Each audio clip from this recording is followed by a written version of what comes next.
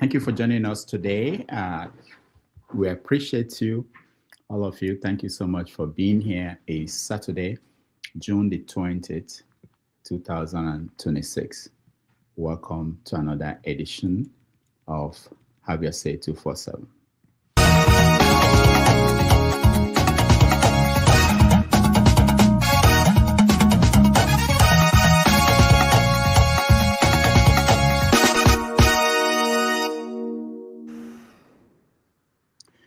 The people of Ekiti are electing a new governor or re-electing the old one. And the process started this morning. And as expected, everything that could go wrong went wrong. Take a look. Kí ló kọ yín? Ọkọ ìpọ̀sí. Ọkọ mi kọ sí. Ṣé ti dìbò àbí? Ok. A gbọ́ pé wọ́n fún àwọn kan lówó, àwọn pátì ò náà fún lówó. APC. Èló náà fún wọn? 10,000. Owó lẹ́yìn dìgbò fún. Ẹ̀gbọ́n, ṣé APC lẹ́yìn náà? Èló náà fún yín? 10,000. Ẹ dìbò fún yàrá tẹ̀lé. Ẹ mọ̀ bọ́ APC yẹn ló sọ pé 10 bill. Báwo lè ti máa ń gbà? Ṣé ẹ̀ ń yàrá ti fún ìtẹ́lẹ̀ ọ̀gbà náà báwo? Wọ́n lọ́dọ̀ ní tó lọ́gbà rẹ̀.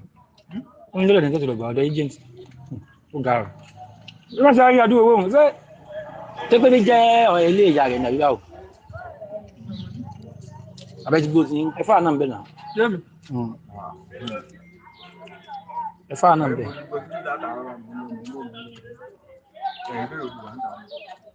Ẹ̀fà náà ń ti wá. Àwọn yòókù nǹkan, pàtí yòókù nǹkan. Àmọ́ APC gbogbo yín dìbò fún yí. Gbogbo àwọn èèyàn yín tó dìbò 10,000 náà fún wọn. Ẹ̀wọ̀n ṣẹ́lẹ̀ kọ̀ọ̀kan. Owó pọ̀ o. Wọ́n fún yàn ní àzìn ẹgbẹ́ káàdì fún yàn.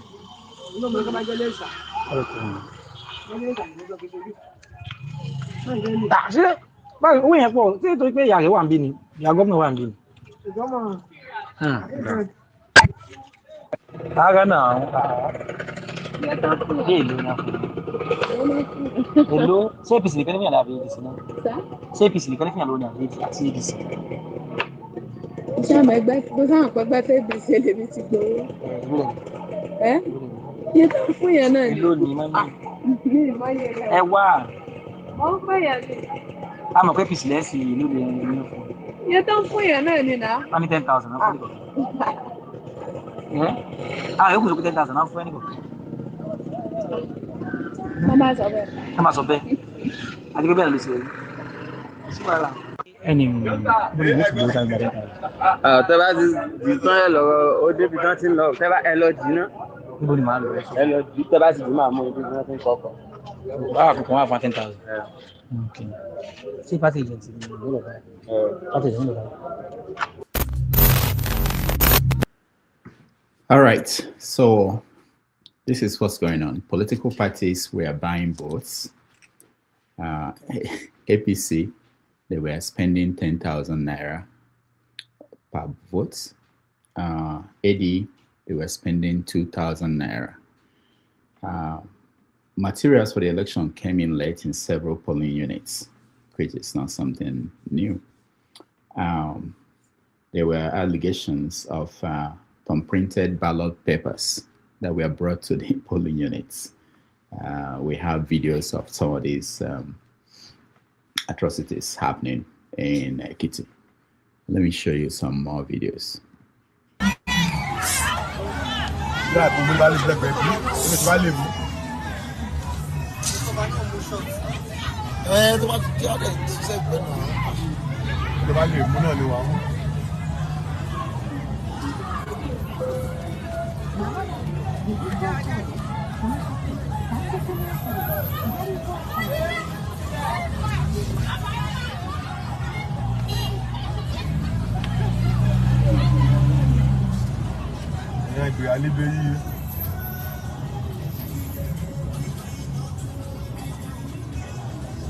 So ti wo platform ọlá.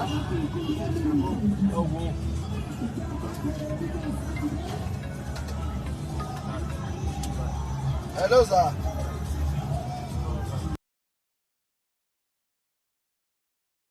That was APC operatives throwing out bread to voters to vote for them. Everything that could go wrong went wrong. There were underage voters. There were people receiving voters' card so that they could go and vote. This is just Ekiti State for governorship election, and all these things happened. Now imagine what will happen with the presidential election. Imagine what will happen when we get to the presidential election. All right. There was also election in Enugu North, by-election. At the same place, APC talks were suppressing votes, ordering supporters of other parties to leave polling units. That's the result.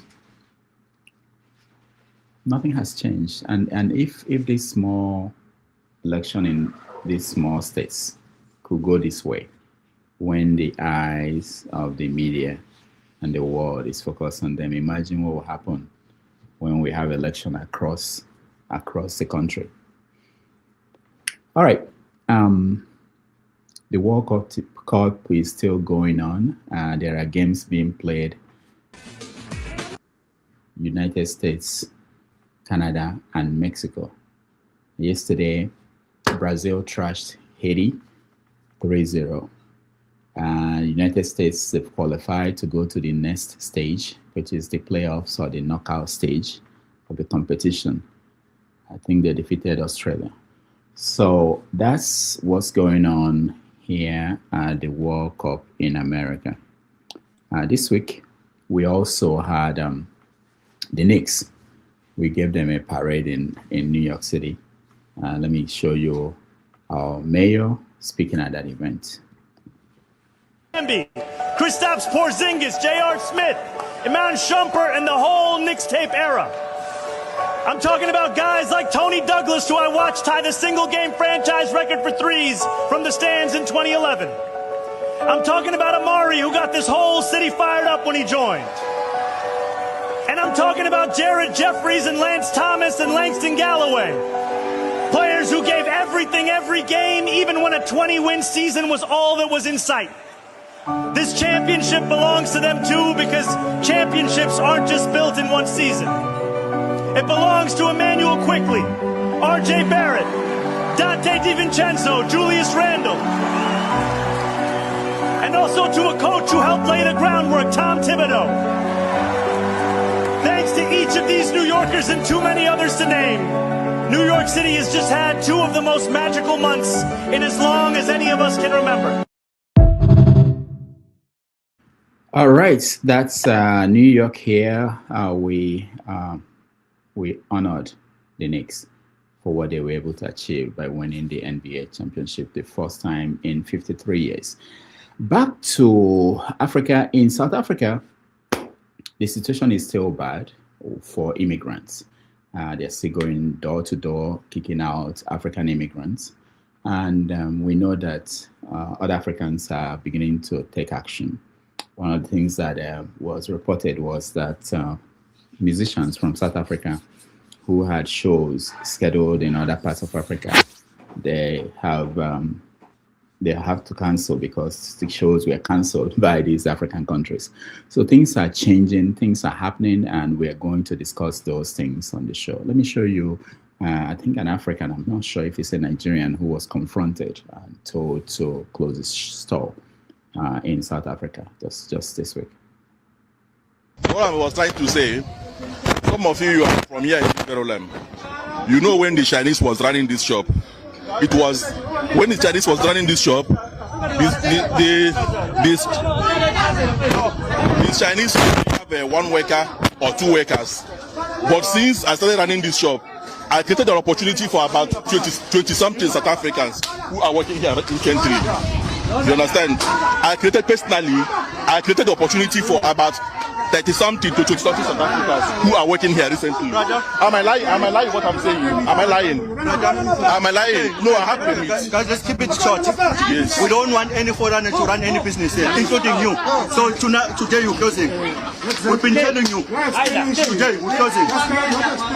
Closing. Okay, I have about 24 South Africans working inside here. What about them? No. The major place who are running the place. South African must run the place, not you. Not you. But I have the document. I have the right document. We don't care. Okay, guys. I'm not running a saloon. I'm not running a saloon. I'm giving the South Africans the saloon. I'm running a trade shop. The saloon is being run by South Africans, not me. Listen. I'm running the trade shop. At the back of the shop, I created a saloon for the South Africans. Did I do anything wrong? You must call your boss, but speak to your boss. So they've stated that you need to leave the country by the 30th of June. What's your take on that? When are you leaving? I'm a law-abiding citizen. I have all the necessary documents it takes to. I have run my business, paid tax for 18 years now. So I have the legal documents. I'm looking for the direction for the government. If the government insists that I should close my shop and go, it's coming from the government direction. I will close and go. So you are ignoring this organization? I'm not ignoring the organization, but at the end of the day, the organization stated that they are chasing illegal immigrants. I'm not illegal. I've run a business. I've had this company for more than 13 years, paying tax, paying taxes, employing workers, training workers by myself. How am I doing something illegal at that perspective? Yeah. Is that illegal? Not at all. So that's what I have my confidence. I'm ready to go. Yeah. What I'm telling them, I'm ready to go close. Even today. What I'm begging you guys is, get me a South African who is capable to manage this shop. I have 30-something workers here, South Africans, who, if you close this shop, they will be displaced. I want to make sure that while I'm going, they're in good hands. You give me money for my socks and everything, I will leave the shop for you. I'm even tired of all this harassment there and there. Everyone is tired. So I'm not arguing to go. My own problem is that I have trained workers over the years, for more than 13 years. It's a hard work to train good workers. They are here, a number of them. If I close and go, what about their fate? I told them several times, can you manage the shop? They said, no, the rent is expensive. Okay, calm down for me. I'm not going. I'm not leaving you guys behind. As long as I get somebody who is capable to manage this shop as South African, I will go. I'm ready to go. In short, you understand, boss? So what I'm saying is that you as a president can assignment, get me somebody who is capable to manage the shop. Let me explain something to you. All right, go. Okay. What we say, we don't want any foreigner to run any business. So if you close now, it's none of your business whether the shop is opening or not. It's none of your business. What about those South Africans who are working here? Who have the right? It's not your consent. It's not when you see No. It's not his consent. Who is his consent? Who is he? It's not your consent, brother. So you are like a criminal here. You are not allowed to run any shop. You are the criminal. Yeah. So we want all these people to leave here and close. Now, we've been telling you.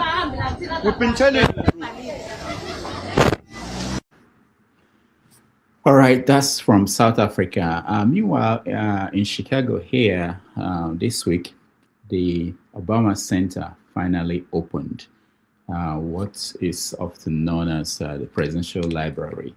Obama built one for his legacy. It opened in Chicago, and let me show you part of the speech he made. 40 years ago, on a late summer afternoon in 1985, I arrived here in Chicago, entering the city through the very spot where this center now stands. I can still picture myself heading down what was then Cornell Drive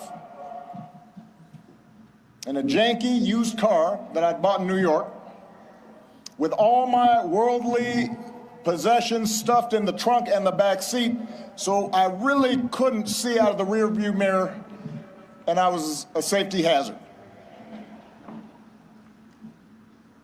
And I was 23 years old. I'd just been hired by a group of churches on the South Side to help organize a part of the city that had been battered by steel plant closings and chronic neglect. and I didn't have much organizing experience. Didn't know anybody in Chicago. But I had been inspired by the civil rights movement, and I knew I wanted to make a difference. And although I wasn't sure exactly how I was going to do that, I was possessed with this abiding faith that if we could give people more of a say in the forces that govern their lives, if we could bridge some of the differences that drove us apart, then we could build an America where everyone counts and everyone has a fair shot and everyone belongs. Even a mixed-race kid with a weird backstory and a name nobody could pronounce.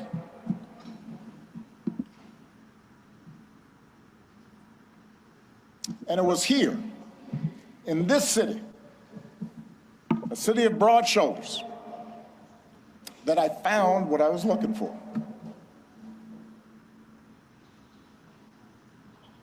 Day by day, block by block, I got to know the people who lived here, their hopes, their dreams, their tragedies and their triumphs. I witnessed their resilience in the face of hardship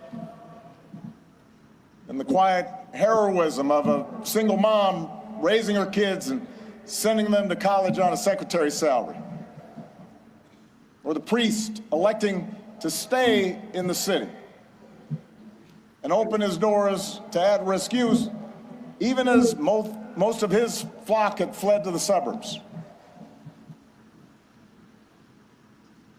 I learned that leadership has less to do with titles or rank or chasing attention than with helping others find their voice, reaching their potential, and sitting around people's kitchen tables or on their back porches, spending time in church basements, in barbershops. I was reminded that everyone has a story to tell if you just care to listen.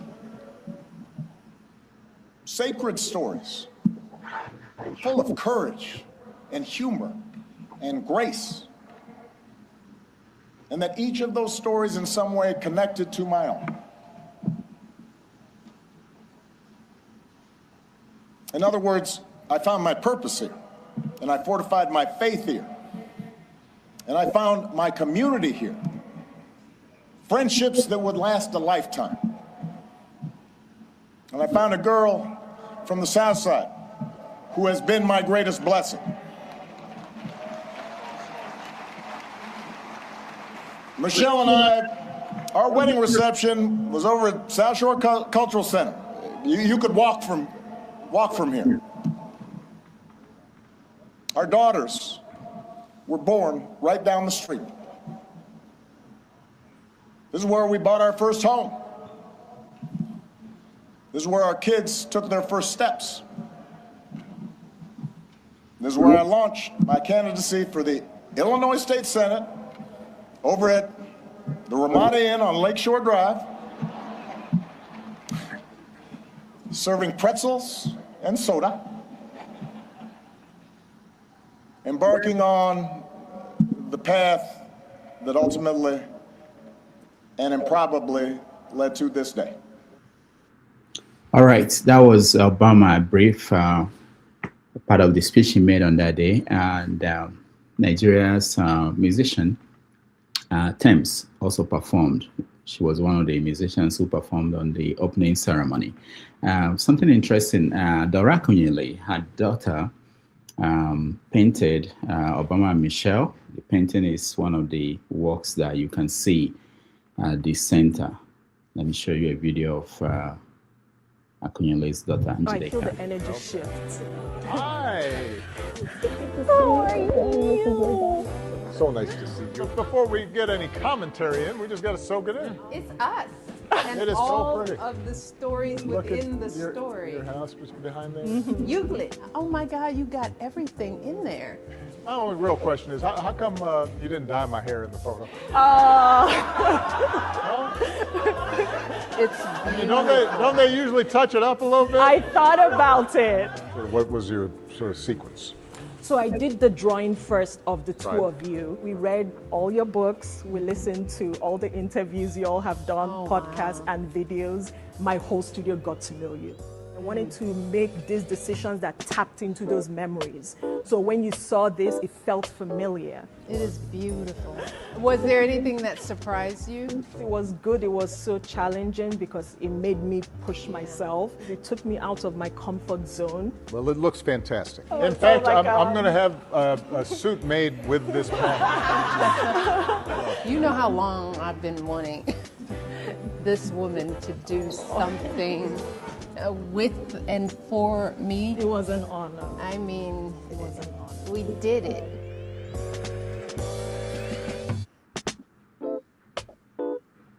All right. Finally, let me point out that I bring you greetings. the governors of most of the states in the Southeast came out to endorse Bola Tinubu as the next president of the Federal Republic of Nigeria, that they will vote for him. Everybody in the Southeast will vote for him.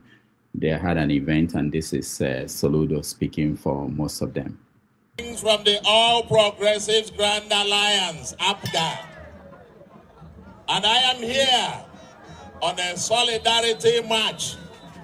Solidarity march with my own brother, my friend, my brother, the Right Honorable Governor, who by the grace of God is Governor of Ebonyi till 2031. I am also here in solidarity with you because today you are endorsing the President and Commander-in-Chief of the Armed Forces of Nigeria for a second term, Asiwaju Bola Ahmed Tinubu GCFR. I've come in solidarity because progressives are working together. Progressives are working together. It is time for progressives to unite. We are going to have our own day. APGA will soon be meeting and will make its own statement. And I believe thereafter, progressives all over Nigeria will be coming together under one umbrella to make sure that Bola Ahmed Tinubu continues the great job, the foundational structure that he is laying down for Nigeria. So I join you in solidarity on that, and to also say to Umunne Mundibo, enough of the politics of lamentations. We must now move from the alliance for protest to alliance for progress, alliance partnership for prosperity for Ndibo. Ofeka amara mgbe eke nkụ kwa. Kama efi anyị ga-agbafela ọsọ anyị egbubeli ọdụ. We must now unite as Ndibo, and we must not waste our votes again. We must not waste our votes again. Kana ụgbọ na-agaga, ụgbọ ndị ọma, ụgbọ na-agaga, ụgbọ ndị ọma, ụgbọ Tinubu, ụgbọ ndị ọma, ụgbọ na-agaga. Thank you very much, and God bless you all. All right, that was Soludo speaking for governors of the Southeast. So the politics is kicking in and it's changing as we speak. One last thing, P2B granted interview to Rufai Oseni, and he said some interesting things. Let's listen a little bit. There were allegations that came out recently that Kenneth Okonkwo made you take him to court for 5 billion as regards monies exchanging hands in your political party. The issue of taking Kenneth Okonkwo to court wouldn't have been there if only Kenneth stopped at even allegation. But he said he has a lot that he will talk in the future. Yeah. And I'm happy that when I said, I'm taking it to court, he said, now that he's being taken to court, that he will now be able to disclose or bring in the open all those things he wanted to keep behind. I think Rufai, as a leader, this is time to scrutinize, avail ourselves for scrutiny by the public, so people can hear all the bad things about us.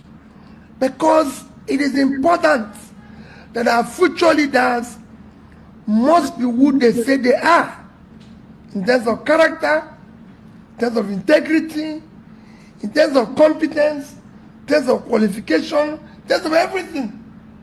So once he said that, I said, wait a minute, we must go further. So they can help. Because some of the things we're seeing today that the young ones are doing are examples they've learned from our leaders. So this is time to ensure that those who are coming to lead us now must be people of character. Everything. No, don't. Because you threatened that it's not a good thing. Not just Kenneth. All right, that was P2B. So you want Kenneth to go and expose you. That's why you're everything. No, don't. Because you threatened that it's not a good thing. Not just Kenneth. Yeah. Everybody should not say those things they know that is bad about me or I did that is wrong, because it's good for the system. It's good for the society. So if you know that when we were in primary school, this man was cheating or didn't go to the primary school, didn't go to secondary school, didn't do, if you know this man had done something criminal somewhere, this is time to bring it up. We must not allow the next set of our leaders to have a record that is doubtful. Okay. All right. That's interesting. Just imagine what could happen in the next few weeks if people who knew things start coming out and start talking about what they know about some of the people who are running for office in Nigeria. But the most important thing for people to know is that election fever is on in Nigeria, and we're already seeing problems, just like the way they were in the past. And I want to show you, before the security thing started happening today, people have been going to polling INEC offices to pick up their voters card, and they've been having difficulties just getting their voters card. Let me show you a video. An INEC center. My chairman here, one of our rappel members, called my attention to it. See 5 girls, so after they will say the youth are not serious. They came, there would have been plenty of here. We plenty, people just left here just now. I even have a video also because it's so annoying. You send it for me. Now they'll say we don't want to get our PVC. See, the center that only 2 centers in Calabar. Sadly, this center is for Calabar municipality. The entire Calabar municipality is here, and the entire Calabar South is by the center at Etagbo. And I've been here since morning. Nobody's here. Now the INEC chairman has given a deadline. And how do you give a deadline? July 11th. You're giving a deadline, but yourself may not be like say, you know, they will think. Everywhere is locked. It's locked. Not even security person to even address us. See, the whole Calabar municipality here. Calabar South is the one by and it's down, no, intentionally. But this place is completely down. It just be like an abandoned. But INEC, they collect billions of naira. And you tell me this place now where we they collect PVC. Billions. So come show them. Come and see the rooms. See. What do you see here? You see any? Nothing there here. Nothing. No laptops. Nothing is. If your PVC there here, if you say don't lost. Because tell me how somebody will not have access. I just feel INEC have already closed PVC collection before that date. That date is just formality. Yes. INEC has closed. It's wrong. PVC collection and registration. Like this is supposed to be a well sophisticated Maybe say the entire go the system. No single machine there yet. Even the tabo, they want the Calabar. Only one. The lady wake up one day say for she's having spinal cord issue. For full local government, only one machine that was working. We're calling on the attention of every well-meaning Nigerian youth, parents, and all. Yes. There will be a sensitization awareness campaign. Yes. Hopefully, we'll pass the date. You see it in our flyers. It will be coming out. Youths are coming out to get voters card, but people are not yet to give the voters Thank you. Card. Tomorrow now they will say, we don't want to get our PVC. But make them mark this one. This will be the highest vote that will happen in the history of Nigeria. More than relax. Yes. INEC give us PVC. Open. They're supposed to do it 24 hours. 24 hours because there is a deadline. This fine girl, no get. You see your face. How will you now go home? And she wastes transport. Imagine wasting your transport to this place and you be coming. 3 places. Can you imagine that? Highway and Tagbo. Highway through their headquarters on the highway. They say we should come back on Monday. That's how they've been turning. They'll be turning them every day until the deadline. They say no network. How does INEC office headquarters in Calabar? Don't have network. If you don't want to give us PVC, let us know, please. So we're leaving. If you're in Nigeria, share this video. Let it go to them. Let them know that we are aware of their plots, their plan.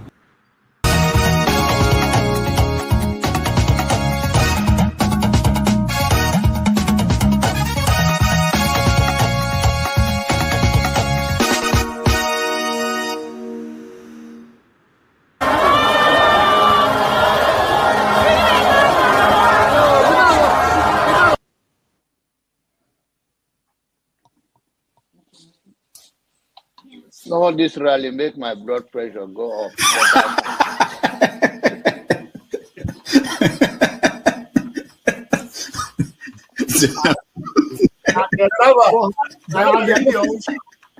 the people who are asking a platform for him, who are supporting him. So you should get a filter sometimes. Filter your thoughts before you say. I'll continue to take blood pressure medication. Why are you getting high blood pressure, Jonava? Now, I'm not taking medication for myself. I'm taking it for people like Paul and some of you guys that after the January, February something, and then people like Soludo, that is a good spoiler. I thank God for his life. He's working for my. And I am ready to die defending Nigeria in whatever way. When it is God's time for us to go, it is and you not took my time to God. You are ready to defend Nigeria. I gave you I'm coming. Alexi, hold on. You already started. What I'm saying, defending Nigerians is this. I gave him my time and he's using it to defend No, sorry. I'm sorry.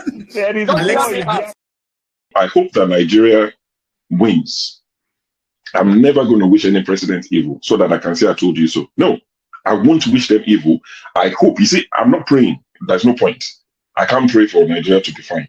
I only hope that Nigeria wins and Nigerians win. Because if you choose a dodgy doctor who has a dodgy record, who has, all sort of accusations leveled against him, to say this doctor, we think he's done this, or this doctor, this surgeon. Yes, he's a senior surgeon, he's the most whatever surgeon, but there are a lot of accusations leveled against him.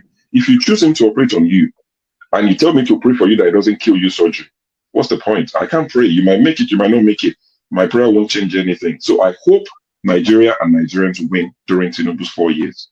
Thank you. Thank you. Uncle, right? I have the right to address Showore the way I like. You don't know what Showore did to me. So learn to control your emotion, right?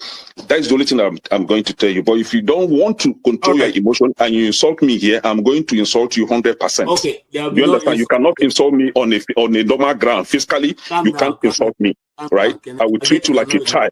If you insult me physically, I will handle you like a child. I don't care your age. Do you understand? You are powerful over the camera, so you can say whatever you want to say, but you can't dare say it to me physically. You understand? I will handle you like a kid. Can we arrange the meeting ground? Can we arrange the meeting ground? So learn to control your emotion. You understand? Okay. Please don't take him out. I also have a right to respond because you mentioned my name. There's no need to take him out. All you have to do is to meet them or something. And you're taking too long I to didn't call admonish you to them. make comment. Huh? Answer, please. What I'm did you not say? asking for comment. I didn't I know, but he mentioned my name, so I'm asking to respond to him. So when he gets your time, then you make your No. He mentioned my name. If you want to make it rowdy, I will take you out. Take me out, you son of a bitch. Take me out. You you think you're a big boy because you're moderating. Take him out, please. Hello, come on, don't use such word now. Don't forget, that state is now an oil producing state. So they now have derivation, if you are not aware. So if you want to speak for anybody, please do not defend a character like Yabelo. Please do not. Okay, let me respond to him. One second. Do not defend a character like Yabelo. Do not. All right, thank you, Mohammed. The people of that state. Can I respond to him? No. Then go to hell. Rudolph, go to hell. All right.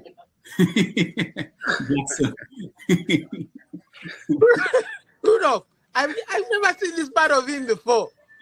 Tinubu is a criminal, yes, of course, a categorical grade 1 criminal. The only person more criminal than Tinubu in Nigeria is probably Babangida. But he's a criminal, and is he fit for purpose? Absolutely not.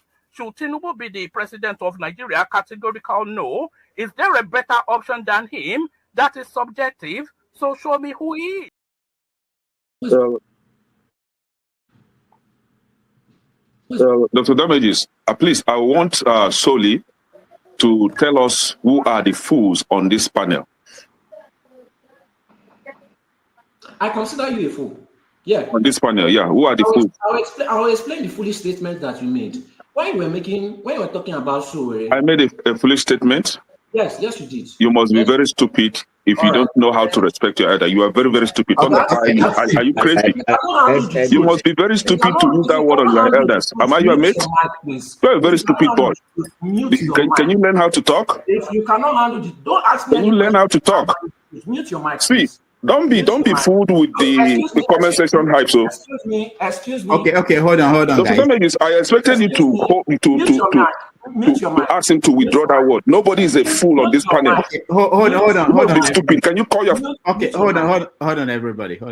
I know we are ranting. Can you call your father a fool? No, hold on. If my father behaves like you, yes, I would. No, please, everybody, calm down.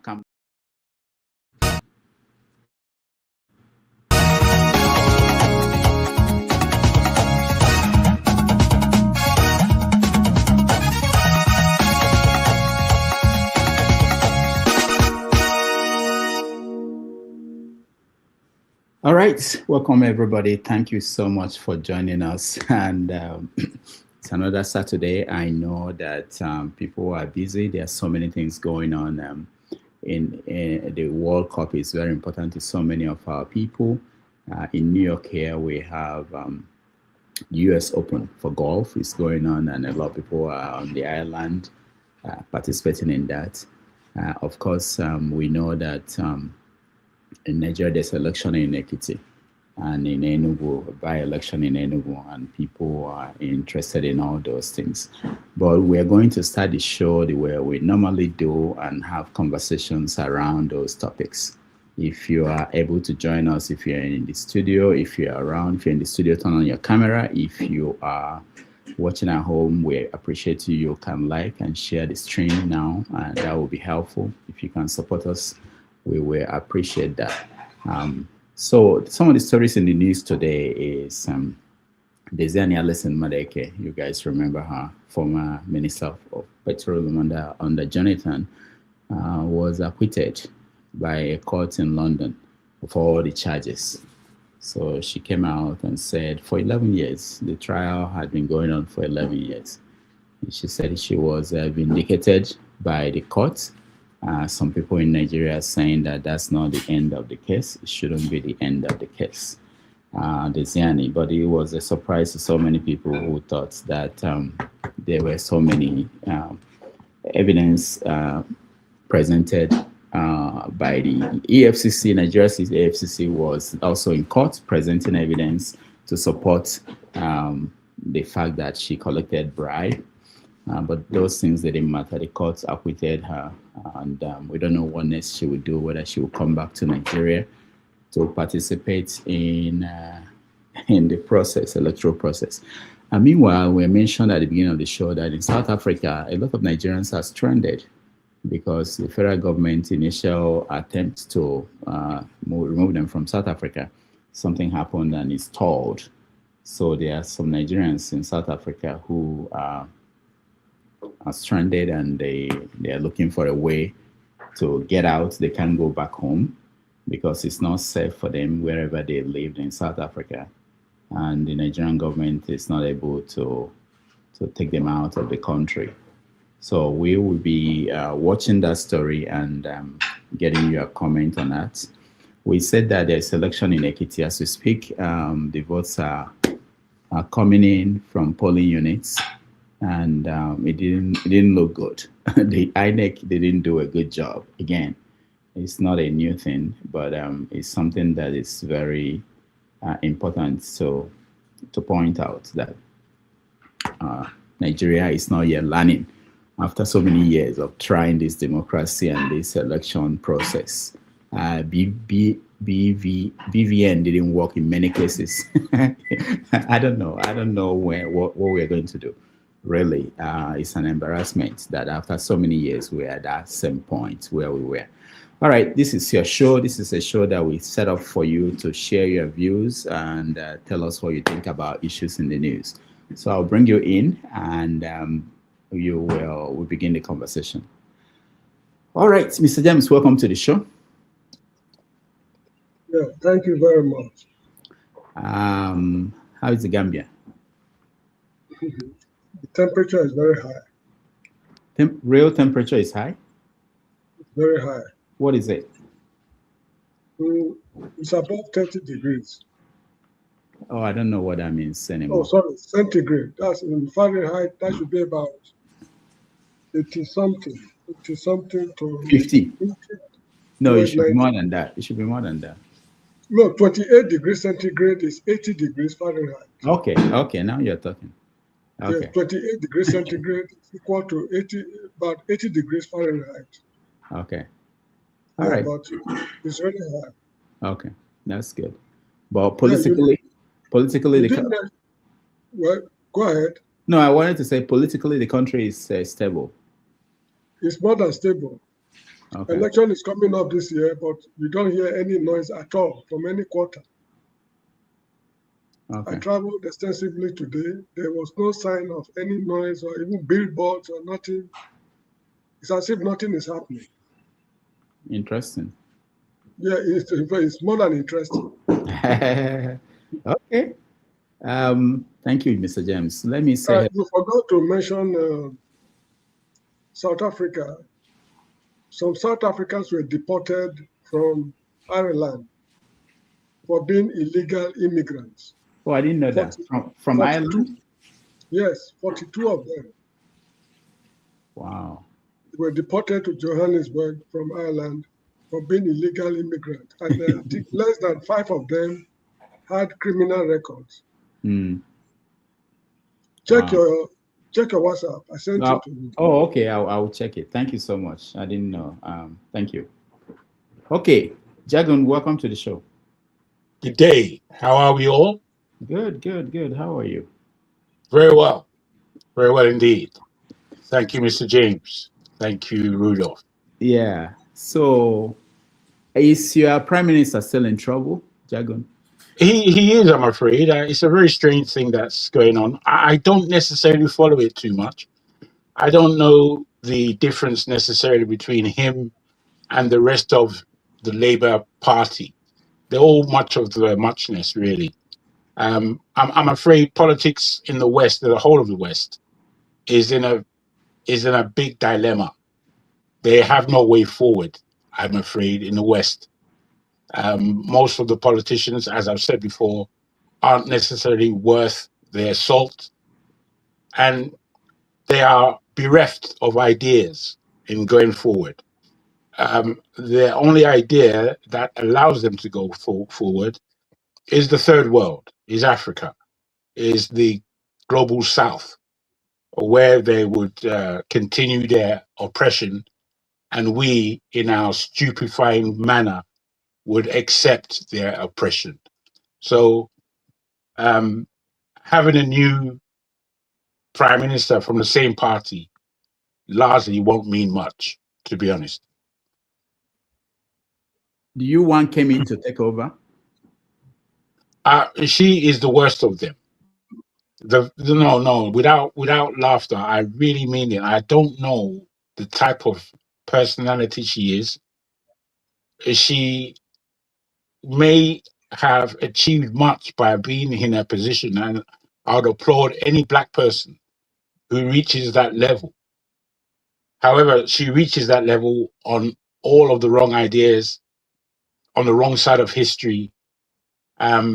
She will be, I can't see her being voted as prime minister. However, skillfully, she's doing the job of being a coconut, a white person in black skin.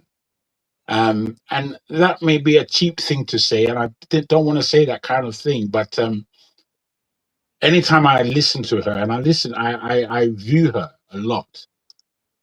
And for all that she has in her, she could have been a great leader.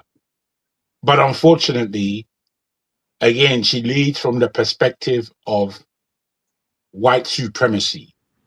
White is right. Everything else is wrong. And without her being that kind of person, I'm afraid she would never have got to that position. So Kemi Badenoch, she's the worst of the worst. In fact, I'll put her as the worst politician in the whole globe. She's not somebody who represents herself, her people, the country of the UK necessarily. She doesn't represent us very well at all. Do you think, Jagan, do you think that the Reform Party may win this election whenever they call for an election? And how would that impact Africans in the UK? It would impact us very, very poorly. It would impact the nation in itself poorly. And again, between her and between Nigel Farage and Kemi Badenoch, I'm afraid Nigel Farage would win. And this would set the UK in a completely idiotic direction. Because the direction, what you've seen in the UK so far is Northern Ireland going up in smoke because of the badly constructed notion of immigration. My understanding of immigration, especially in Europe, is that I do not understand how a country like England, who in the last couple of centuries has run the world, and they expect nothing to come back to them. It really doesn't make sense. So these issues aren't being spoken about well enough. I'm not so political, but if I was, there's a program in the UK called Question Time, and it's a political show for an hour where they speak about things that are going on in the UK and globally. And if I was to be on that show, on the panel, I know I'll be speaking a completely different rhythm than most panelists that go on that show. Mm. Thank you, Jagun. I was reading somewhere this week. I saw that the GDP of the UK will have grown by 6 to 8%, but it didn't happen. Let me reframe it. That what they lost for leaving EU was 6 to 8% of GDP, which is something interesting. All right, let's see. KJ, welcome to the show. KJ, you're muted. We can't hear you. Technology, they crucify that guy. KJ, can you hear me? I can hear you very well. I don't know what Jagu is saying, but good to be here. Thank you for putting Dr. Damages. Nice to have you. Yeah, Mr. James and Polo for real. Thank you also for coming. Okay, do you want me to make a comment? Yeah. Just tell me, what are you watching? What's going on? around you? Okay, in the US, one of my very cherished leader left office today. Yesterday was our final day. That's the director of the NS, Tosi Gabe, handed over her last and left us with a bombshell of the files of what happened during the COVID-19. You can go watch the video. And then, of course, the US took a delivery of their new aeroplane, the Air Force One, which we are all excited about after 33 years of service. The other one retiring. And that's what you call a nation. 33 years, even though they have all the money, they could have bought everything, but they used one plane for 33 years. And now that plane is retiring. I think that is very good stewardship of the people's money. And people can see what you are doing with the money. Having said that, yeah, in the Nigerian scene, many more people, the heroic action of the people of the Abia State people and the some part of I forgot the second state, where the kidnappers kidnapped and they surrounded their forest and got the people back. No ransom paid. Everybody was rescued alive. I think that's what the youths of Nigeria should now gear up for, because that is the time we have come to. And so no more, relying on government, because government is not going to come. And then on the issue of my dear sister, whom I've always maintained, though she may have, by the way, Rudolph, do you know that gift in Nigerian office is not known as bribe? So if you're in the office and I come and give you a gift, as long as it starts gift, it cannot be, you cannot be accused of taking bribe. I just discovered that yesterday, So for all those who came, if they gave her, millions of dollars and they call it bribe, they call it gift, probably in Nigerian content, you're not taking bribe, it's gift. Having said that, I am happy that she's been acquitted. I am happy that the court in England, when I say England, emphasize the word England, which I think is still very thorough. I think they try to go between, not necessarily trying to play behind the gallery, upheld, because she's not the first Nigerian leader to be tried in England. Others were tried and they are still in prison. People like Ukweremadu and people like former James Ibori. So for her to have come out clean on 6 counts means that there was nothing really to hold her to. I saw today that a senior advocate, Obani, is saying that she still have a case to answer in Nigeria. That's always the problem. The kokoro that eats the vegetable is always in the kokoro. I don't know why Obani have not been able to hold accountable those who are with him in Nigeria. He has not called them to order. He has not called the EFCC after them. It is Diezani Alison-Madueke that you are concerned about. After 11 years of grilling her and her lawyers, this is the result we get. And I'm glad about that. I am glad. I say that with my full chest. You understand what I'm saying? Okay. Why are you glad? Why am I glad? Because just like she said, one of the things I realized in Nigeria is that they try to make somebody else the scapegoat, even though other people may have committed that crime. Majority of them who played alongside with her, who were urging her, who were directing what to do. You see, Jabu, let me shock you how the Nigerian corrupt system is. You are a minister. It is your subordinates that come and tell you, "Oga, don't worry, approve it. We know how to cover it." I don't know if you understand what I'm saying, Jagun. It's not necessarily you making the move, and I'm talking from place of high, experience. They tell you to go ahead. We know how to. Oga, we have been here, now we're here. Nothing they happen, and then you go ahead foolishly, and then you find out that at the end of the day, it is you who answer for it. So I don't take too much time. I think that is, what I have followed, apart from the football that has become not what we used to know. It has become a no man's land. It doesn't matter whether you think the team is small or big. Kevet surprised the whole world by creating a new history, beating Spain, who have They happened didn't to be. win. They didn't beat Spain. Be accurate. What they do? They drew. Okay, so they drew. Imagine a country that's less than how many million people, and drawing with a 6-time world champion. I think that's a feat. And whether Jago likes or not, the world causes a history that has upset football history. And Spain has won the World Cup once. Who? Spain. Is it once? Your knowledge on this is not very good, but please continue. Okay, yeah, maybe it's a bit. Don't look at me. I have no idea. Okay. It's okay. I will check, but I know. Okay, maybe I'm confusing Spain with another country. All right. So, but that's where it is, and I take correction if that's what it is. Jagun, I'm not there. I'm not a.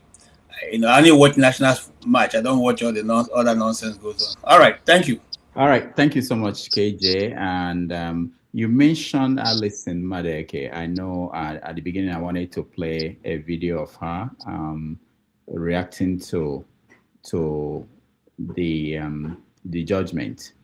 Unfortunately, I don't have it still. I had it a few moments ago, but I don't have it now. But I will get back to that. I will get back to that and play that video. Pulo, for real, welcome. It's been a while. I've not seen you. How are you? Pulo, for real. Can you hear me? Yeah. How are you doing? Unmute yourself. Yeah. Okay. Hello. Yeah. Hello. I hope I'm audible. Am I audible? Yes, we can hear you. Oh, great. Well, thank you for the opportunity. Yeah. Once again, I'm back. Yeah, you're back. What's going on in your part of the world? I'm not sure. You are still in Maiduguri?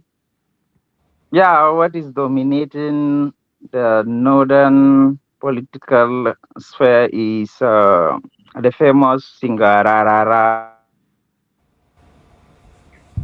Okay, just to put in context, hold on, KJ. Hold on. Polo, go ahead. Polo, go ahead.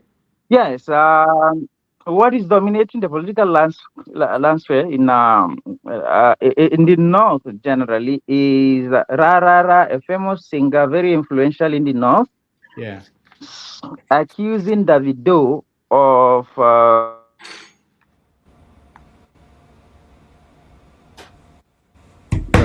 All right, Pulo, you are. Am I audible? We lost you. You said accusing the video of what? Yes, accusing Davido of embarrassing Nigeria at the world stage because Davido wore a garment that shows the name of the kidnapped kids. It's like, why is Davido exposing Nigerian secret? So the backlash from the north is enormous. Like, if you celebrate celebrities from the north who are actually suffering more from the kidnapping cases, you cannot come out and condemn these things. You have direct access to the president, by the way. You cannot come out directly and go against this thing, campaign against it. Davido have the balls to do that, to say the government should step up and rescue those kids and rescue everybody and provide security. You that have it, you are trying to say Davido, he's even threatening to sue Davido for doing that, writing the name of the kids at the world stage, the Nigerian government to do something about it. He thought, anyway, he has been defending APC since the inception of Warrior up till date. It's not unusual, but the backlash is very, very, very huge. Like it exposes the northerners. You have celebrities, you have singers, you have actors, you have everything, but you are not using your platform and your audience to tell the government what it is supposed to do. In the South, it is not like that. If 1,000 people will be kidnapped in the North, it's just another day. If 10 people will be kidnapped in the South, they will come out and protest and their celebrities will speak against it.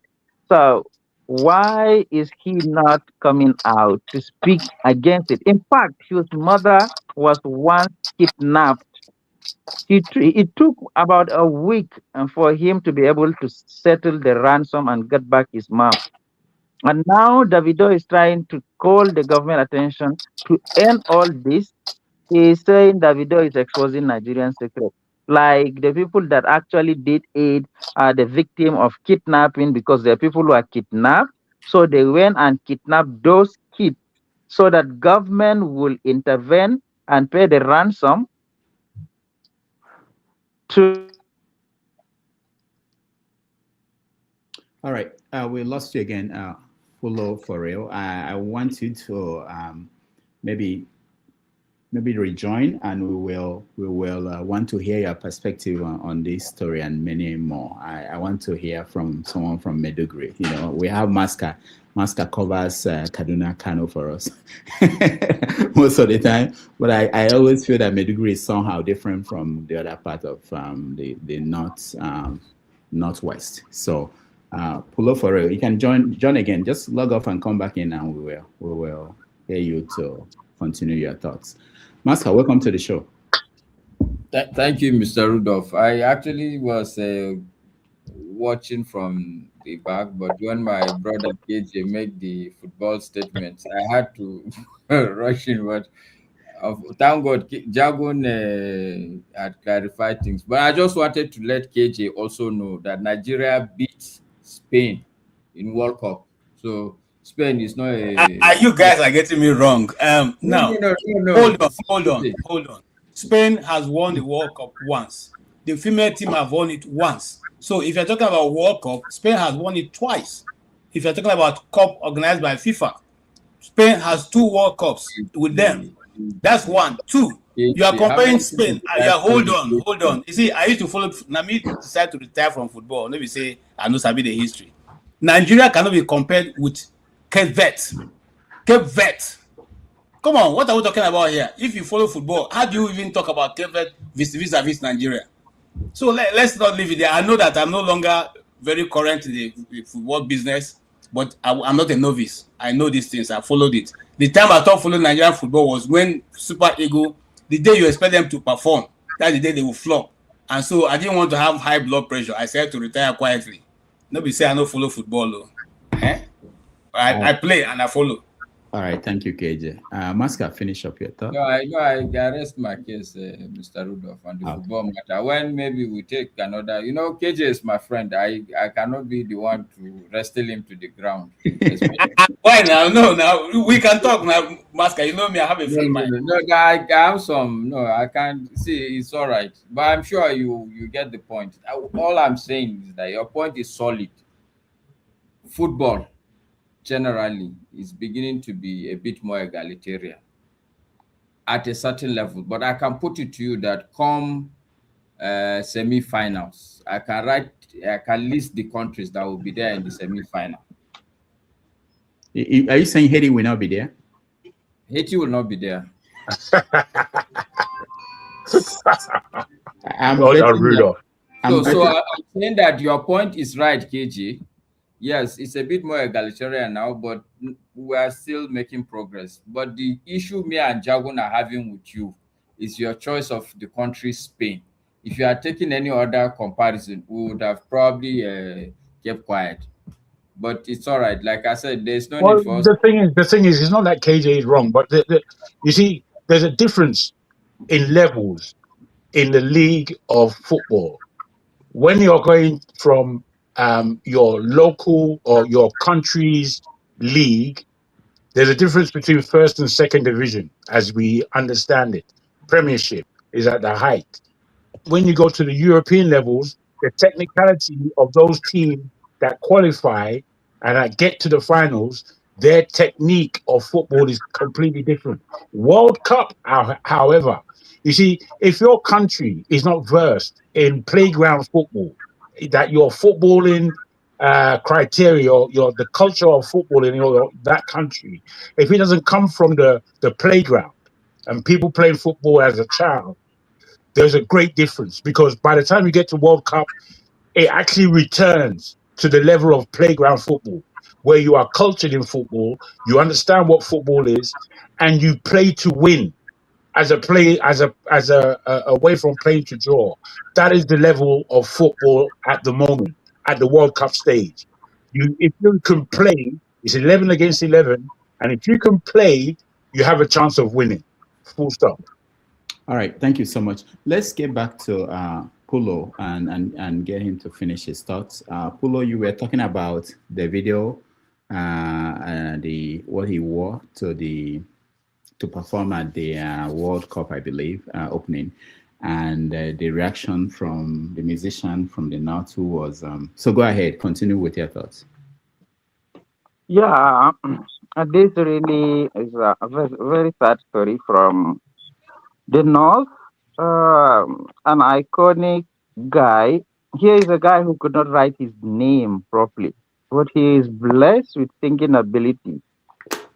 He is gifted, so he can swear opinions. He can campaign for people and get votes. He gets close to the president. He even learned Yoruba and sang in Yoruba language to impress the president. But he cannot stand for his people while they are getting killed every now and then in the north. Somebody from the south have to do that. And when that person did it, he's like, why would you go and why will you wash your dirty laundry? I mean, what? Davido, he's even threatening that he will sue Davido. Why will he go and expose Nigerian secret abroad? Like, this guy is trying to do what you are not able to do, what all your famous and celebrities are not able to do. Whenever something bad happens in the north, it's just another day. You guys cannot come up and speak with one voice. The entire Kannywood industry, the Hausa film industry, the Hausa music industry, none of its famous people came out and condemn what is happening in the north. So it happens in this house. As I was giving an example, if 1,000 people be kidnapped in the north, just another day, the celebrities are quiet. But if 10 people will be kidnapped, especially children in the south, the celebrities, they come out and say, no, this has to stop, Mr. President. And somebody says it. He's not trying to say, Mr. President, concentrate on the South and save the people, the Southerners only. He's saying, save Nigeria, prioritize the life and security and safety of Nigerians first, which is your duty. And telling it to the world is like, since the president cannot pay attention, let me get the attention of the world. Maybe they can put pressure on the president to take the necessary action. And this is a bold move. You have balls to do that. You don't have it, and you're trying to make an entire, almost 10-minute video ranting about why Davido could go there and do that. I mean, and try to say you can sue him. What a pathetic state we are here in the north. I don't know, except political opposition. Nobody is coming to say the kidnapping and this and that is happening and it should stop. And once we give these opposition politicians a chance to get into the office, they will go there and keep quiet again. It's just like Pantami, his video cycling when he was given a minister. He was like, "Oh, I forbid. I would rather die than to see a day when Nigerians will be killed in mass, and I will not be able to come out and condemn it." That was when Jonathan was the president. Buhari came into power and gave him a minister. People were dying, including his state and the president's state. But he could not open his mouth and criticize them.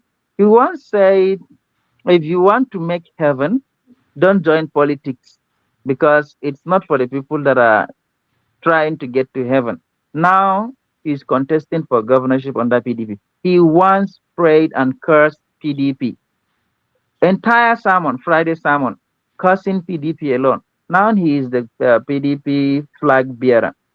So I don't know how this religion stuff plays out in Nigerian politics, and why is it that somebody that could not write his name, the Rarara that I'm talking about, because he is famous in singing and he can meet the president, Somebody that is well educated and is reasoning very well came out and did the right thing, then you're trying to condemn him. He's not trying only to save his people, he's trying to save the entire nation.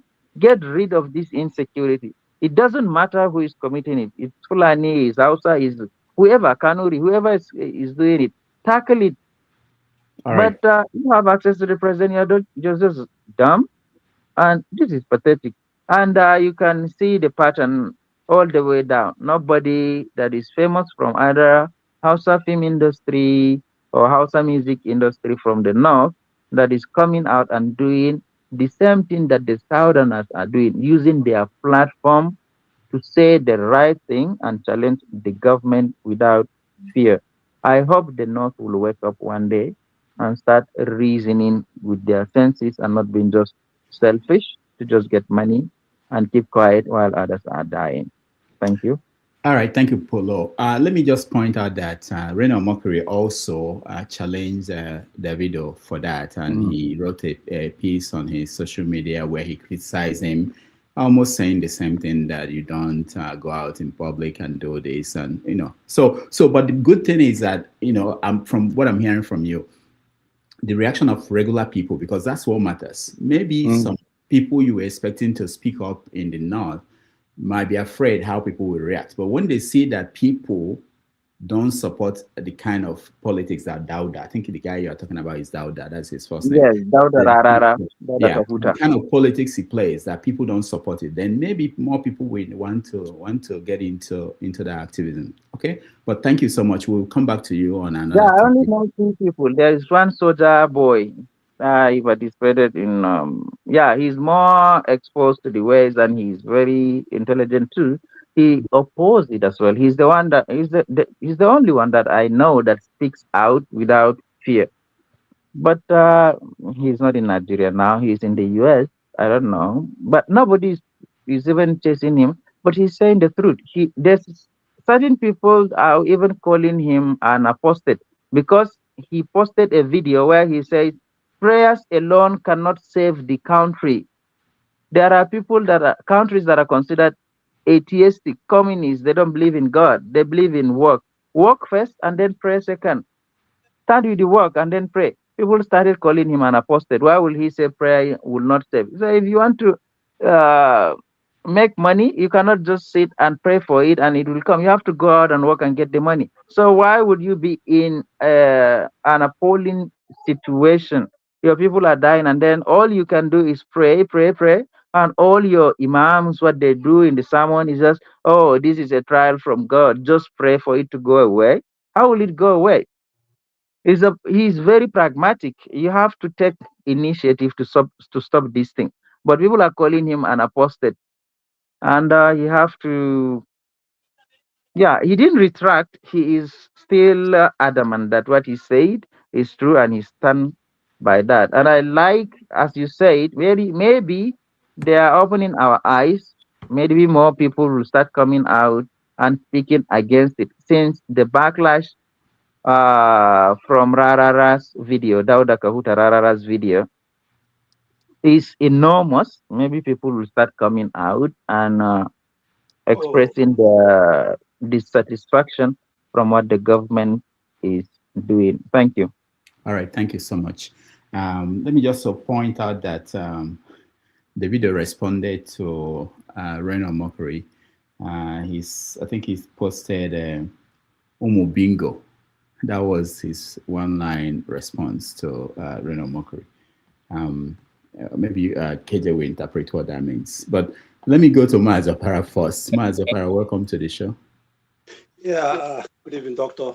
How are you? Good evening, my friends. Long time no see. Yeah. I don't know whether you saw Wike last week or this week, sorry, in Abuja, dashing the judges their new duplexes. Did you see that? Yes. We have that video and the reaction to that. That was a match. It was shown in March. Was it commissioned in March? No, I think this happened this week, I think so. This week? Okay, hold on, let me see. Are you talking about this one? Let me see. And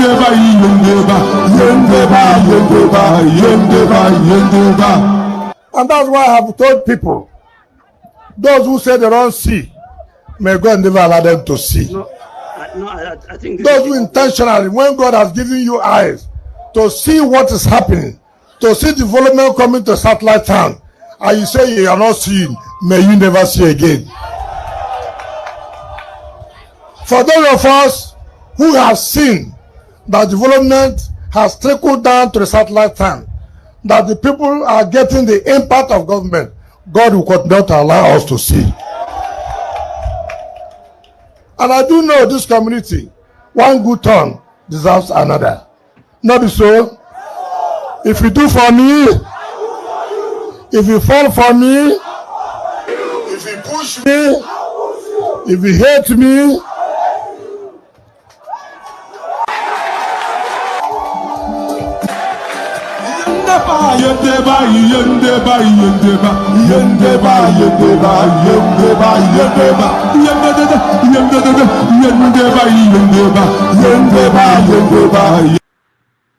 All right. Mazapara, was that the video? No, because this happened. It happened last 3 days.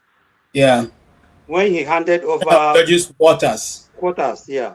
Oh, okay. When he handed over the buildings quarters, to judges. Okay. So what were you saying about that? You were saying what was the issue? What I mean, because I don't know how it functions in America, but over here, judges are civil servants. They are paid salaries. If they want to have have their private houses, or they will go for mortgage. They will approach mortgage banks and get loans from those mortgage banks.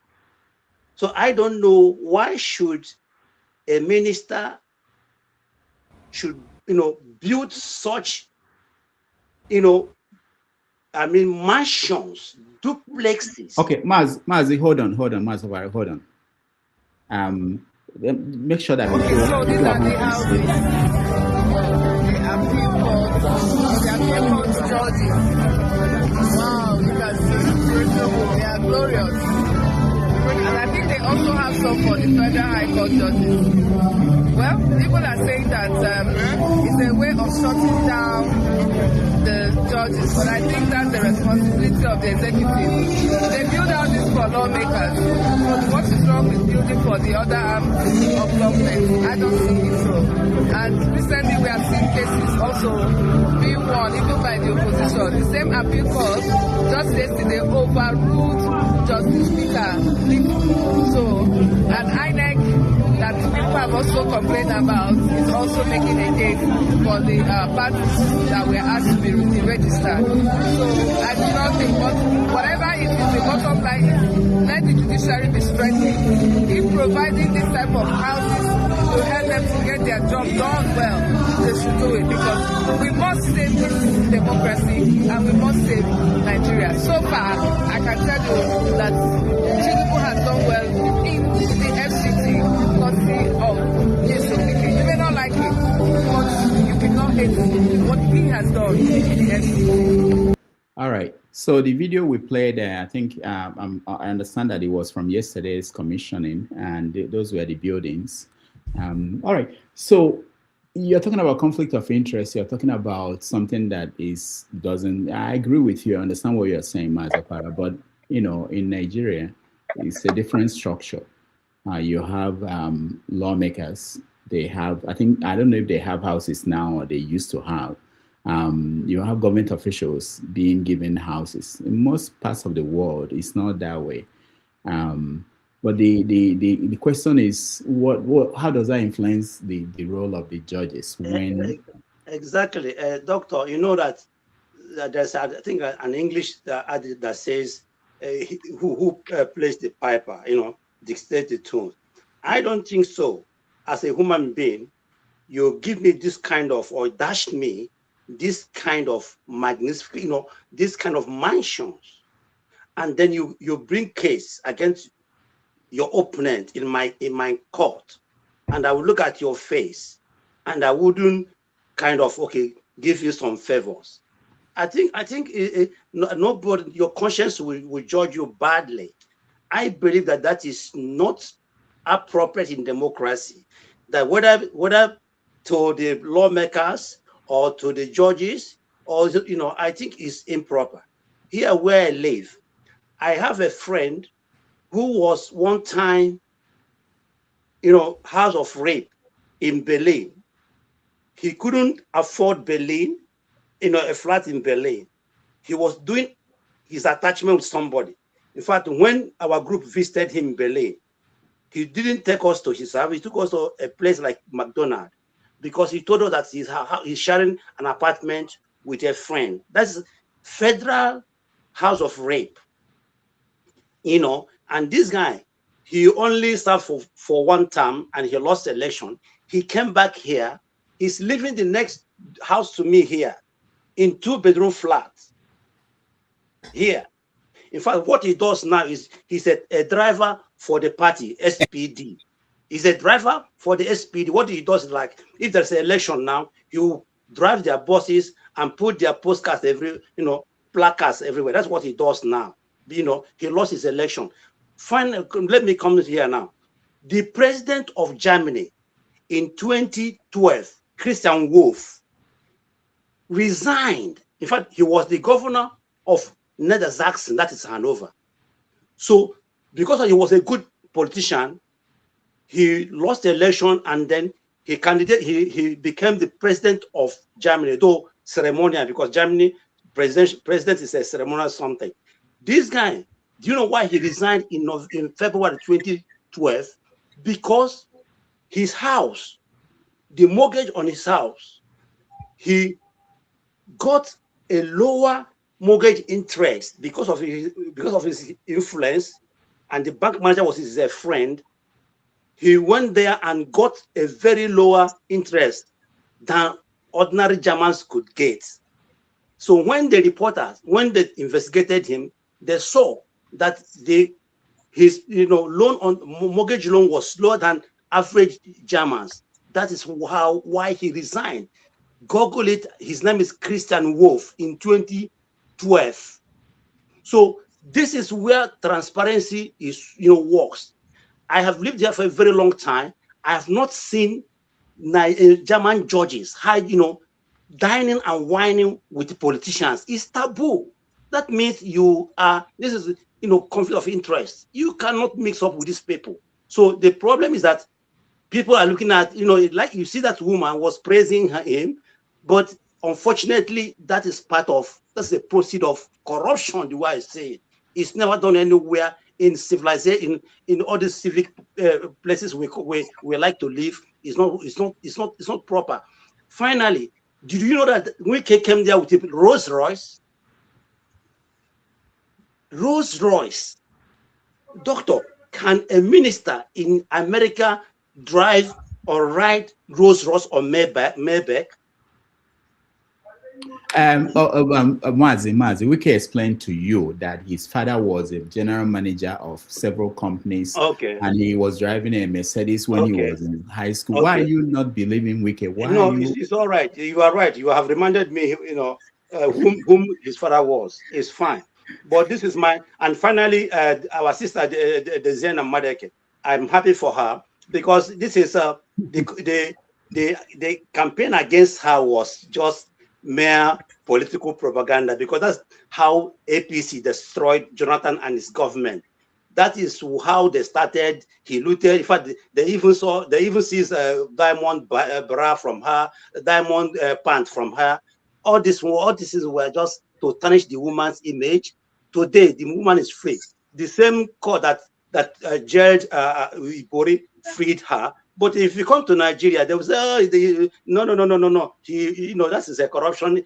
Maybe she bribed the judge and this and that. This is Nigeria. When it goes, other way, they will be happy. When it goes other way, they will be unhappy. That this woman was destroyed because of she's Ijo. Two, she married to a Igbo woman, Igbo man.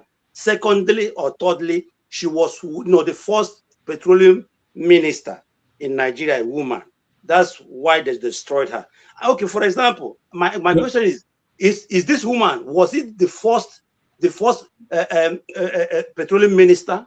Because since I was Mazi, we'll get to this topic. We'll discuss it in general. Okay. We're just saying hello now. So Okay. thank you so much. Yeah. Thank you for that.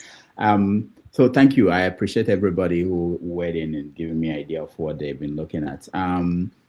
We are going to also, we have this situation where ADC was a court, the registered ADC. It would have been a serious situation in the country, and appeals court, I think, reversed that. I'm not really sure, but they reversed that. So that was something also that was very important that happened. But let me tell you, Maz, before we continue, Uputa, the old judges we had, after we got independence, they wouldn't do these things. They wouldn't hang out with politicians. So it wasn't as if we didn't have that foundation. But just like everything in most countries in Africa, gradually we started going down the path of that led us to where we are now. So. But we touch on all those things. But let's start the show properly and pick a topic, and we will use that topic to be our beginning topic for the day. Thank you, everyone.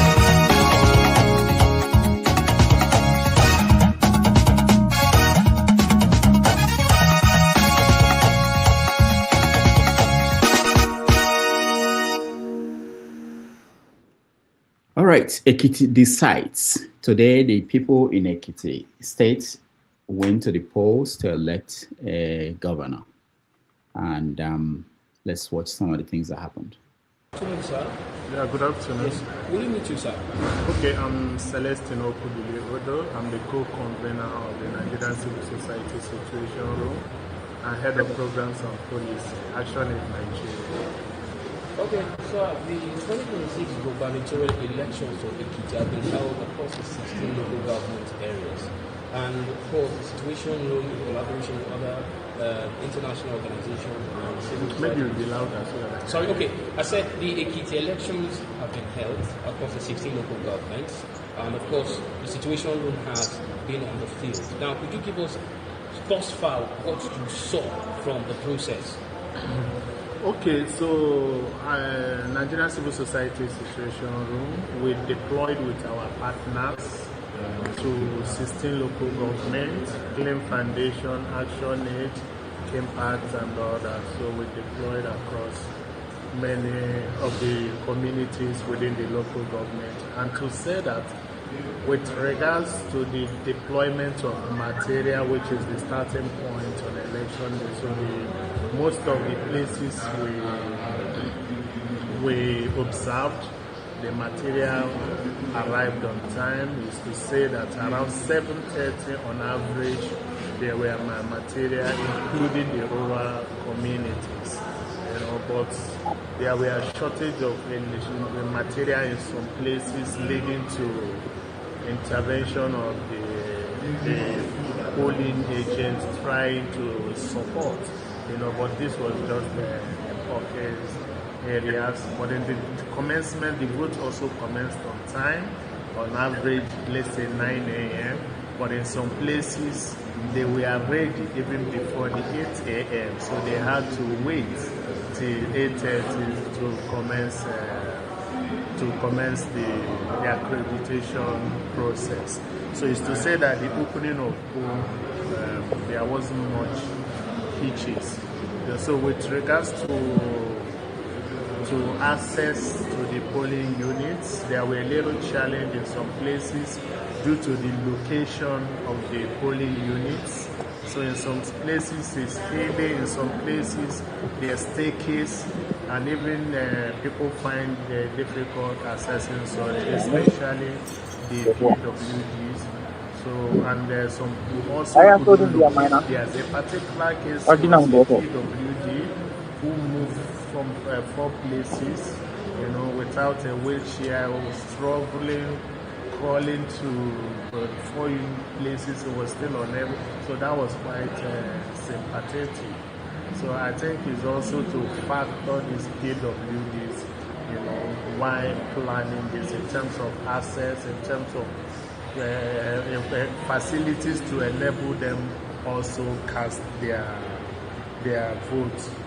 Okay, to say also that in terms of positioning within the polling units, the polling booths in some places were deliberately positioned that the party agents, can view what the voters are doing.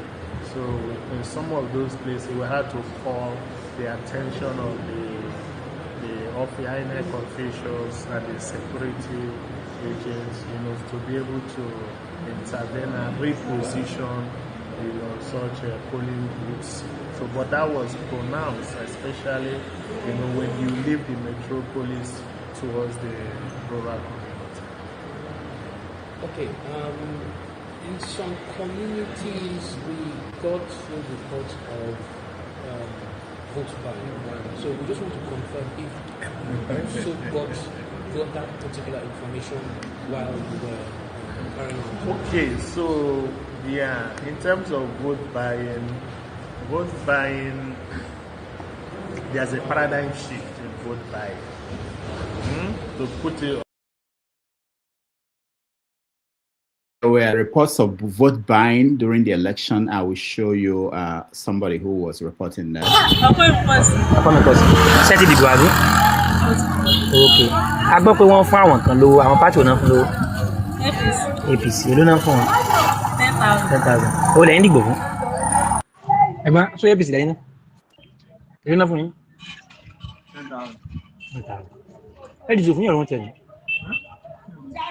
Mọ̀ bọ́ APC yẹn ló sọ pé 10 bill. Báwo lè jẹ́ àwọn gbà? Ṣé ẹ̀ ń yàrá ti fún ìtẹ́lẹ̀ ọ̀gbà náà báwo? Ó lọ́dọ̀ ní tó ọ̀gbà rẹ̀. Ó ń lọ́dọ̀ ní tó. All right, so those ones are reporting that APC, they were sharing 10,000, while ADC, they were sharing 2,000.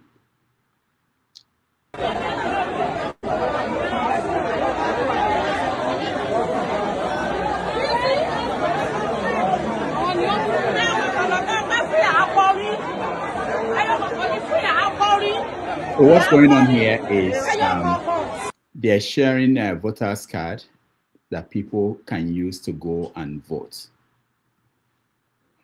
There were also intimidation of people who are not with the political party that is in power. So these are common things in Nigeria. There were underage people who voted in many places. Nothing changed. In fact, I think we went bad. It went back to what it used to be. And this is just Ekiti State. The election was not across the country. So people were watching, the media were watching. There was a concentration of police, military, whatever, security agencies, yet it didn't pass basic tests of a credible election. All right, let me hear you guys. Let me start from you, Maska.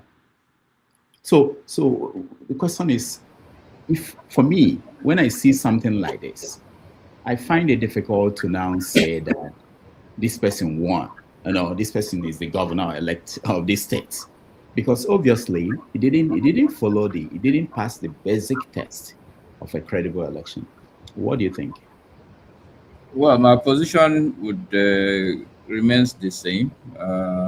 My fundamental position is that there's a total institutional collapse within the country, and I believe, like I keep saying, the current political class does not mean well. Actually, they don't even know what they are doing right now.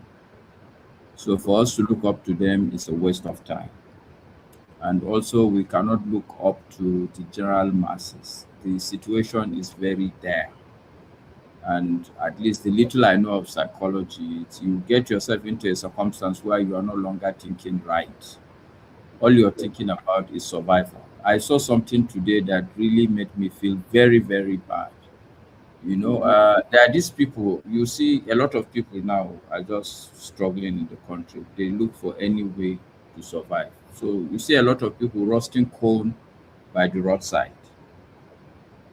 And it rained heavily today in Abuja. What really tore my heart apart is I saw almost like 20 rows of people, the stance of these people doing the corn. The rain, I'm sure, was so sudden that you see the corn, they've roasted it, it's there, rain is falling on it, they've gone to look for shelter. And for me, it's very clear that these people, the corn will be wet. Who will stop and buy a wet corn? The rain will be long. Most likely, I'm sure the rain stopped probably around 6 or 7. So these people that have struggled to even find what they will just be living from hand to mouth, they will be wiped out. This is the reality of our people. Do I expect that kind of person to say, oh, you should take your fate in your hand, go on the street? Or what do I expect from people like that? I don't think we should be looking up to them. So it's people like me and you, Mr. Rudolph, and people like KJ, Mazi. We are the ones that would have to think through how we solve this problem. And the way to do it, I believe, is incremental. Incremental, not really that we have to do everything simultaneously or sequentially, no. But there are a lot that we can do. For instance, I've been canvassing. So yes, there's vote buying, there's everything, but you can't solve all the problems at the same time. At least if I buy your vote and you vote for me, let it be counted for me, because that is the starting point. So when we finish that issue of if this is the number of people that vote for this person, let's see the clarity of the votes. We can then move to the next stage of saying, okay, let's wipe out vote buying. But right now, like you rightly pointed out, everything is upside down. So we need to, the second part, we need to be educating our people, which is difficult. And that's why I like what Pulo was saying. Because we need to understand some of the basic facts of life. Like just because somebody is getting money and he can sing a song, and we all, because we like the rhythm of the song, and abandon logic and reality of how this song is going to culminate into hardship for us. We need to also start a counter narrative to start educating the people. And I will still say it's people like me and you. But yes, I don't see an Uhuru anytime soon. And like I said, it's only people, us, when we start taking life seriously, that things will change. But as it is, the political class, I really believe they are confused. I really believe they are confused. They're so confused now that they don't know even their left from their right. I mean, the things that they are doing ultimately, it's just going to collapse the whole country. And if they know what they are doing, I don't think it will make a lot of sense to. I would expect that at least there will be some sort of, I don't know the word to use, but it's a total collapse now. You know, they are just, it's like, you know, when you just, like you throw caution to the wind, everything is just upside down. It is going to come back and hurt all of us, including them.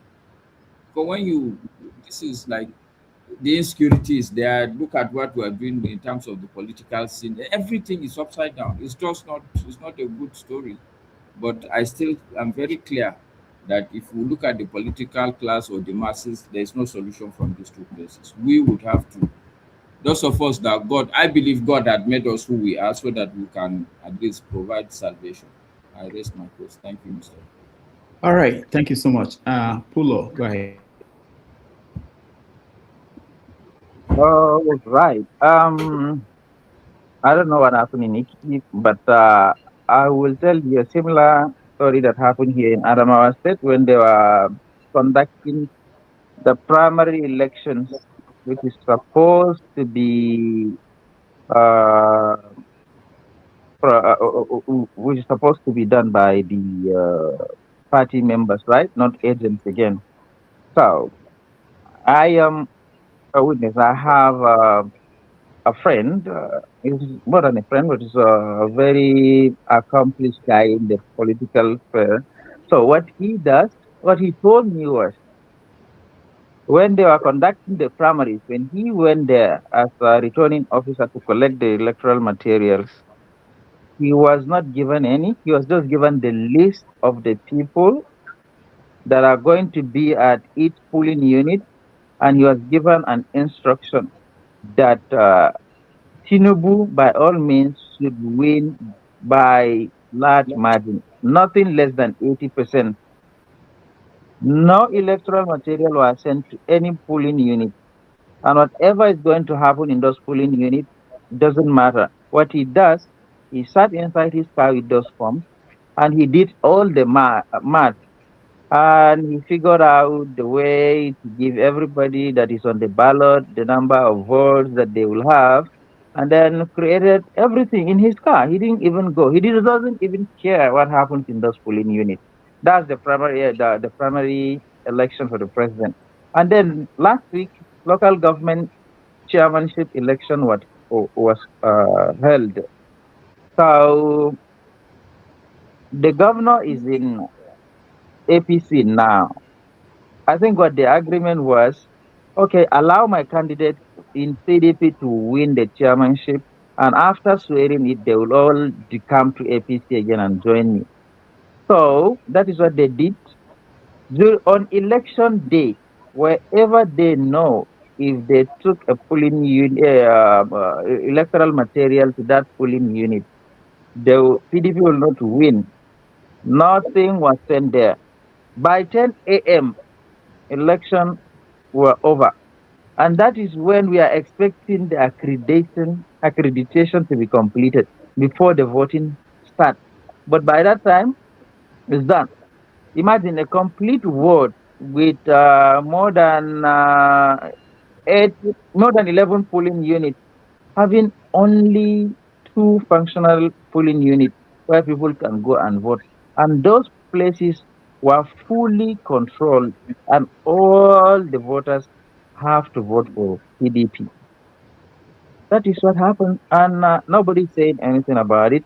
They were declared winners, they were sworn in, and life goes on.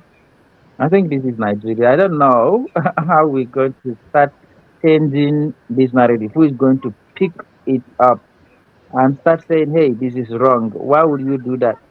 Everybody is just like, hey, that is how it goes. If you dare say anything about it, you will find yourself in trouble. So keep your mouth shut. Or if they think like you are very useful and you cannot be discarded just like that, they will find a way of incorporating you into their cult to join, get your own money, be rich, be famous, on top of the blood and sweat of other people with no empathy and no sympathy. This is what we're doing here, and this is what is happening.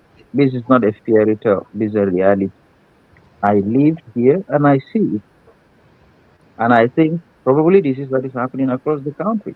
This is just a sample. Thank you. Thank you so much. I just want to reemphasize for those watching or those who may not think about it. So it's this saying that when the premise of an argument is wrong, that the conclusion is also wrong. This is just the premise. If you can get the process of electing people, the right people, or whoever in place, what it means is that you are in trouble in trying to now make those people to change the system you don't like, because they don't owe you anything. And I don't know how people don't see that. After the election, when they are sworn in, we complain that they're not doing the right thing. Tinubu is not solving security problem. This governor is not doing anything. Well, how will they do anything? When the process that brought them in, you had nothing to do with that.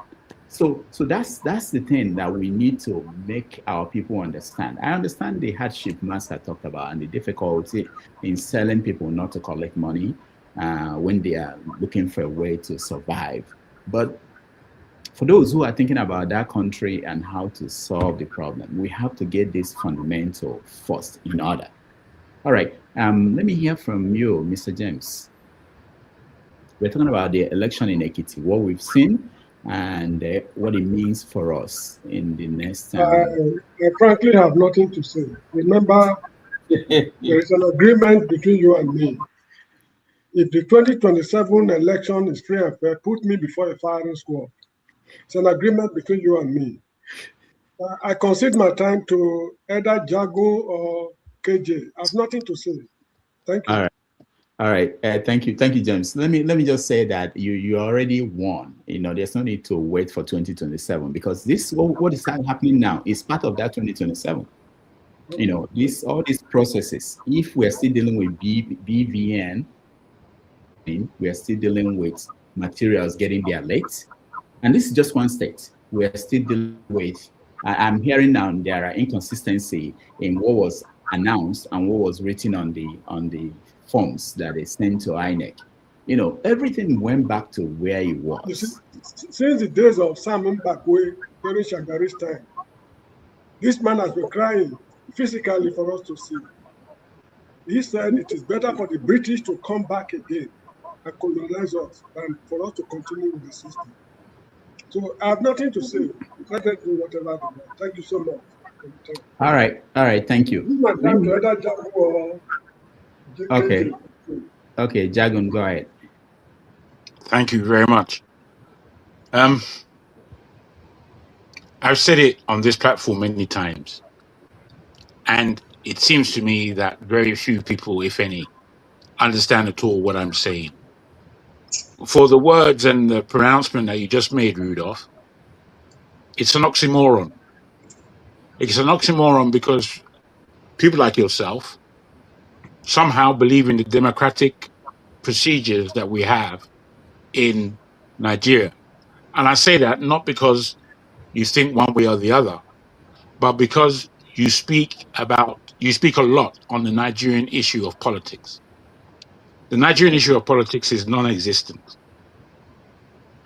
The politics on a global level has broken down to a clear appreciation of two sides that the world is going through at the moment.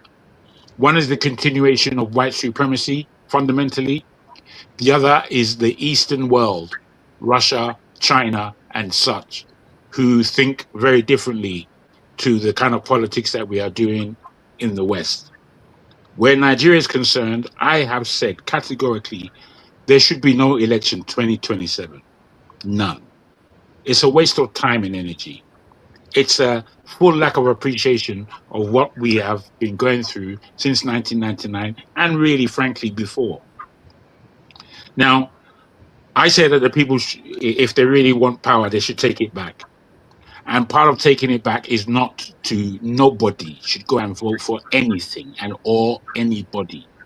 I know the stupefaction of Nigerian politics says that if 10,000 people come out to vote and APC win again, that's sufficient to go ahead.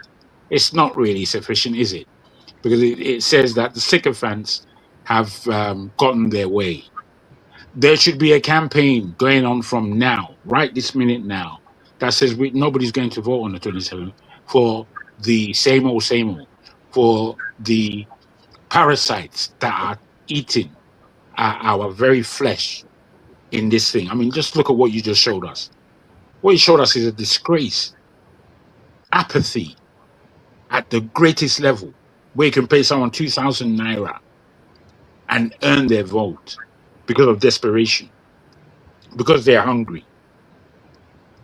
I mean, what are we doing in that country? What are we doing? You see, when I look at news, all news that comes out of Nigeria, I try my best to look at good news, things that are somehow moving the country forward. And these are coming from individuals, artists, business people, culturally minded people. When I look at the rest of Nigeria, it's just a state of grab and run. It's just a state of complete materialism. It's not a state of nationhood, heartfelt representations, understanding of the depth of pain, suffering that's in the country. There isn't these kinds of things. And I don't like this, our panel sometimes, because we're taking this politics seriously. How can you take it seriously? How? I would like someone to, the next man will come on and start explaining APC, PDP, what this one did, what the other one did. And it's just rubbish. It's pathetic. What are you talking about? Because to me, it's all rubbish. All of it. There's no sense coming out of Nigeria in terms of the politics it's making. The politics Nigeria should be making is one of African appreciation. It's one that says that we have been colonized, but that does not stop us from rising. The politics of the fact that we have so much raw materials in our country and we also have the intelligence to bring those raw materials to fully galvanize our economy into being an economic power in this world. That should be our politics. But none of that rises. None of it. And nobody complains about that. People now talking about Tinubu like he's done something wonderful. Or Peter Obi like he can change anything. There's nothing that Peter Obi is going to change. I can guarantee you. I can guarantee you. The whole swathe of the Nigerian backwardness, he would have to join in with the rubbish. He would have to. There is no way that he will come in and change anything. Okay, Jagan. So hold on. Let me challenge you a little bit. So if there's no need to go for an election, what can we do? What can happen? What? Yes, I've explained this as well. Yeah. I understand your question, and it goes like this. Because I've been thinking about it, but I almost do not want to.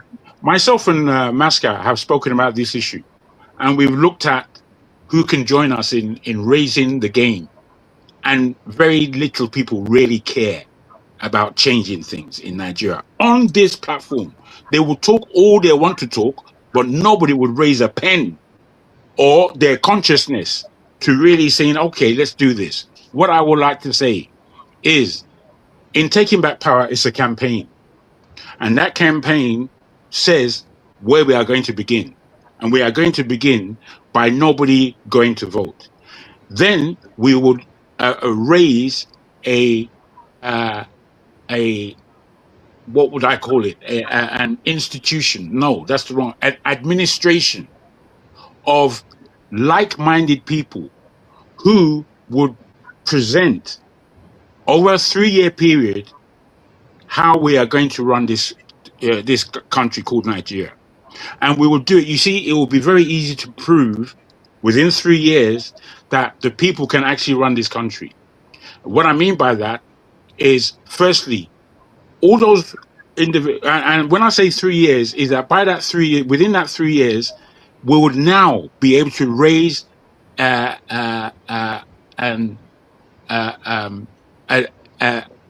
democratic procedure that would work for the Nigerian circumstance. Now, in that time, people like Dangote, people like Dele Farotimi, and so many other individuals who have wisdom would come together and propagate a correct constitution, and how it is that we are going to run this new economy, how it is that we are going to run this new politics, how it is that we are never going to allow criminals to be ruling over us. And it will be blatantly stated, whereby those who are criminal and criminal-minded as politicians would be afraid of coming back to the stage, because if they come back to the stage, death would be looking for them. Death. Because you see, there's no time. What we don't understand on this platform, I'm afraid, is that there isn't any time for mucking around. And Nigeria is in a constant frame of complete messing around. Nobody's serious. Who's serious on this platform? Who's serious in the government? Who's serious? Wike. I mean, just listening to him is pathetic. How can we have somebody like that there? How can we have Tinubu there? How can we have that other idiot, Papio, whatever his blasted name is? How can we have these people there? These people are nothing. To me, they're nothing. I allow you to continue. That's my level of understanding. There should be no 2020. What for? If you can tell me what are we going to oppose for next year, let me see how I can agree with you. Because I doubt if I... No, I agree with what you're saying in terms of the hopelessness. But even to stop the election, you know what's against that election? There are trillions of naira already stockpiled for this election. What we're seeing in Ekiti is a small thing, 10,000 for one vote. Okay, so there's money there ready to be deployed. The INEC, they got their money, they are ready to do their thing. How do you stop the election? Now, money, the whole money issue of Nigeria is another thing that why I depict 3 years. because money needs to be taken out of politics. It needs to be taken out. You can't because you're richer than me have all the say. Why? That's rubbish American politics. I don't know why we're so innate. We're stupid. I can't help it but to curse. We're stupid people. We propagate stupidity as though it's natural.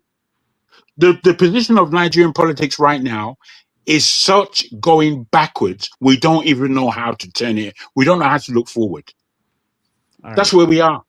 Jagan, thank you. Let's get other people involved. Pulo, I'll come back to you. Hold on, okay? Let me just get few people. I know you are joining from Nigeria, and you may not be as powerful as Maska. Maska can join, and his internet will be okay. I think I have to step in now. No, Maska, I'm kidding. No, I'm kidding. I know, but you see, the problem is that they say like play. Now in butterfly, they take enter bush. Or you've never had that. Oh, you mean I was actually going to come to you to say that you have been planning with. No, KJ, I'm coming. There are other people. I'm coming. I just want to. So you as it too. But so Jagun and Maska, they've been plotting something, So I wanted to give you the chance to maybe you can explain to us maybe there's something that Jagun left out in the plot. I really want to know how to stop the election because people like Tony Nadi, they've been campaigning that this election should not happen. There are people who actually believe that this is taking us nowhere. Okay, my only contribution there, but before I make my contribution to Jagun's statement, I need to clear this air. My internet is working now. It's not because of money. This is the problem with the Nigerian thinking. KJ here and a lot of other people can attest that there was a time where my network was very poor. What I've done is to go back and look at the whole process, because this thing is important for me to be in touch with like minds week in, week out. So I had to go sit down and do a lot of investigation, and I've cracked it. My network is okay now. Okay. Can you share what you did so that people who might want to do that may be able to do that? Can you share? No, because that's okay. All right. So the first thing that I did was I checked the machine I'm using, the laptop, and I noticed that there's what is called, for every laptop there's a radio component, like a receiver, so to speak. I have some small technology. I'm a bit technology savvy also, so I did some diagnostics. I noticed that okay, the laptop is a bit of a problem. At that point, I didn't have enough money, so I saved. I changed my laptop. It's not even long that I removed the old one. It was still here. That's one. Two, the network I was using then was called, I think, Legend. But I noticed that the service, sometimes it comes, it goes. So that I changed also. I moved to what is called IPNX. And actually, it was even much cheaper than the Legend. But most importantly, what I did also, I moved the location of where I normally join the call from to a place which is almost just like outside my house. So these three things in the end have solved all my problem. I just, the cost of the internet remains the same. It's nothing changed, but it's just I think the diagnostic part of it that is really the most important. So that's that. But the key thing is, look, I'm broke. I have only 43,000 naira in my account today. So people should know.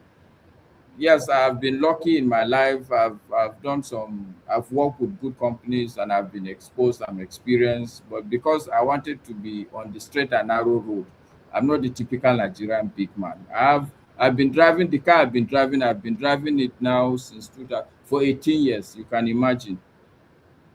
But I'm also savvy enough to know that, okay, this is how you maintain a car if you want to drive it for a long time. So if you think it's a very expensive car, yes, but it's a car I've been driving for the past 18. I just want to make that record to be very clear, So because as it is now, people are beginning to say Mascot, like I know, but that's that. On what Jagun said, what I would say is that, I also maintain the fact that Nigeria's problem is not just a Nigerian problem. Therefore, any solution, any plan Jagun, I'm sure inadvertently, in annoyance, in anger, mentioned something like that. The truth is that if we are going to succeed, our planning cannot be public. Because I've said it on this platform at some point about Newton's law of motion.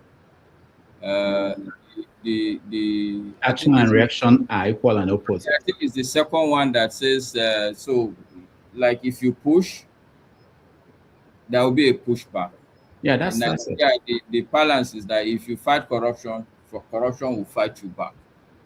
So it's always better for you to be very circumspect, even in the kind of people you discuss with. But I'm saying that the last thing we would want to do is to come publicly and say, oh, this is the plan. All I would say is that we at this caliber must work together, put our differences aside, work together and decide, okay, what is the right solution? We haven't even agreed on it. I'm sure me and Jagun, we disagree on certain things. But at least if we're all together, we would finally agree on what will be the right thing to do. Let me just say that that's where I would want to stop. But the point Jagun is making is that we all need to be a bit more serious. It's not about complaining and raking about the country. When you say, okay, come, let's have a meeting, nobody will come. This is what he's saying. If you say, okay, this is your response, for 2 weeks, nobody would fulfill his own part of the obligation. But we are okay to come and sit and criticize the government.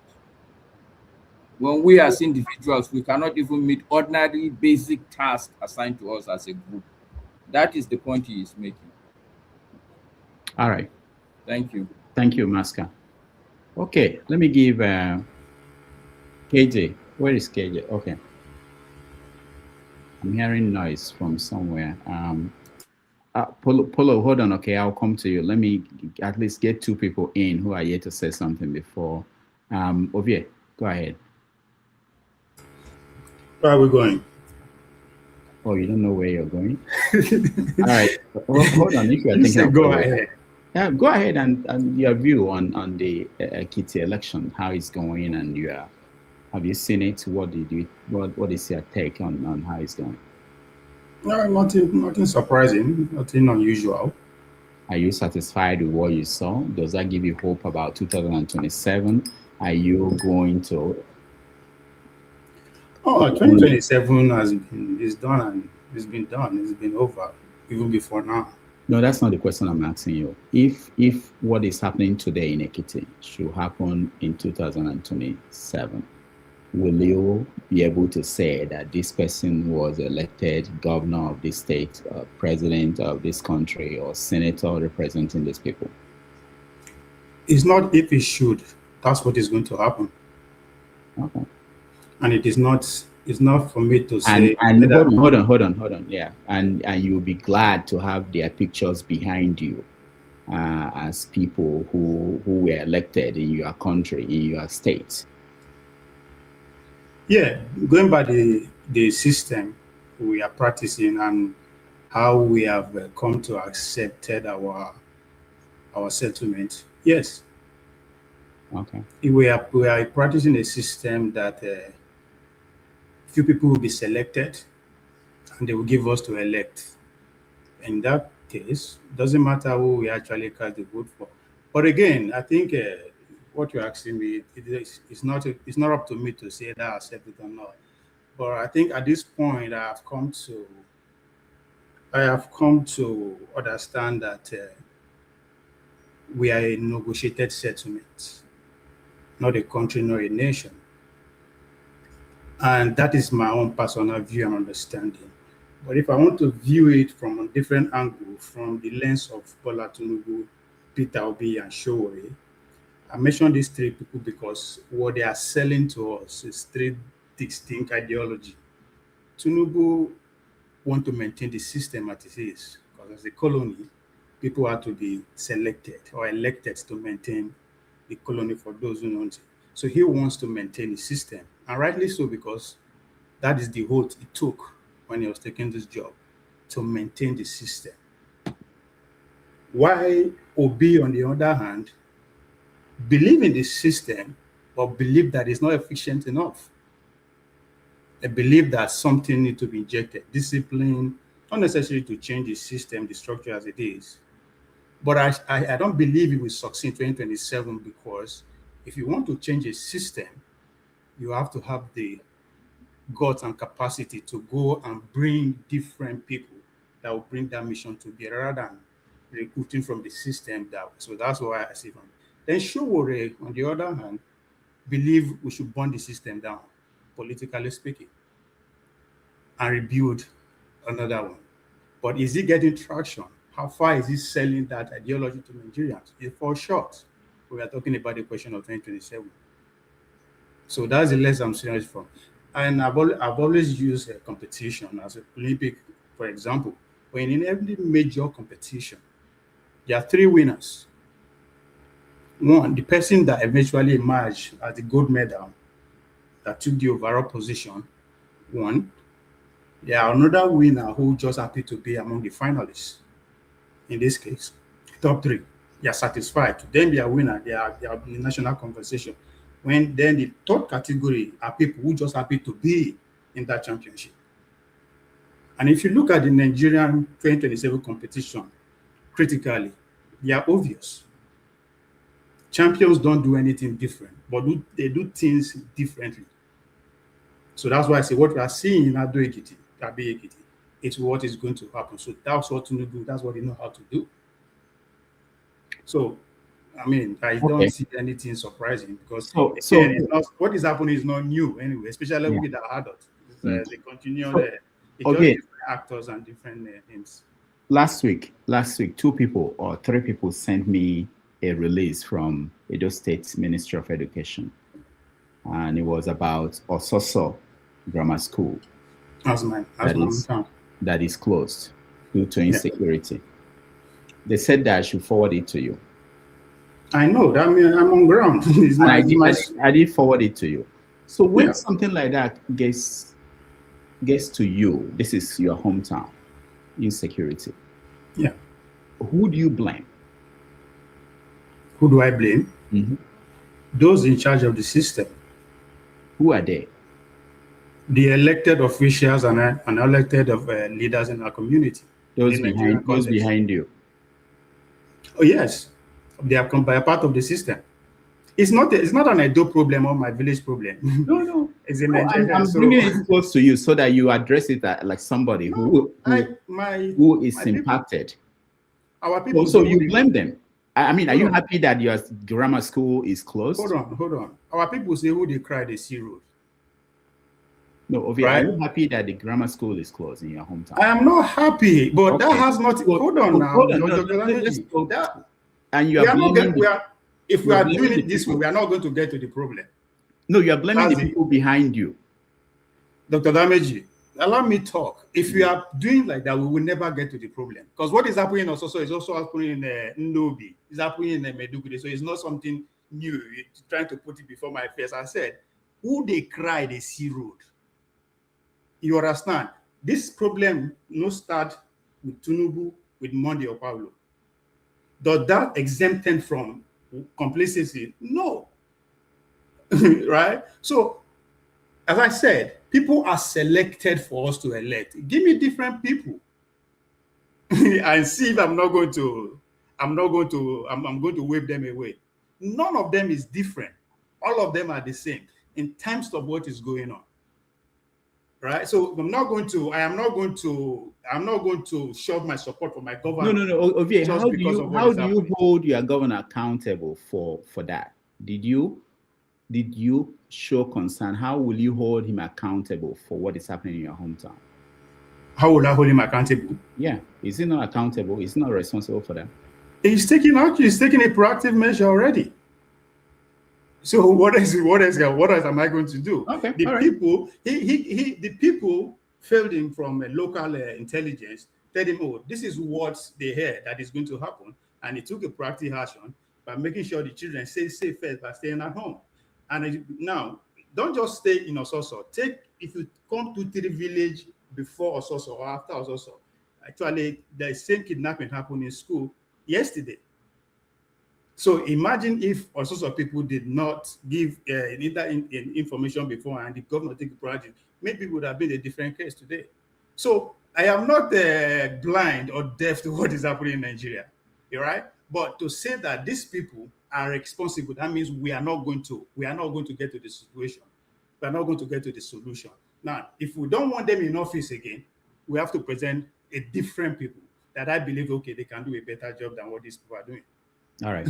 So we are, and again, I've seen this before, Dr. Damage, I've been saying it. I've seen this in 2013, 2014, 2015, which eventually took Governor Goodluck Jonathan out of office. And majority of those people who actively work on that transition are regretting today. So it's not new what is happening to us. Okay. The same playbook has been carried out before. They succeeded. It's just that the people who are architects of that playbook are now in power. And that's the situation we find ourselves, unfortunately. But we need to, as I said, from my own view, my own assessment, we are in negotiated settlement. But the biggest problem for me is that what are the negotiating terms? I mean, there's anything like the closest I get was the Abore Accord, which the Southeast was trying to say, hey, let's stick to this game. But there could be the other items on the table that I'm not aware of. Okay. And I stand to be corrected until that issue is revisited. We talk that either we'll negotiate away against it or we'll fight our way off it. There's no progress that is going to be made. So whatever that is happening to us security-wise is at the foundation of that. Because if your house no open, nobody will come inside. The same. That's why what is happening in Ososo today, I have been saying it for the past 10 years because of the boundary and the kind of activity that is going on there. So it's not new. And I say that, as I said it here before, the only politician in Ososo now we build down.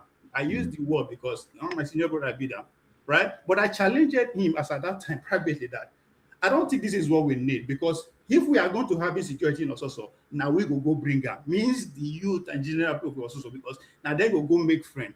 What it go make them go make that kind of friends? Because the infrastructure that was in place has been dilapidated. All right. Some of those things were doing before I was born. So, and again, I'm not saying anything unique. This is a Nigerian phenomenon. Thank you. Sola, welcome to the show. Yeah, thank you, Doctor. So we are discussing Ekiti election, the implications of that, what is happening there, especially as we go towards 2027. What is your take on what you've seen so far? Okay, number one, I don't know, maybe you saw, I saw the video on Instagram yesterday where they were sharing bread. Oh, we played that one. We played that one where they were throwing, not a sharing, throwing bread. Sorry, throwing bread. That's you know. Sorry, go ahead.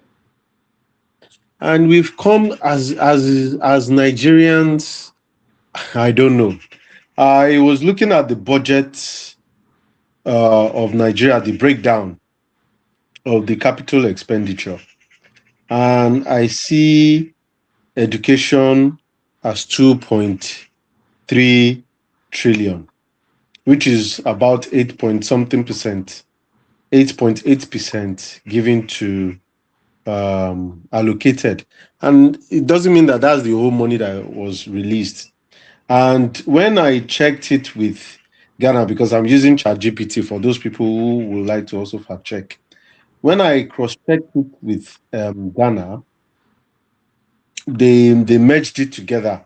So education plus health, the ChatGPT said is between 17 to 20%. Why am I bringing this fact out? Is because, see, deliberately, I think these people are deliberately, killing our education system. And, you can go to school and still be an illiterate, So, and at the end of the day, it shows that if you even go to school, you can't come out with anything, or you don't even know anything. At the end of the day, if they ask you to come and collect money, you collect. How many of our graduates, and that's just the honest truth, how many graduates Nigerian graduates at the moment that can boast and say, okay, when I finish, I'm going to get this so job.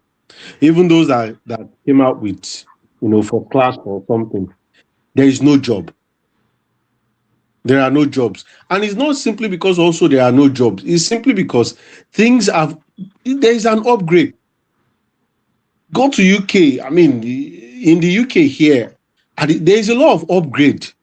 AI is more or less coming to stay. They're merging a lot of things. People are upgrading. University, I heard this week, 1 or 2 universities are planning to merge. Some University of Nottingham cancelled at least nothing less than 10 courses because there's no funding. Some people are even thinking, does education worth it anymore? You can just go and do apprenticeship and be earning money and, gain the experience. What am I saying?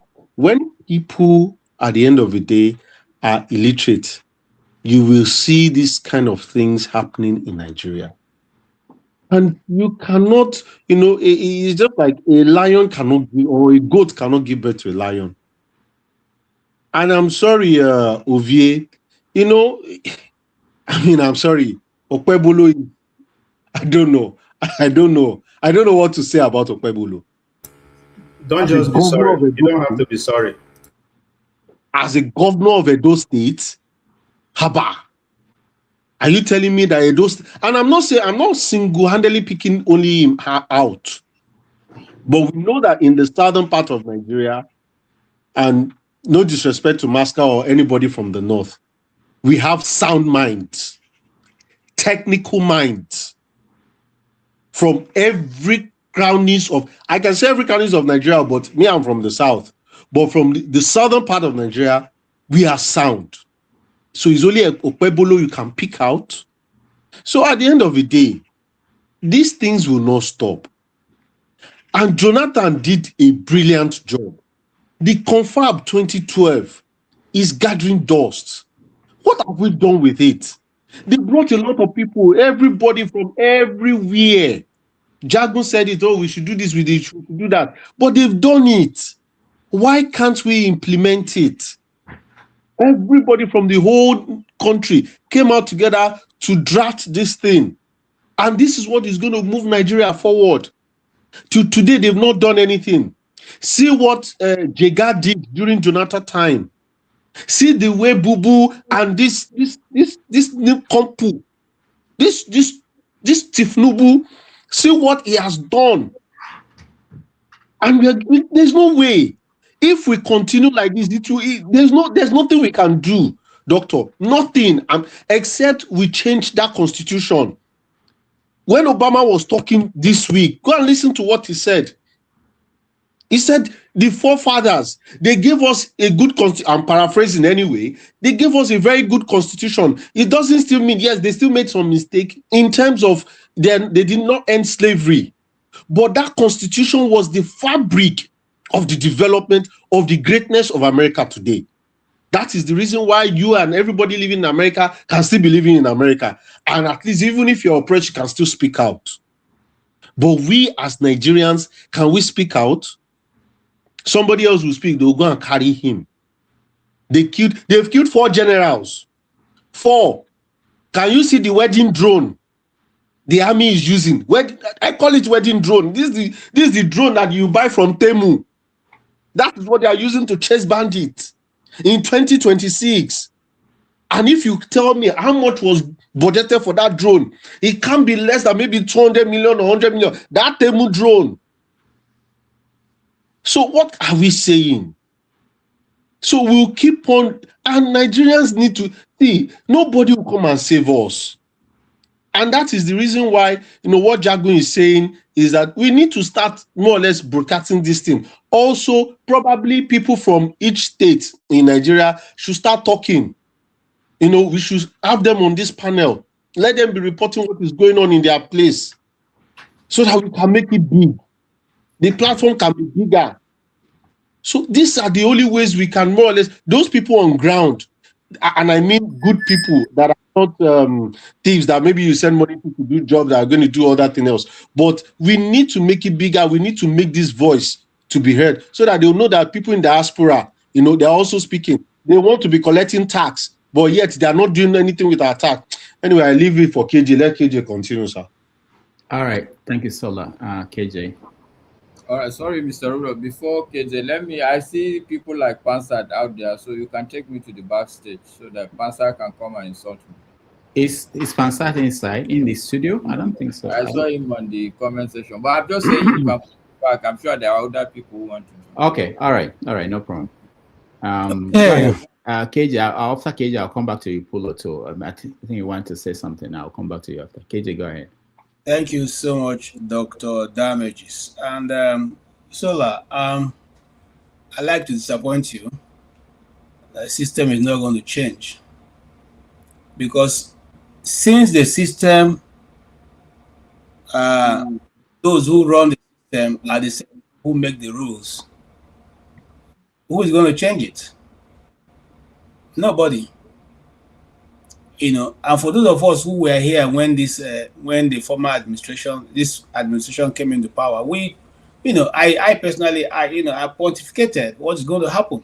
I said Wike was going to move to the center, and he will now execute what is going to happen. Is it disappointing? No. Go and look at if you listen to Dr. Damages, I have a copy. Go back to that when the election was lost.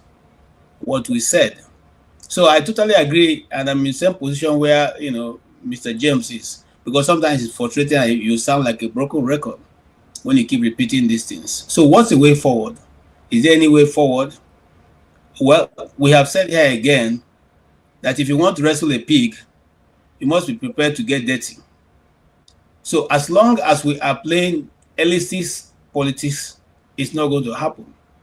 What is going on right now in Ekiti is just a sample of what is going to go ahead. And I'll pontificate two things here.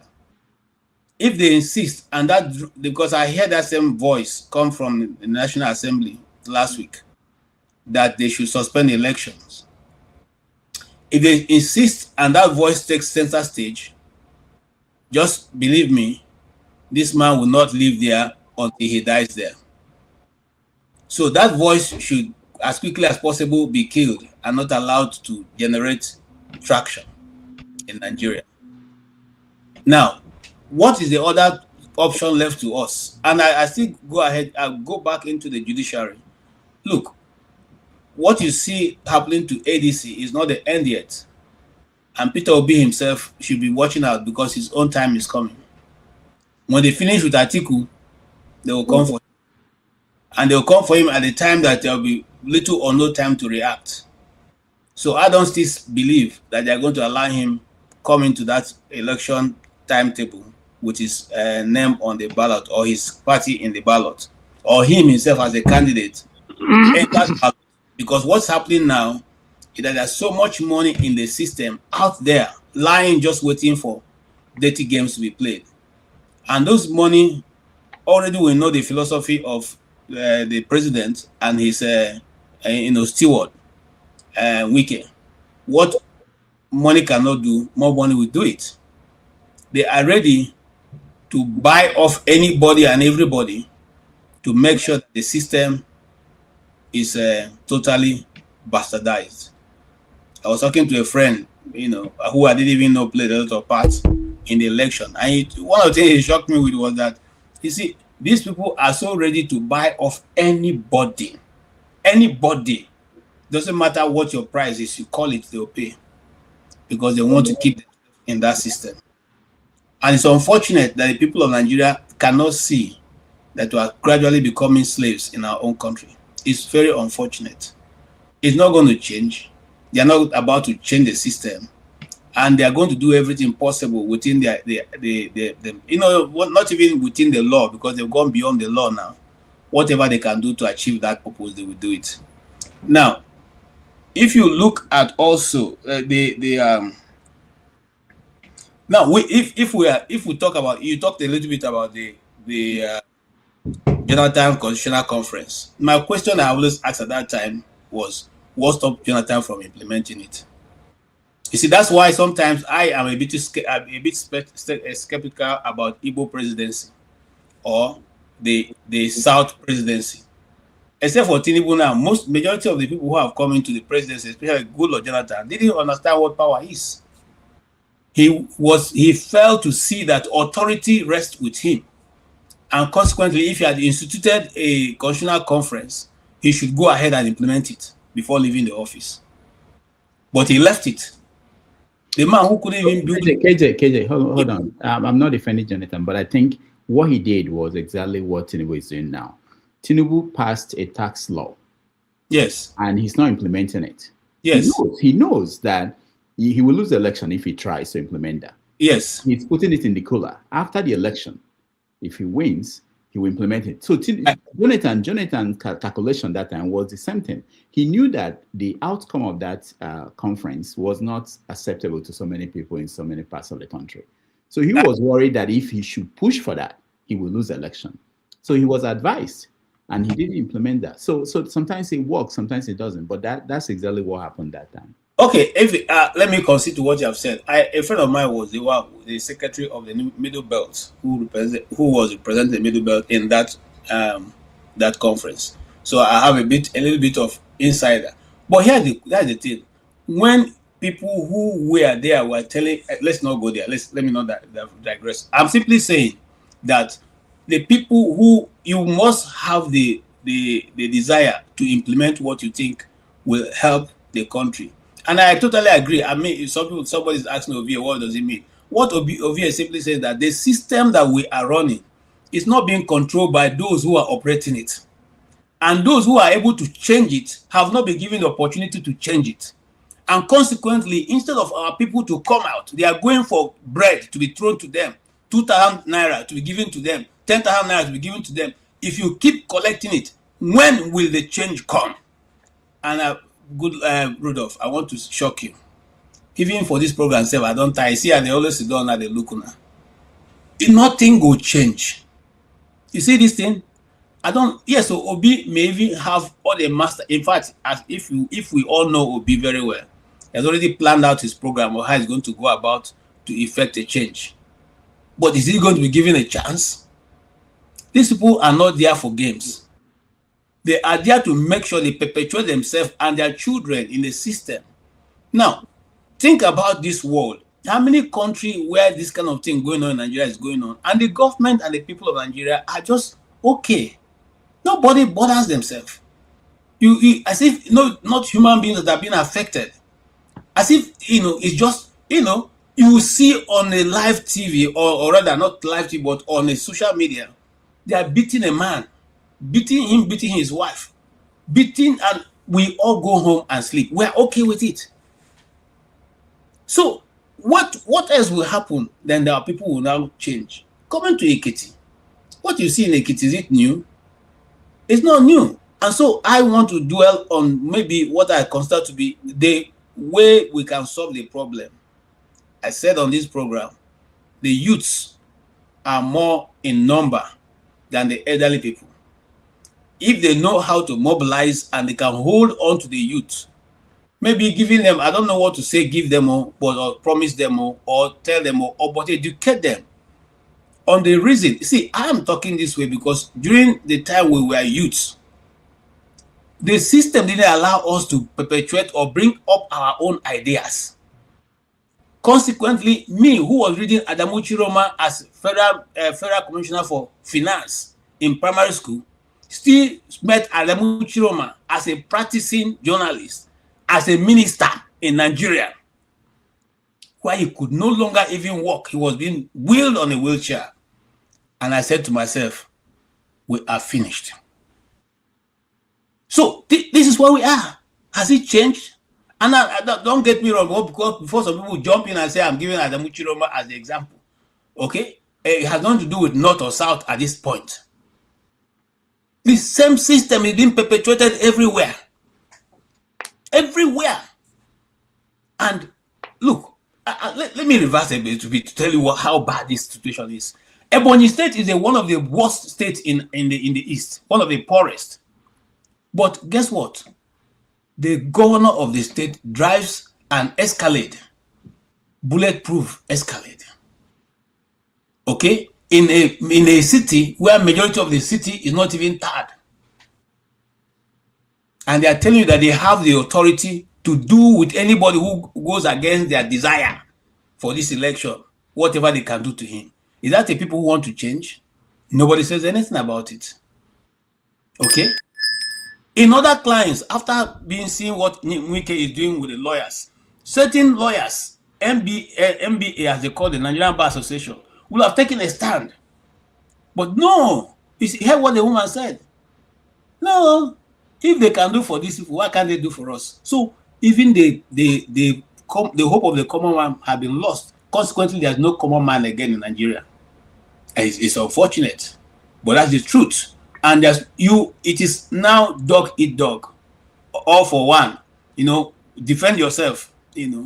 Onward, because that's what it is. So okay, how are we going to fight the people who have the authority over the monopoly of violence? How do we fight them? So we just have to find out how we can be strategic and take over. If we totally believe, if the Nigerian people believe that what is going on is against what they want. Thank you. All right, thank you, KJ. Pulo, can you hear me? Are you here? I'm seeing two of you, and then you're black.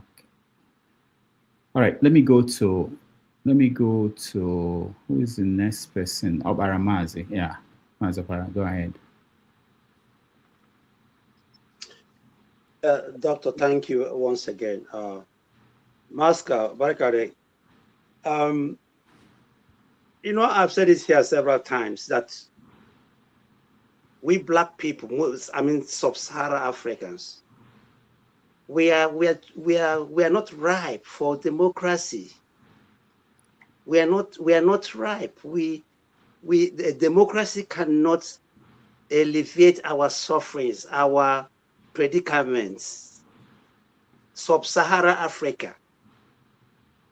Anybody who is telling you go and vote for this person, do this every 4 years, that person is deceiving you.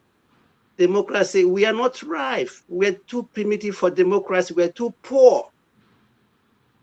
Because I just googled now, almost 139 million to 150 million Nigerians are living under poverty. Under poverty. That means these people cannot even feed. So why do you blame them when somebody is throwing bread to them? These people, they have to eat. It's just like in a zoo where there is the animals, they have to grab another animal to feed. So there was a time I was blaming these people. I don't blame them anymore, because this is the survive. They have to survive, no matter how. The woman you just showed that collected 10,000 naira. Do you know what 10,000 naira could mean to her? Maybe since how many months she has not seen 10,000 naira, and you ask her not to take it. These people have deliberately reduced Nigerian store to pigs. There's nothing else. In fact, when you see in Nigeria now, most look at the food they eat, that even a German cannot give to his or her dog. That is how these people have reduced their fellow human beings to. People are just like, look at how, in fact, if you see them, very, very, horrific looking people, because they have no food to eat, they have no water to drink, because of bad leadership, because of corruption. You cannot practice democracy in a country that has 150 million of its citizens under poverty. There's no way, even in this world, no way the democracy cannot work like that in that society. So this thing will make every 4 years they go to vote for somebody. It's waste of time and resources, because they're all the same. I could remember Ibrahim Mantu before he died. He told Nigeria that elections Nigerians have been conducting is fraudulent, that they have been writing a results by themselves. It has not changed.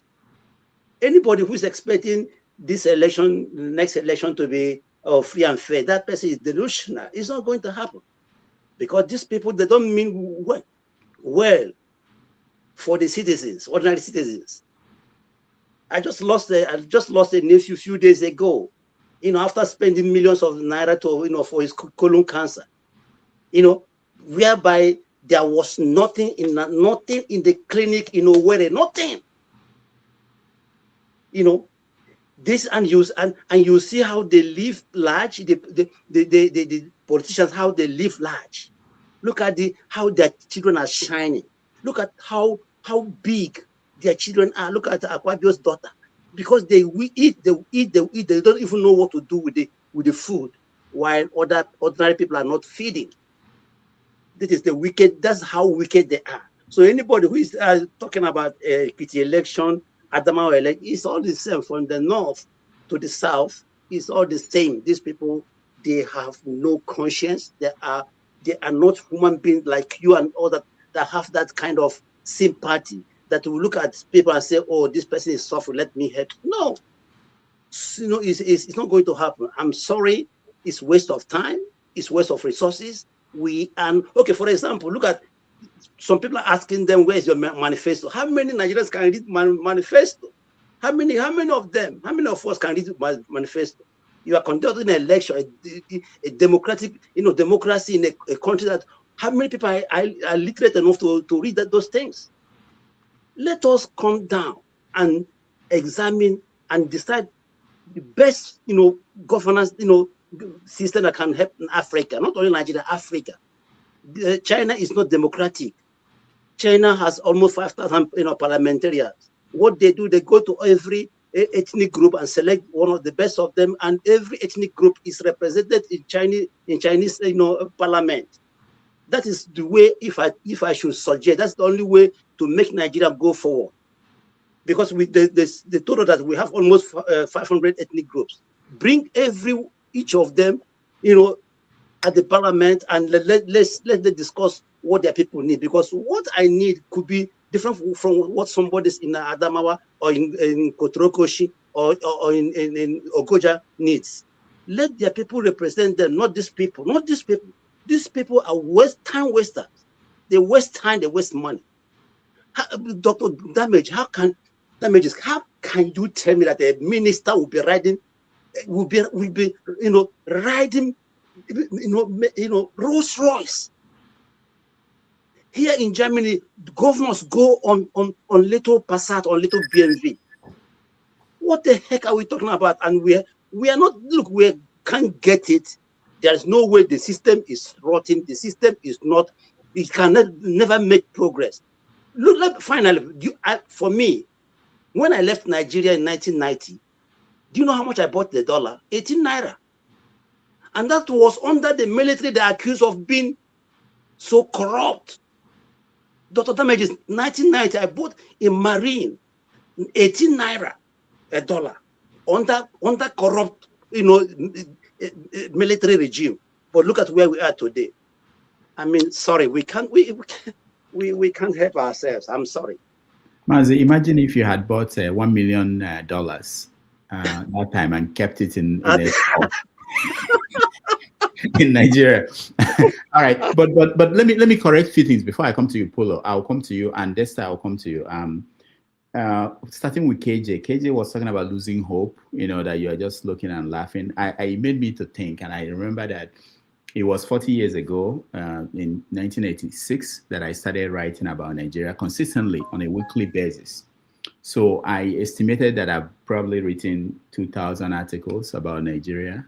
Oh, what am I saying? Not 2,000, maybe more than 2,000. I can't even do the math. But something like that, something outrageous number. But I'm still doing it. You still have to contribute, because the goal is not that it should happen in your lifetime. It may be in the lifetime of your children or your grandchildren. So we're not saying that we have to win this. And then, Amazi, you always talk about Sub-Saharan Africa. We're not good at democracy, or that we are not ripe for democracy, something like that. Remember, before the Europeans came, there were parts of Africa that had good democratic system. And one of the, different groups, different ethnic groups, different structures that worked. So it's not that we are not good. There's nothing missing. There's nothing deficient in us. Is even when the Europeans were here, were in Africa before they left, and immediately after they left, most African societies were running their democratic system in a good way. But gradually, we started dropping, losing all the guardrails, and then we have what we have now. So I don't want you to keep saying, because I'm worried about what it will do to younger people listening to you. They might think that, oh, we are deficient. There's something missing in us as black Doctor, people. we are deficient. Honestly, we are. Please, doctor, please, we are deficient, please. All right. We are not debating that today. Yeah. Pulo, go ahead. I know your internet is challenging. Go ahead. Yeah, my internet is very challenging. That's why I'm saying. Well, democracy itself, Jagan was advocating for boycotting the election entirely. And what are you coming up with again if you get rid of, if you boycott the election? You want anarchy, or you just want to hand them power for free without even wasting their money on buying bread and indomie and giving it to other people? What are you replacing it? Anarchy or what? You still have I to go back. answered that, my friend. I don't think your system allowed you to hear. Sorry. What I'm trying to say Don't here be is sorry, you still be have to go accurate. back to democracy. It is the worst, at least the least worst form of government. That's how they describe it. Imagine a country of 10,000 people, and then there are 4 contestants. One contestant got 3,000 votes. All the others shared the remaining votes, but none of them could get 3,000 votes. So the person that got 3,000 votes will eventually become the leader. So it means he is representing only, it's like out of 10,000 people, only 3,000 people voted for you. Then if the candidates are 4, only 3,000 people voted for you to become the leader. The rest, the 7,000 people that voted for different candidates, but they could not match your number of votes, are all gone. Which means, so how will you just say, Buhari said it bluntly. He was like, okay, don't expect me to be fair to everybody. This state gives me this number of votes. I have to do it. I could remember also about the national conference. Buhari campaigned with that. He said they came and the government wasted all the money. And where is the report of the national conference, sovereign national conference? It was there collecting dust, as he said it on a CNN interview. When he comes to power, what did he do? He didn't even mention about the national conference. Talk about implementing it. What are we going to do to change it? It's the mindset that we are going to change of the individual. The education system is broken. The mindset of individual, we are too poor, as this guy, as the previous guy just says. We are too poor. We are thinking about what to eat first before we think about what to read and how to think properly. If they intentionally make education system broken and kept us underdeveloped and poor, how can we reason very well? Okay, the few of us here, let's assume we are the same one, and we are the one that are going to be. How are we going to do that? We need money, we need this and that, and we need to put all these things in place before the people will start thinking properly. How long will it take us? And are we still going to say, okay, we are building elitist kind of government? If remember, the returning officers during presidential election are professors, most of them. So almost all of them are professors or VCs from certain universities. If you say you're judging by the certificate or academic achievement or prowess, they are qualified to be there. But they are also part of the problem. They collect money. If you hear what they're saying, sometimes you will feel ashamed. Like it is a professor that is saying something so stupid like that because he have nowhere. Maybe then he was offered 100 million. He has never seen 3 million naira. He was offered 100 million to just come out and do certain things. And you come out and say rubbish. So about just getting education, get into professorship. I don't see it as changing the mindset of the people. So how are we going to start slowly changing the mindset of the young, the mindset of our young people that are coming up? There are people that actually are coming up and they are like, we don't want this system, we want to get rid of it. But how do you start getting rid of it if poverty has been institutionalized? Corruption is being seen as a kind of motivation. They cannot say they're giving you no conflict of interest. If they give you money, they will say, okay, the person needs to be motivated before he approves your proposal. If you are going to get a government contract, when we know in reality it's a bribe, not a motivation, you just change the name. How are we going to the members in this platform? How are we going to start changing the mindset of people that are intentionally kept poor, uneducated, less exposed, and most importantly, they ensure that they use religion, institution, and appeal to our tribal sentiment to get away with a lot of things. Somebody will do something wrong that all of us know this thing is wrong. But once he said, they did this to me because I am Fulani or because I am Yoruba, all his people will rally about it, or because I am Muslim or because I am a Christian. The pastors, the imams will rally about defending them, the member of their faith. Probably they are getting something out of it. They are funding the. How do you think that those malams get money? You don't have a shop, you don't have any business running. You're there preaching, and all of a sudden you're riding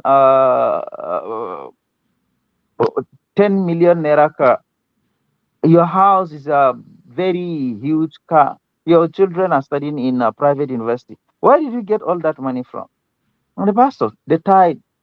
I think religion and tribal sentiment is one of the factors that are killing us because we are ignorant. And those same people that benefited from free education, free feeding when Nigeria is growing. Those the we see as elite now, they enjoyed free education, free whatever, free whatever. They are the same people that are trying to institutionalize ignorance and then keep us hungry so that we cannot think properly and use some of us that are very agitated and channel their agitation towards banditry and then tell them that, hey, if you can do that, you'll get this amount of money. And the government will vote for a huge amount of money because there is insecurity in that state and the governor benefits. So if the whole system, if the whole system is running smoothly,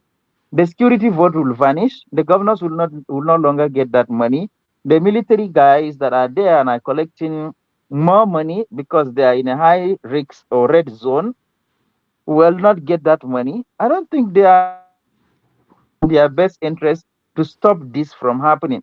But in the end, we still have to come back to democratic way of doing things. But even if we are going to do it in a democratic, we have to restructure the voting process. So Ramadi said at the beginning, this if we did not vote for the flag bearers in the right way, this is what will actually happen during the general election. It is giving us a clue. No election, no voting materials. Somebody will be declared a winner, and nobody will bet an eye, and that's it. It's like we're becoming dictatorial. APC was allowed by the PDP to contest, to challenge the PDP, to do everything they want as an opposition party.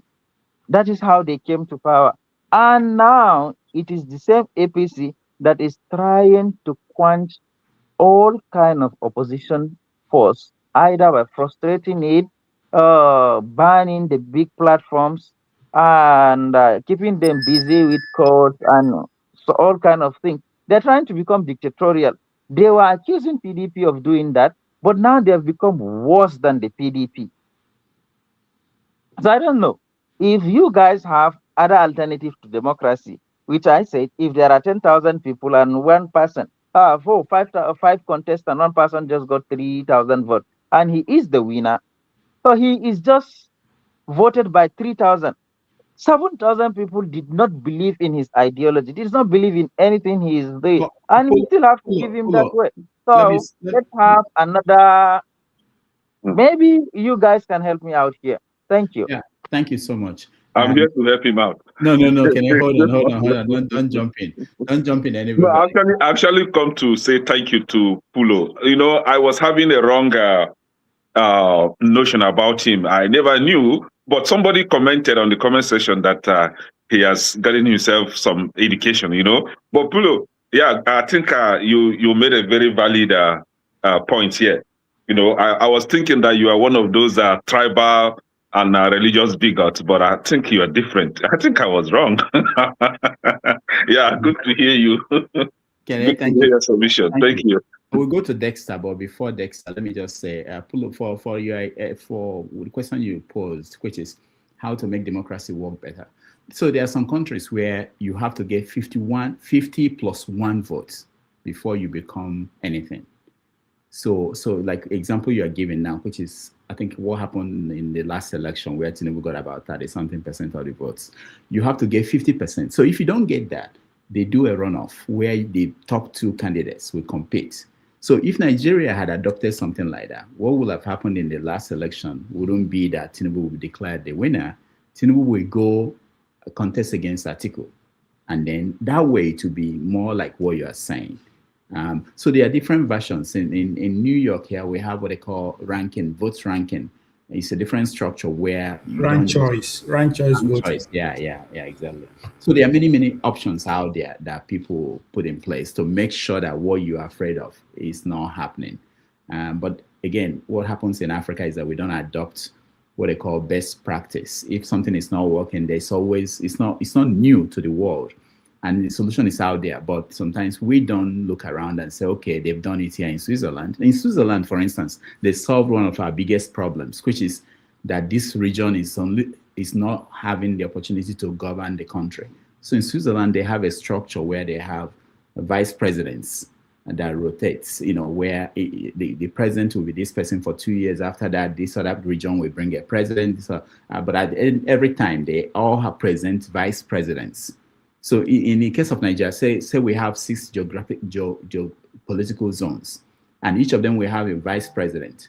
And one, let's say Tinubu is now the president. After 2 years, maybe someone from the Northeast will become the president, one of the vice presidents from Northeast. So it's all possible, but we just don't want to think. We don't want to adopt anything. We don't want to change anything because it favors the people who run things. All right, Dexter, you're next. Yeah, thank you, Dr. Damages, and everybody on the panel, for all the contributions. I think I kind of agree with what a lot of people are saying. I don't know if there's lots to add.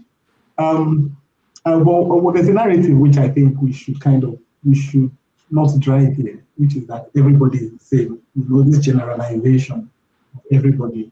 I think that's very disingenuous because when we do that, it means we're not even ready to. I'm not ready to make progress. Not all the politicians. Okay. So even among as bad as the field is, it doesn't mean all of them are the same. Okay, so we should stop driving that narrative here. You know, and I think it's not good for us to drive that kind of narrative. There are different people there. The people among the people that contest today that want Nigeria to work. I want to see a country that works. The people that genuinely want to see a country that works.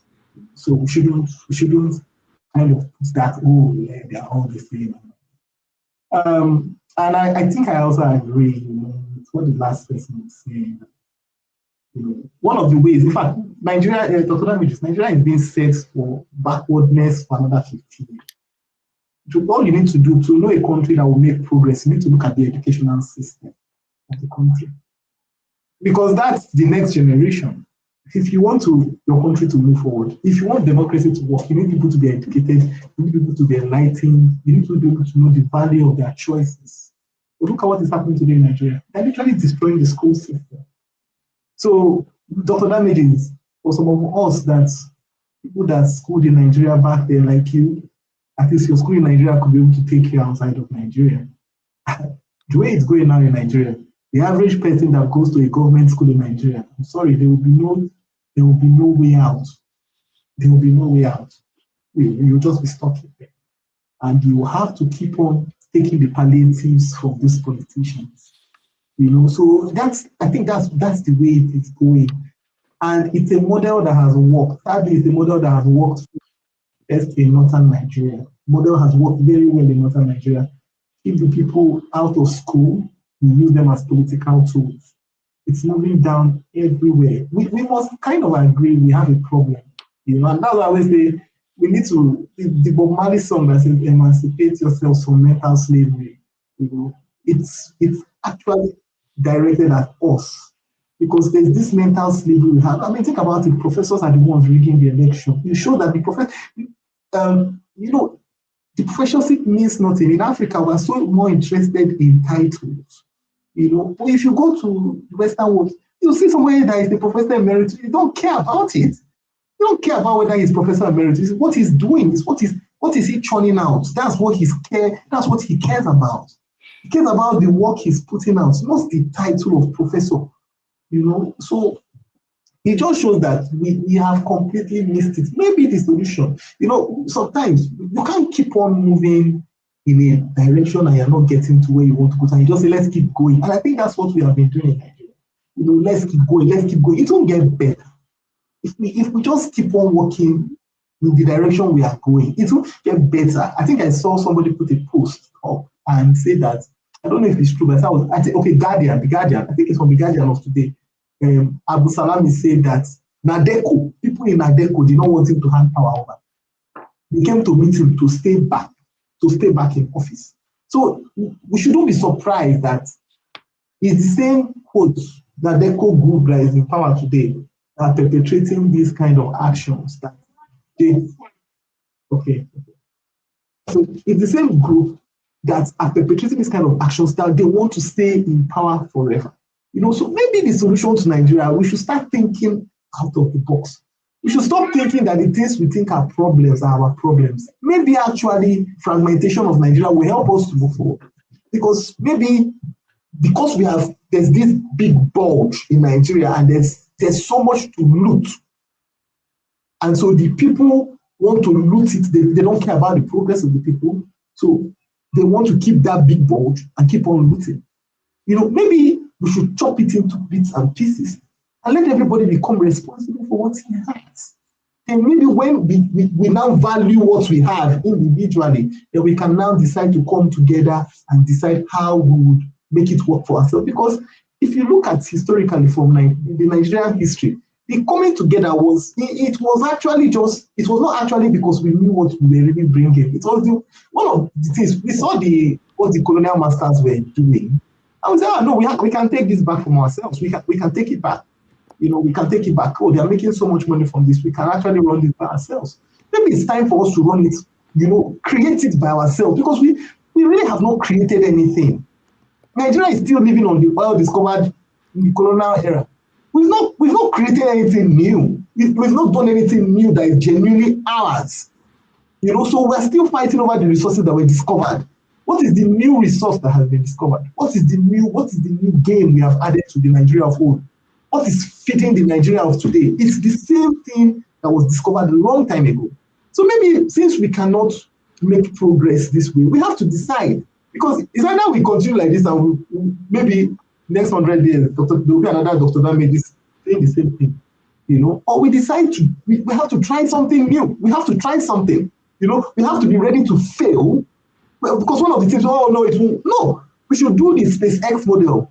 Fail, try again, fail, try again. Not, let's keep just manage, and no rocket will ever make it from the flight deck. That's that. Let's be managing. No rocket will make it from the flight deck. Let's try and fail and try again and fail, and then we'll learn from our failures, and then we'll get better. When we don't want to follow this, continue, there's no way. Because these guys are, if you look at the systems of rigging the election they've created, man, you just know that it will take something extraordinary for us to have a fair and fair election. And, democracy would not, it's not like we don't want it. Yes, we do want it, but it has to fit.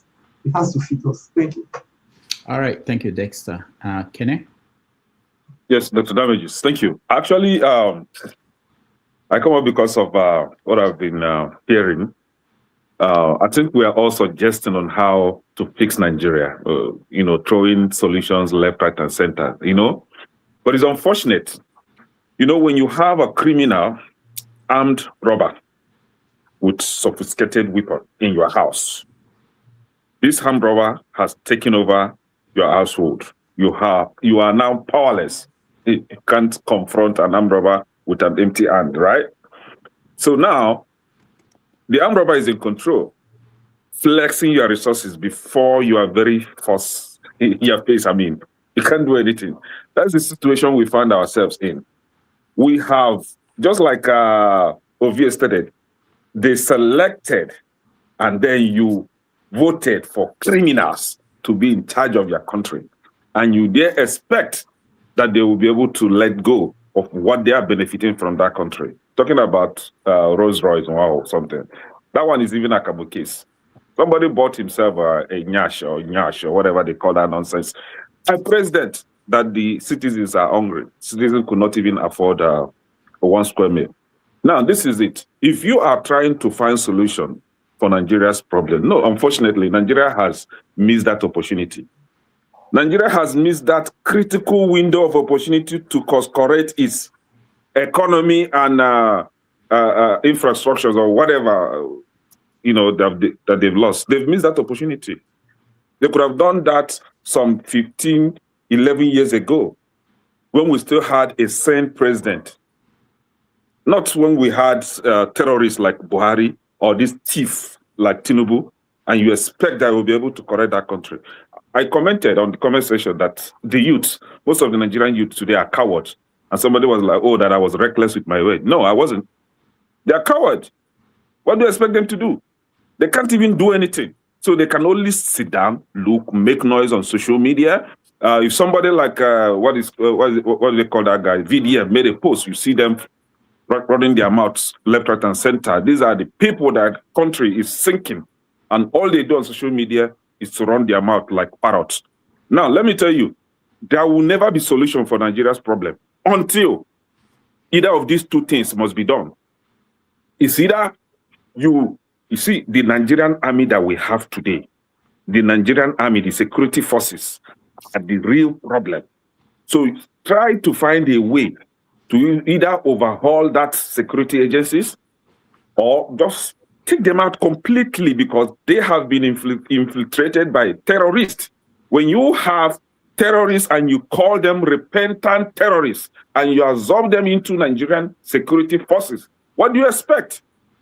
Oh, somebody, I think it was the Deziani was asking me the other time, that the US, I can't remember vividly what he asked, but it's in this line, that the US, they are not that active as they, as they made us to believe that they will be able to confront the terrorism. No, how would they? For them to confront the terrorism, they have to do away with the Nigerian security forces, ranging from the army, because that's where you have the terrorists right now, right? So you see that you have that terrorist taken out, and the likes of Sheikh Gumi, his son, anybody related or being submissive to Sheikh Gumi must be taken out from the Nigerian security forces. First, have Sheikh Gumi imprisoned or just take this element out. Now, the solution, like I said, two solutions. You must take one. It's either you fragment that country, just like Dexter, that's it. Divide that country, everybody be on his own. By doing so, you've weakened that security forces. Now, in your individual countries, you can now form your own security forces the way you want. Or you have the Oyibo people come back and recolonize us. We need to be recognized. And I think this time, I don't think it should be UK. I think China should come and I think China should come and do the job this time, so that we'll be able to have some senses in our head. But the thing is, Nigeria is gone. Nigeria is finished. We can always wish for a better Nigeria. Our parents, that is how they've been wishing, and this is how we are wishing today. And our children will come up and be wishing, and Nigeria will keep sinking. We must do something, and that is it. It's either you have that country divided, or you have some white-skinned people come and recolonize us because we know to get sense. That's just the truth. That's just the truth. We're talking about youth. Which youth?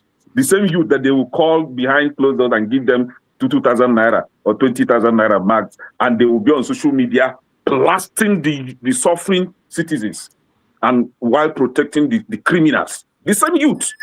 My friend, see, is it the same youth that you're talking about? When if the youth want to go and protest now, somebody like Showore, because he is not the lead for the protest, will go against the protest. For him to participate in the protest and his clueless followers, it must be Showore that is in charge before you participate. See, Nigeria is gone. Sorry, Nigeria is gone, and I'm happy. I'm very, very happy the way Nigeria is turning out now.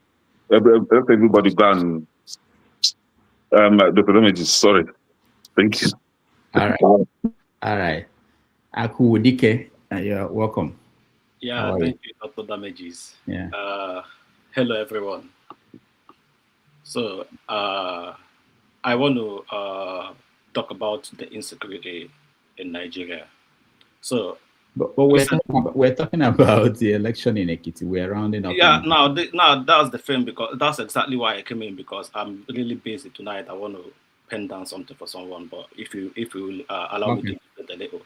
Okay, right? Go ahead. So recently there have been videos emerging of empty communities in Nigeria, especially in Kwara, and it didn't start today. This has been going on for almost a decade or over a decade now, and nothing serious have been done about it.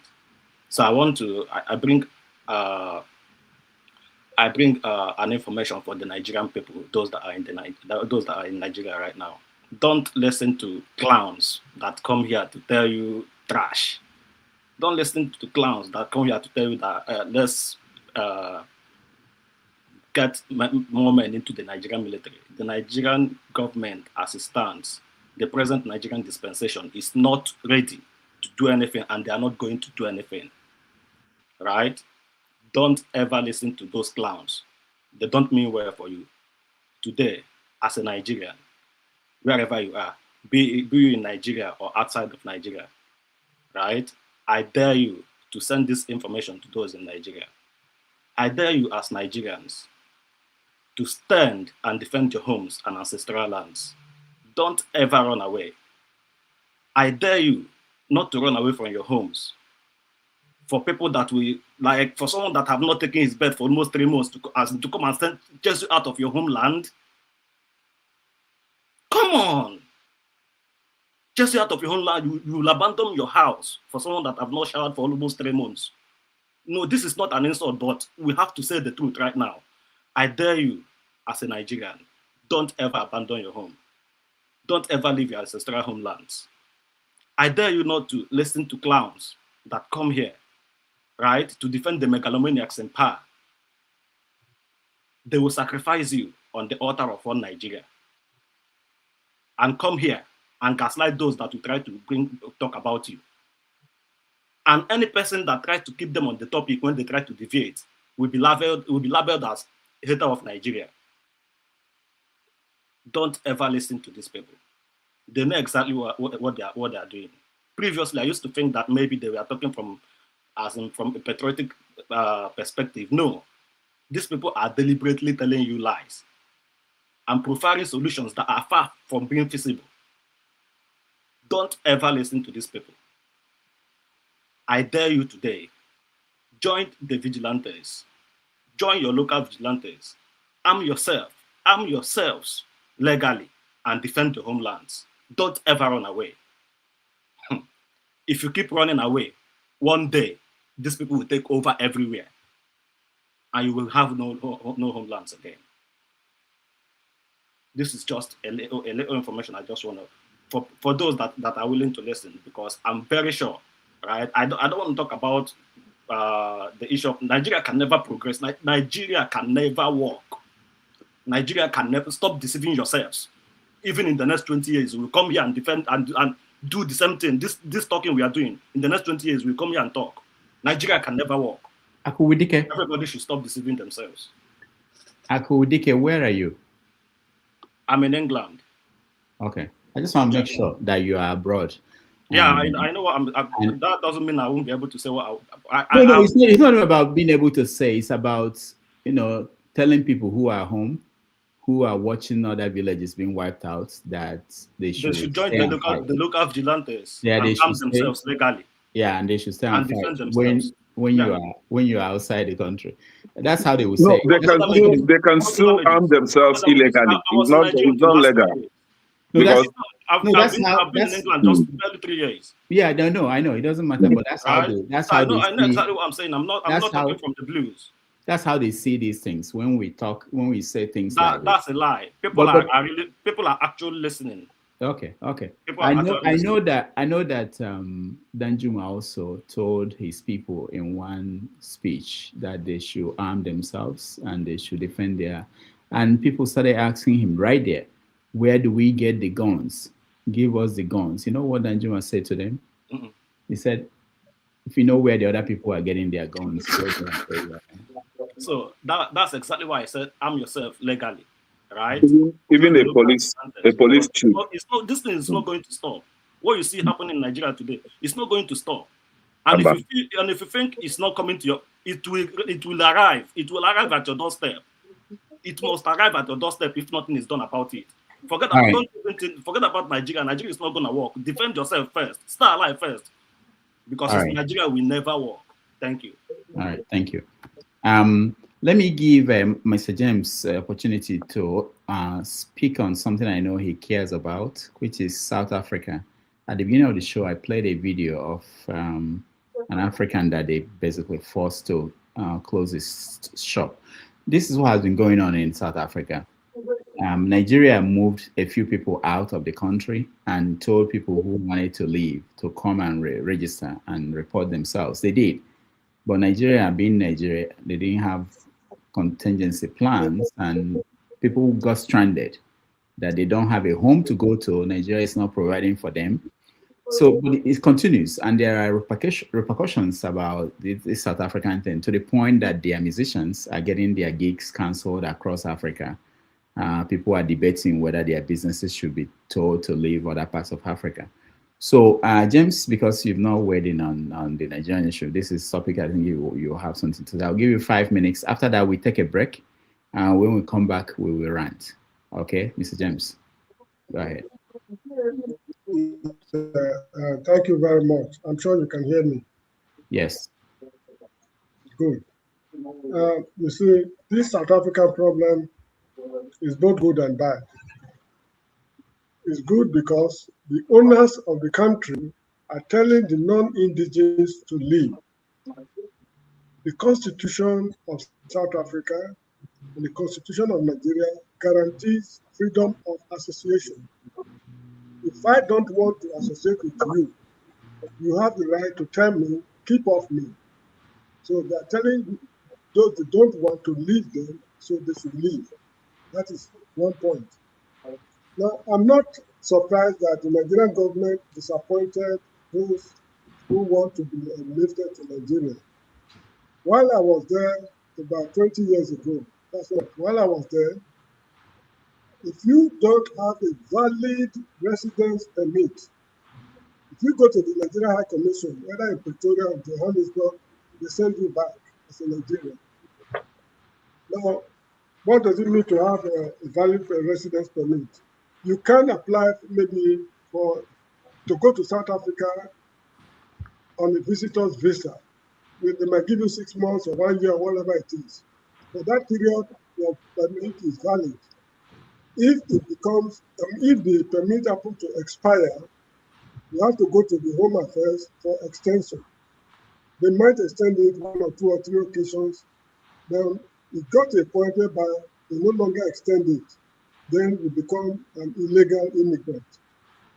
Even if you are killed, the Nigerian High Commission of those days, I don't know of now, will not even blink an eye, let alone coming to your rescue or finding out who is responsible for your murder. So this is the situation that is still playing out. When the Ghanaians lifted their people, they did it swiftly, and there wasn't so much grammar over it. Now, You remember when Nigeria said they want to elite their people, they said it's on the condition that you will pay for your flight. I still remember. If I will pay for my flight, why do I need to go through Nigeria? I can go to Ethiopian Airlines, Kenya Airways, British Caledonia, what called any airline at all, pay on my own, I travel on my own to Nigeria. So why should the Nigerian government come to my rescue? This has been the problem with the Nigerian government and our people. What's his name? Airpeace director, owner, enlisted from Nigeria some time ago. He did it free of charge. I think he repeated the same thing in Sudan. Whenever Nigerian nationals run into problems, the Nigerian government is very good at turning their backs on these people in difficulties. Here in the Gambia, in 2016, when Yahya Jammeh refused to relinquish power, Nigeria had the thought of invading the country. And there were about 3,000 or so Nigerians resident in the Gambia. No plans was made for evacuation of Nigeria. If the man had refused to leave and the country was invaded, that is precisely how they would put our lives on the line and nothing would have happened. In Liberia, when Charles Taylor, overran the country, I had a classmate at university. His name is Christian Modi, he read philosophy. They went to the Nigerian High Commission for Refuge. The Nigerian High Commission shares the same fence with the German embassy. When Charles Taylor got there, they packed everybody to Banga, the town in Liberia where they were executed. You can check the name on the internet. Chris Imodide. He read philosophy at the University of Lagos. He later became a president. Anyway, the point I'm making is that I'm not surprised that the Nigerian government is dragging its feet when it comes to enlisting people. The first batch that was enlisted, do not be alarmed if you discover that money changed hands behind the scene. Though it's a remote possibility, but don't be alarmed because all things are possible. Now, coming to the South African situation, the path Nigeria followed to destruction is the path they are towing, if they like it or not. Because right now, in Nigeria, we have two major problems, religion and tribalism. But theirs is based on tribalism, not even racism. It is the Zulus who are creating the problems as far as this issue is concerned. During apartheid, there was a party they call NICASA Freedom Party, headed by Mangosuthu Buthelezi. They declared war on the ANC boys because the ANC is made up of people from Eastern Cape, Govan Mbeki, Thabo Mbeki, Nelson Mandela, what's his name? Winnie Madikizela Mandela. They were all from Eastern Cape. So it was a war between the Xhosas and the Zulus. They declared war on the ANC boys. Eventually, the ANC won the election. Nelson Mandela told them, let bygone be bygone. Despite the fact that the ANC had majority votes in the first election, they made Mangosuthu Buthelezi the Home Affairs Minister to convince him that let bygone be bygone. But ever since then, the Zulus have never allowed the country to know peace. Now that foreigners are being harassed, it is very disturbing to know that even the Zulus are saying that if you cannot speak Zulu language, you are not a South African. Because there are Sutus from Lesotho in South Africa. There are Ndebeles in Zimbabwe in South Africa. Shangani from Mozambique in South Africa. All their neighbors, they are in South Africa. And this is ancestral. It is, it is a white man that created the artificial boundaries. So you see some families, some members are in Zimbabwe, some are in South Africa. Some are in Lesotho, others are in South Africa. So this is the problem they have. But the Zulus are telling the others that if you cannot speak Zulu language, you are not in South Africa. So the path to destruction Nigeria followed meticulously is what they are also following at the moment. They are still insisting on June 30th. They said all foreigners must leave the country. There was a problem in the neighborhood called Mayfair and Bosphorus. These two neighborhoods are dominated by Somalians and Pakistanis, and maybe some Indians, I don't know. Now, the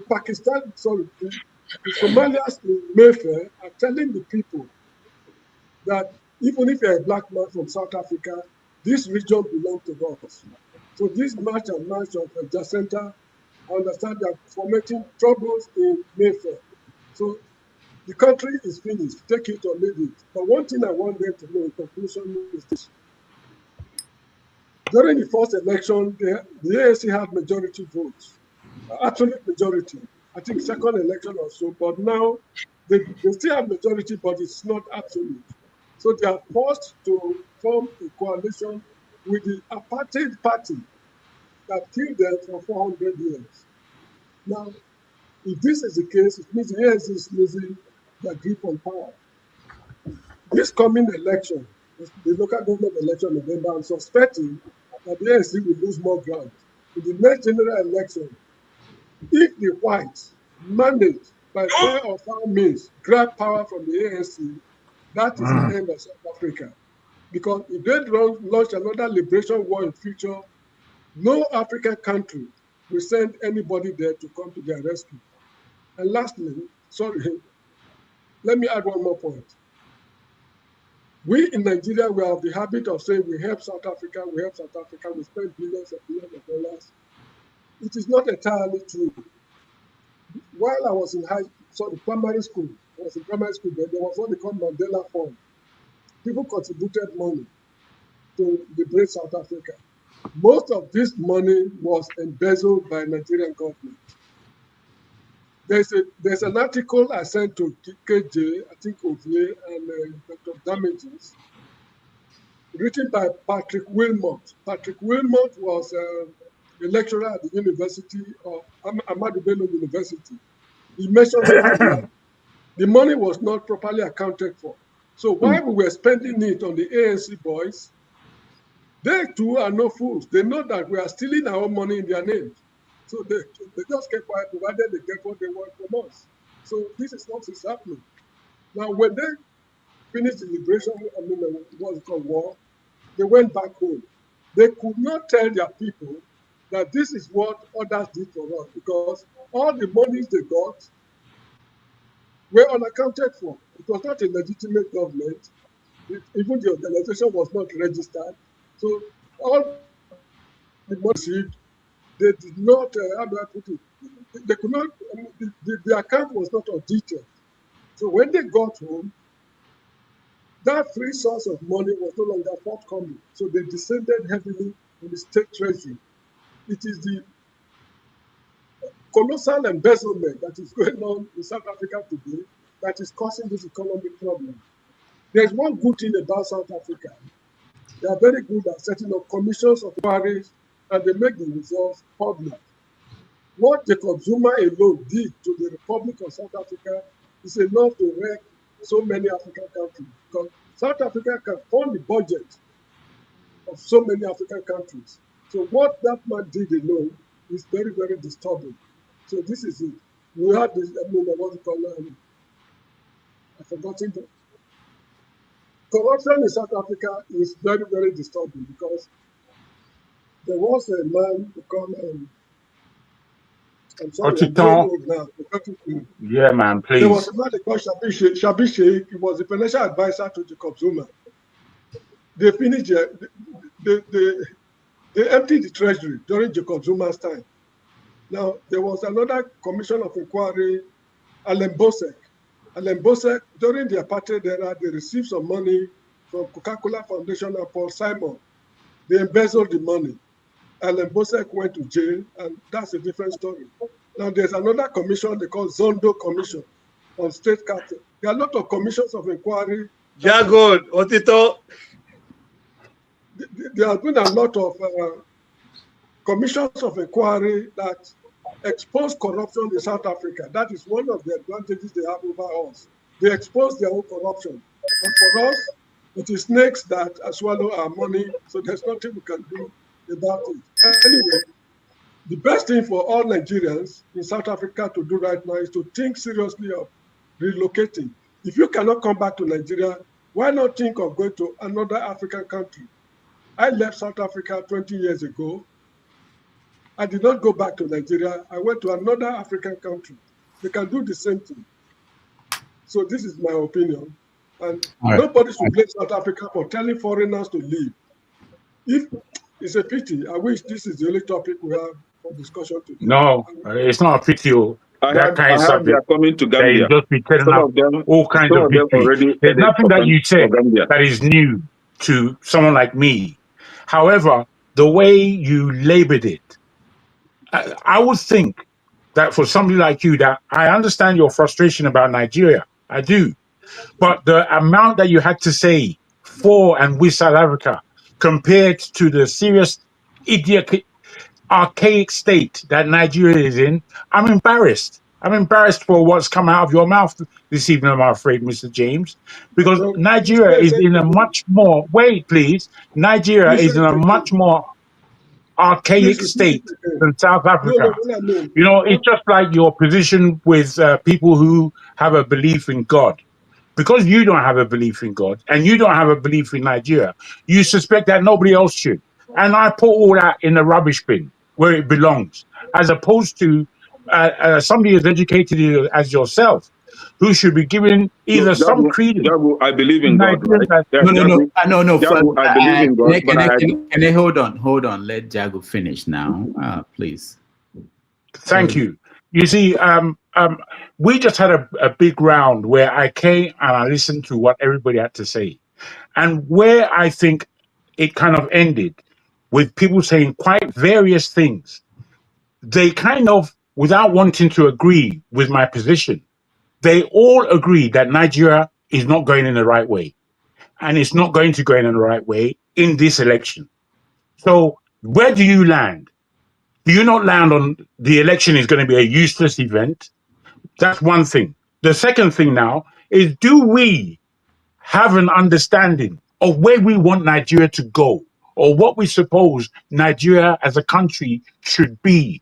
Because unless we have this kind of vision, then truly we should break Nigeria up.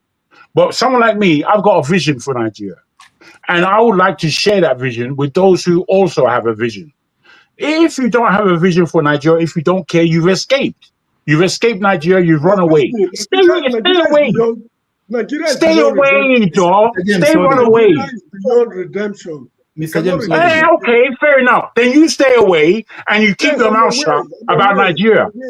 That's why I'm away. You have to keep your mouth shut because you've got nothing to add. You're not adding to Nigeria's circumstance.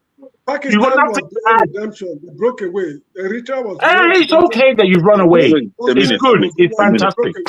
100 applause. 100 applause for you. But now that you've run away and you have nothing concrete to say about Nigeria's development, emancipation for the world, then keep your mouth shut. Is your position. That's the position that you elected for yourself. Nigeria belongs to you and me. Maybe people like you spoke Nigeria.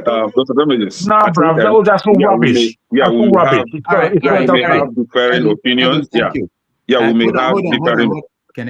Hold on. I will let you speak next. Okay. Let me just point out that this week Trump canceled the money they give to South Africa to fight HIV. People should know that South Africa, the trade exports, and that's really my interest, across the continent, they export about $31.2 billion to other African countries. And they import only $10.9 billion from other African countries. So if this should be a policy across the continent that South Africa, since they don't want other Africans in their country, that we break up trade partnership or all the other things, they will suffer for it. The same way their performers are now suffering because their shows in Nairobi, in Kampala, and other places are being cancelled as a result of this. Okay, that's just what I want to point out. Can I go? Thank you. So what I wanted to say is that we may have different opinion without telling each other, shut up. I don't think that language is that pleasing. But the thing, this is what I wanted to say here. I support what I agree with Mr. James, right? The South Africans, they have every right to say, you know what? We don't want these people in our country. go, right? You have your country. If you don't want to go back to your country, you have elsewhere to go. They say they don't want you. Is it by force? Now, yes, South Africans are being cancelled. And my question is, who cancelled Nigeria when Nigeria kicked Ghanaians out and said, Ghanaians, go? And we call them, Ghana must go. Who cancelled Ghana when Ghana retaliated? I think Ghana did that before Nigeria, right? And recently, Ghana did the same. And a lot of us on this platform, on this comment section, a lot supported it because they targeted one ethnic group. Matter of fact, they targeted Igbos, that Igbos must leave their country. And fellow Nigerians, those that call themselves Nigerians, agree with Ghanaians that Nigerians must, Igbos must go, must leave Ghana. Nobody cancelled Ghana. My worry with South Africa is that you want these people to go, but you are helpless. You can't even take charge of your country. If these people go, obviously the white people are going to take over your country. The same foreigners that you don't want to live in your country will still take over, but this time with different skin color, right? So, like I say, Nigeria did the same. Nobody cancelled Nigeria. Ghana did the same. Some Nigerians, a lot of us here supported them because it was targeted on Igbo. So for me, if they ask you to go, you go just the same way. In this country, Trump is saying that some people should go, you know, and I wish the real owners of America, the real owners of America will ask Trump, you and your people, everybody leave our country. Do you understand? So you go back to wherever your ancestors come from.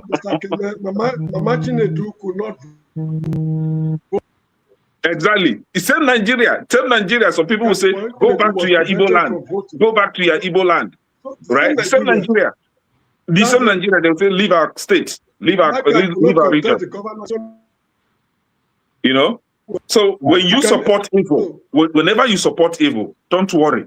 The evil is just beside, it's coming. It's coming. It will get to you. And then you start crying. All right. Thank you. Whatever you support, just know that you are inviting it for yourself. It will come. It will come visiting. That is what they call karma. It's coming. All right. Thank you, Kenneth. James, you want to round up or do you want to say something? No, well, I've got nothing more to say. The only thing is that Nigerians in South Africa, they should relocate. The earlier they do, look, because, let me just say something before we go. They blame the South African police for not living up to expectation. Why people are being, attacked. The reason is this. In South Africa, during apartheid, there were a lot of illegal guns in circulation. Because if you shoot a man with a gun in South Africa, the ballisticians will be able to tell the gun that fired the shot. They've placed tens of thousands of guns on wanted lists. Now, when apartheid ended, the search still continues till today.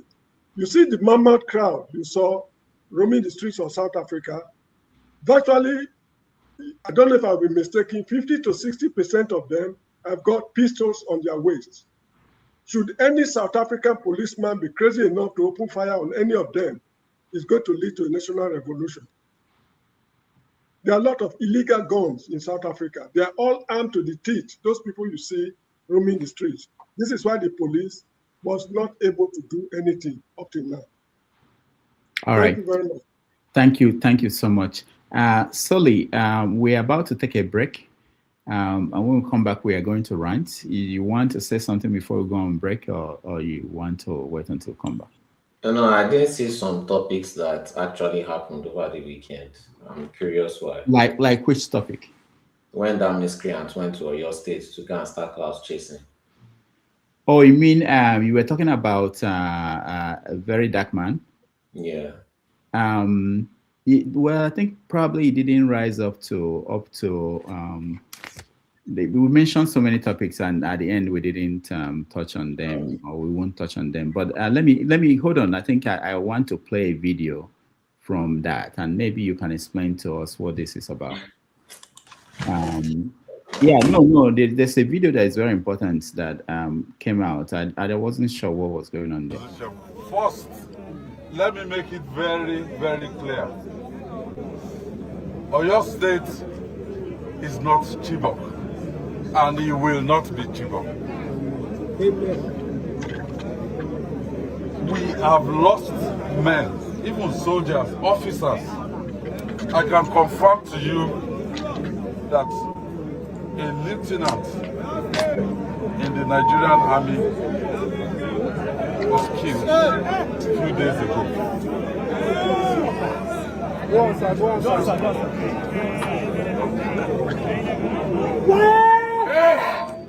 Hey, everybody keep quiet. Yes, so if you ask me, can I sacrifice myself for those children to come out? I will do it. I have lived a good life. I'm almost 60. It doesn't matter. My own father died at 76. But what we want to do is, this is Oyo State. They know that this is not Chibok, and our children will never be in the same situation as Chibok children. We're doing everything possible, including what you've suggested. But if there's the potential for needless loss of lives, we've lost a teacher already. If we can avoid losing more, we will avoid losing more. But if we get to the point that certain people have to be sacrificed, including myself, we will do it. Was that Makinde? Yes. What was he saying? That if we get to a point where certain people have to be sacrificed, including himself, I think Nigerian politicians, they make you mad. Opa will say the same thing now. Okay, now. No, wait. No, let me make sure I understand what happened there. He was saying that he's willing. He has lived a good life. He's willing to sacrifice himself to make sure these people are rescued. That what is holding them, my understanding is this: that what's holding them is that they are trying to see if there's a chance of not losing some people. So what he's saying is essentially that the military could storm there, and in the process they could kill most of the kids and other people that were held there. So they are trying to be careful. But if it gets to that point where people might be sacrificed, that he is willing to sacrifice, is he going to go in there and say, anyway? No, but he put a caveat. He said, if to say I no be governor, he is a governor, so it has shielded him from the reality of what he's saying. Sorry, go ahead. Those guys are clowns now. They're clowns. Yeah. So me, I don't necessarily find what Sheyi Makinde is saying is funny. It's only in Nigeria that you see that the oppressor is giving an activist for protesting against the oppressor. And Nigerians will claim they have such a high IQ, they are so smart, yet they can't read through the lines. Only in Nigeria. Only in Nigeria will, because you like someone, the person can do no bad. Even if you see the person doing bad, you will never want to call it out, right? Just because you like the person. And then they start to wonder, how did our politicians, this kind of politicians, get there in the first position? Most of them are not different from APC supporters, but they love to insult APC supporters. They love to castigate them. At the same time, when they go behind their back, they do the same thing as APC supporters. This miscreant took him and his gang, right, paid for flights to go to Oyo State, took weapons on the road and claimed they were protesting. You say you want to fight bandits. Are bandits on the road of Oyo State? The people that don't know why you came there, that are not internet savvy, they are not on TikTok, they are not on Instagram, all the old people, they don't know what you are doing there. They don't know. So a lot of people abroad are supporting this kind of protest. But where they live in abroad, if that protest ever happens, they know that most of those people will be arrested. They know most of those kind of protests, they could never allow it abroad. But they are always pushing for what will not be allowed abroad inside Nigeria. And you see how they'll start screaming and shouting. most Nigerians, a lot of them are just terrible, terrible people. Very, very terrible people. And they will never take the kind of things that they suggest for people. Now, he went to Oyo State, that miscreant. After he did all his nonsense, you went to go and meet Seyi Makinde, who is the cause of this issue. The security money, Seyi Makinde pocketed it. The Amotekun, that was some form of state police that could have kept the case state secure, he pocketed most of the money. He underfunded the Amotekun and understaffed it and undermanaged it. So they cannot even help in the situation. You have Sunday Igboho saying that he wants to come with 50,000 men and they have better weapons. They say they want to enter the bush. They don't even need any funding. They don't need any, just need permission. Are you telling me this miscreant is not aware that Sunday Igboho has gone? So that is why I say that all this thing is a clout chasing thing. That's what he did when he came to Nigeria, claiming that the government was after him. Government that stamped his paper, gave him back his passport, gave him his luggage for him to leave the Lagos airport. He still ran on the street up and down, claiming that government is after him just because he wants to clout chase. Now, you are coming there, you are using your platform to whitewash Seyi Makinde's image, when most of the people in Oyo State are already piecing it together that this Seyi Makinde is the one that is responsible for these people being in the forest. People are joining it together. You come and you want to ruin it like you ruined Mohbad's case. Seyi Makinde is now using his platform to whitewash himself, saying that he's ready to die for Nigerians. This is the person that is responsible for those children in the bush. You claim to fight for those children, but why is it that every time you are fighting for people and it is against the government, it always ends up with the government awarding you or the government using you to wash their image every single time? Every time. It is not a coincidence. You know, you are now using the lives of my people to do your clout chasing thing that you normally do in Abuja. And most of the people that are supporting him, they are not from the Southwest. They are not. If they love this method of chaos, why don't they push it for it in their region? They will never answer that. Like I said, they always support what they will never allow in their own space. What is not allowed where they live abroad.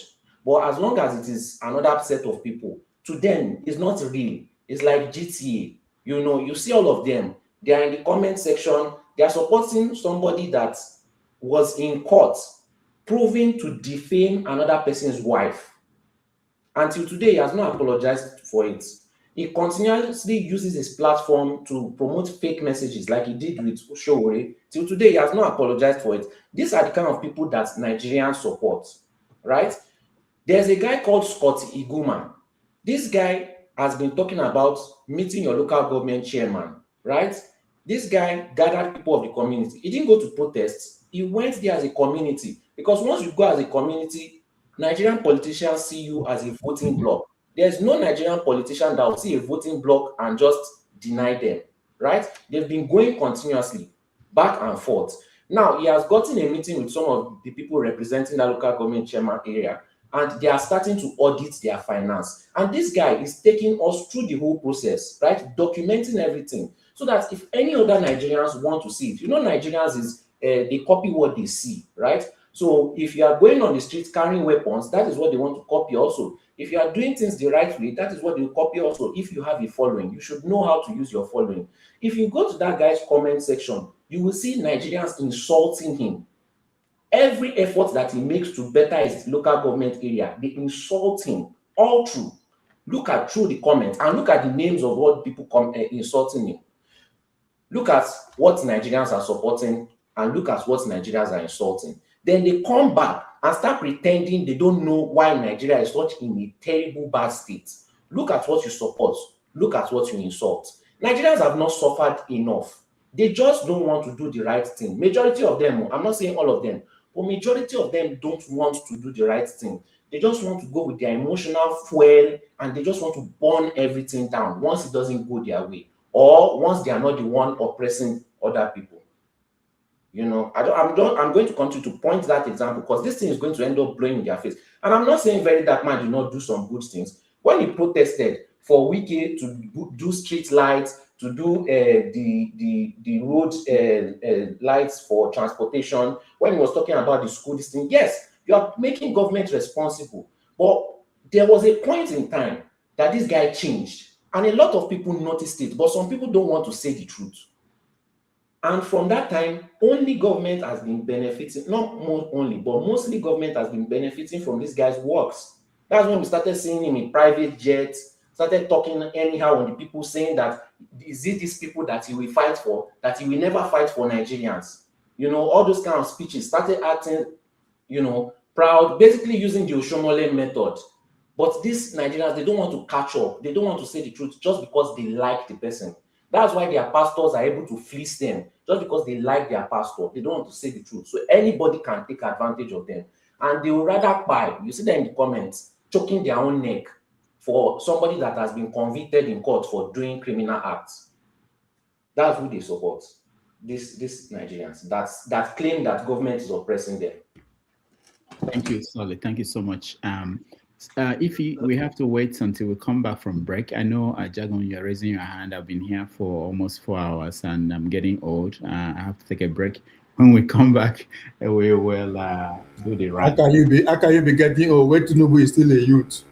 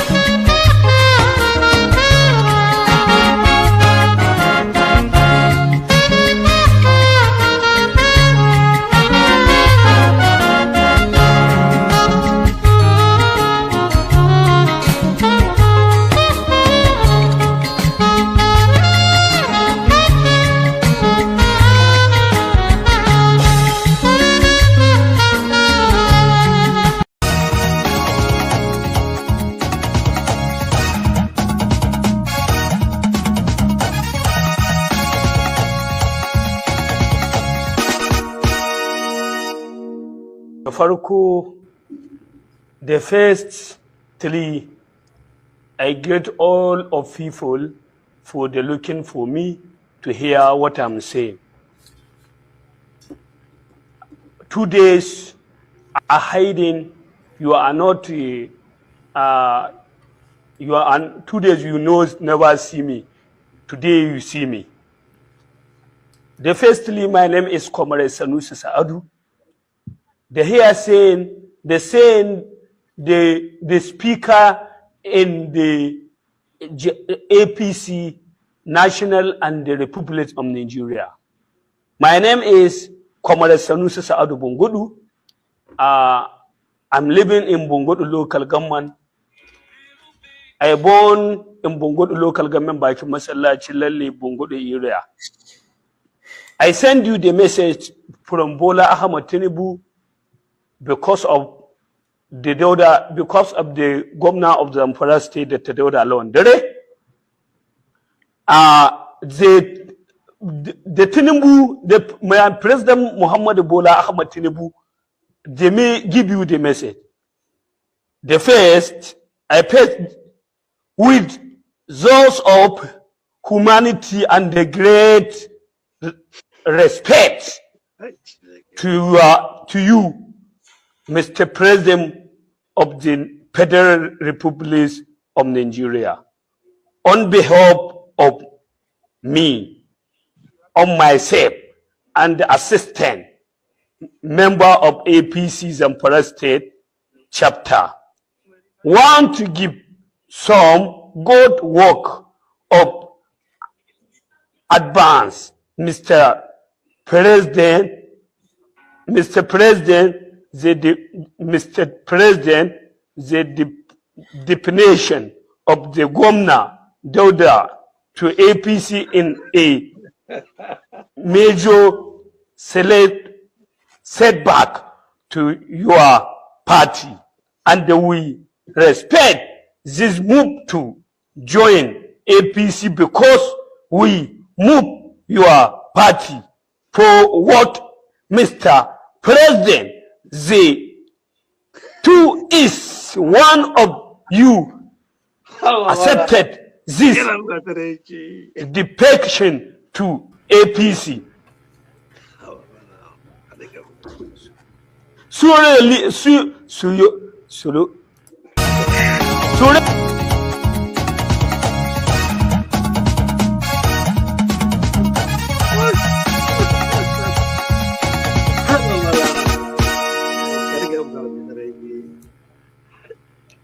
All right, so Dr.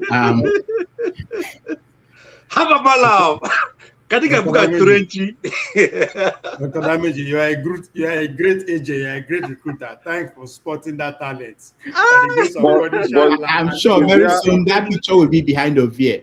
Yeah, is there? But I don't see any. Yeah, I don't see any difference between that guy and Okpobelo. I am looking forward to campaign for that guy as I know. Pablo. All right. Let's go to HP. On a more serious note, if that guy actually express himself according to our standard, he will make the damage show. Yeah, and he will make law for you. That guy will make law. Yeah. We promote people so you are promoting him for all. You say now we don't see talent. I will go look for that guy. That's a potential governor of Katsina State. There are still more topics that I didn't see you put though. Like what? Peter Obi's interview with we talked about that. At the beginning. And then Sunday Igboho went to go and threaten the Fulani leaders. Where? He was in a palace. He was threatening them that if there's any other attack that is going to happen, that is going to go on full on carnage and start attacking every Fulani person that he sees. Oh, I didn't see that. There's a video of that? Yes, there's a video. Okay. I can send it to you. That guy is trying to incite something, and I've been saying it since. He's even in the bush already. I'll send both videos right now. Okay. He's trying to incite something, and I've been saying it that Nigerians should watch him, especially now that he has the backing of Tinubu. He's trying to instigate them to do something against him so that he can now have the power to, you know, he wants a tribal war. All so right. Nigerian government needs to watch him. Okay. Thank you. Okay, Ify, I'll give you, you want to say something or we go to rant? I don't have anything to say. Okay. You've joined Mr. James. Okay, so let's go to rant, and I will start with, let's see. I think there's somebody at the back end. Okay, KJ. Let me start with KJ. Actually, if you start with me, I will go once I drop my own. All right. All right. Yeah. 2 minutes. You know, I think it was in June of 1993. I don't know. Some of us on this platform were not born then. IBB made a quote, and I have it here. It says, "If I'm sleeping and I hear the Yorubas beating the drums of war, I will go back to sleep." I don't know how factual this quote is, but IBB made it. I didn't make it. So for Sunday Igboho, you know, is a coward. He can't do anything. But the thing is, he was of the opinion that you should go back to your country and fix your country. Just the same way we were asked to go back to our Igbo land and fix our Igbo land, that Lagos State is not our state. But you guys should stop making noise. You cannot choose and pick what to detest, what to speak against, and what to accept. The same way you are asking some people to leave your country. Now you've been asked to leave your state. Now you've been asked to leave someone else's country. And you are complaining. Stop. You can't eat your cake and have it, right? Now, we have a country where other countries like Ghana, Ghana and Zimbabwe, Mali, Malawi, the government made available vehicles or airplanes that pack their people from South Africa and move them back home. But in your own country, the victims are made to pay for their flight tickets. See, Dr. Damages, it's called ranting, right? But I don't have anything to rant about. Very simple. I am tired of Nigeria. I don't even have energy to discuss about Nigeria again. I wish I have such power to extinguish Nigeria. Like Nigeria will stop existing. Let everybody go and rest. We can't fix our problem. We have problem. Our problem is so deep that there is no solution. We have problem. Our mentality alone is very dirty. So how can you fix a country where you can never speak in unison? We all know that we have problem. And if you see someone coming to fix the problem, that person is a problem. That person is a problem because he is not speaking my language, because he is not attending my religion. He's not part of my religion. He's a problem. We come here every day. Before I called in, I was just looking at Dr. Damages. I was having some imagination. Like in the next 30, 40 years, I will come here with my glasses, down with my gray hair. I will see Dr. Damages with his own glasses. Yeah, because age has come now. You're like, what do you think about that? We'll be old that we come here talking about Nigeria again. See. Sorry, bye-bye. Thank you. All right. Let's see, Mr. James. You have 2 minutes to rant.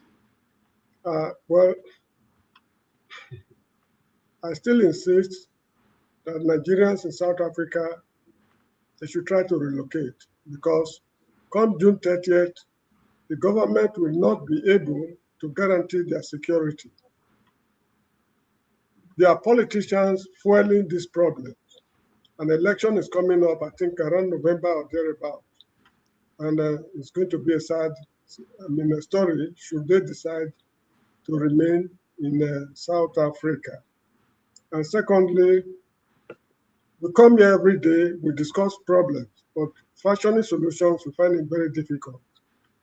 There are 2 things I want to suggest. I was on Gloria Elijah's show today, just before this program started, and I suggested something. The Nigerian military and the Nigerian police force, they've both been compromised. There's nothing they will plan that will not leak. So if Nigeria is to exist as a country, we need to dismember the two organizations, pay the whole of them off, pay them their gratuity and everything. We set up a new police force, a new military establishment. I know that is impossible. The powers that be will never subscribe to that. So I'm suggesting the leaders of thought in each ethnic group should be collaborating with neighboring ethnic groups on what to do should the center collapse. If the center can no longer hold, they should be collaborating on what to do to attain self-governing status, because we don't want to slide into the kind of problem Southern Sudan slided into. So now is the time to work out the modalities. The people in the Middle Belt, how will they organize themselves? The Westerners, of course, their problem is they have lesser problems because of their homogeneity. The Easterners and the coastal minorities, this is the time for them to sit down behind the scene, work out the modalities. Should the country continue to exist as one, it's fine. They forget all about the plans. But should we find ourselves in a precarious situation, we know the way out of it, in order for the people not to suffer unnecessarily. So that's all I have to say. All right, thank you, Mr. James. Let's go to Mazi Apara. Yeah, Doctor, thank you very much. If you, my sister, thank you for coming here. Doctor, you know, I just Googled my state in Germany here is called North Rhine-Westphalia. It's the biggest state anywhere in Germany. It's about 18 million people. And the budget for education is 45 billion euros. Only for education. 45 billion. And I just Googled Nigeria. Budget for education in Nigeria 2026 is about let's say $2 billion. You see where we are? A state in Germany is budgeting 45 billion for education. And the whole country of 200-something million, though we don't know exactly how many we are in Nigeria in 2026, is budgeting let's say $2 billion for education, both primary, secondary, and tertiary education. And you tell me that we are serious? We are not. We are not serious people. If anybody is telling that Nigeria is serious, we are not.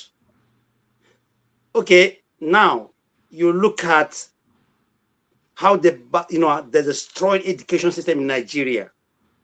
You see them posting in London with their children graduating from universities in London and America. Why education system in Nigeria is nothing to talk about. We are here today because we had, or let's say I had little education.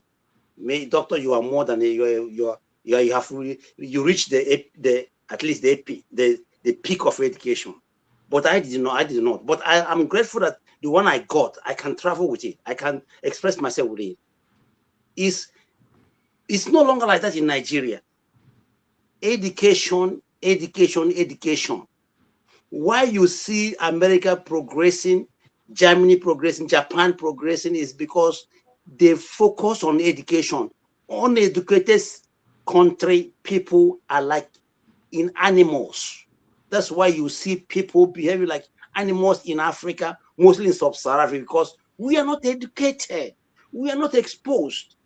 So these people who are ruling, in fact, Dele Foratomi called them ruling class. They have ruined everywhere. They have ruined the whole system. No system is working in Nigeria. No system. Both education, health, nothing is working. My solution is that let these people come together and decide way out. The only way out is to call for a national conference, sovereign conference. Let the people who want to belong to Nigeria remain in Nigeria. Those people who want to, opt out from Nigeria, opt out from Nigeria. The way I look at it is that the last time Nigeria meeting was on Aburi Accord. I watched a television, this BBC documentary on Surviving Africa. If you watch that documentary, you know that Ojukwu was a visionary. Unfortunately, people who are today clamoring for Oduduwa Republic, they didn't see what Ojukwu saw, because you cannot force people together, people that have we have different value systems. We speak different languages. Everything is different. You force them together and you expect that country to progress. It's not going to progress. Do you know why the military is not? Do you know why the military is not working? Because those people, if you send a Yoruba man or an Igbo man to Borno State, he doesn't understand Kanuri or Hausa. So, and they'll communicate with Hausa people, you'll be lost. That's why you see them losing the war, because they don't speak the same language. In the military, it's not English as is spoken in those places. They speak their local language. That's why when you send a southerner there, they will get lost and they will become victims. Let these people calm down. Let us discuss. The renegotiate Nigeria is not working. P2P is not a solution for new Nigeria. New Nigeria is not possible with P2P. I've said it before, and I'm continuing to say, new Nigeria is not possible with P2P. Nothing is possible until we have to come and discuss our differences. Otherwise, we are wasting our time. Thank you from here. All right. Thank you, Mazi Apara. Let's see. Let's go to Akudike. And I'll come to KJ. Yeah, thank you, Dr. Damages. Yeah, we are ranting. So my rant today will be, in as much as I don't want to sound nihilistic, right? But a longitudinal study of the present Nigerian dispensation brings forth a very bleak result, right?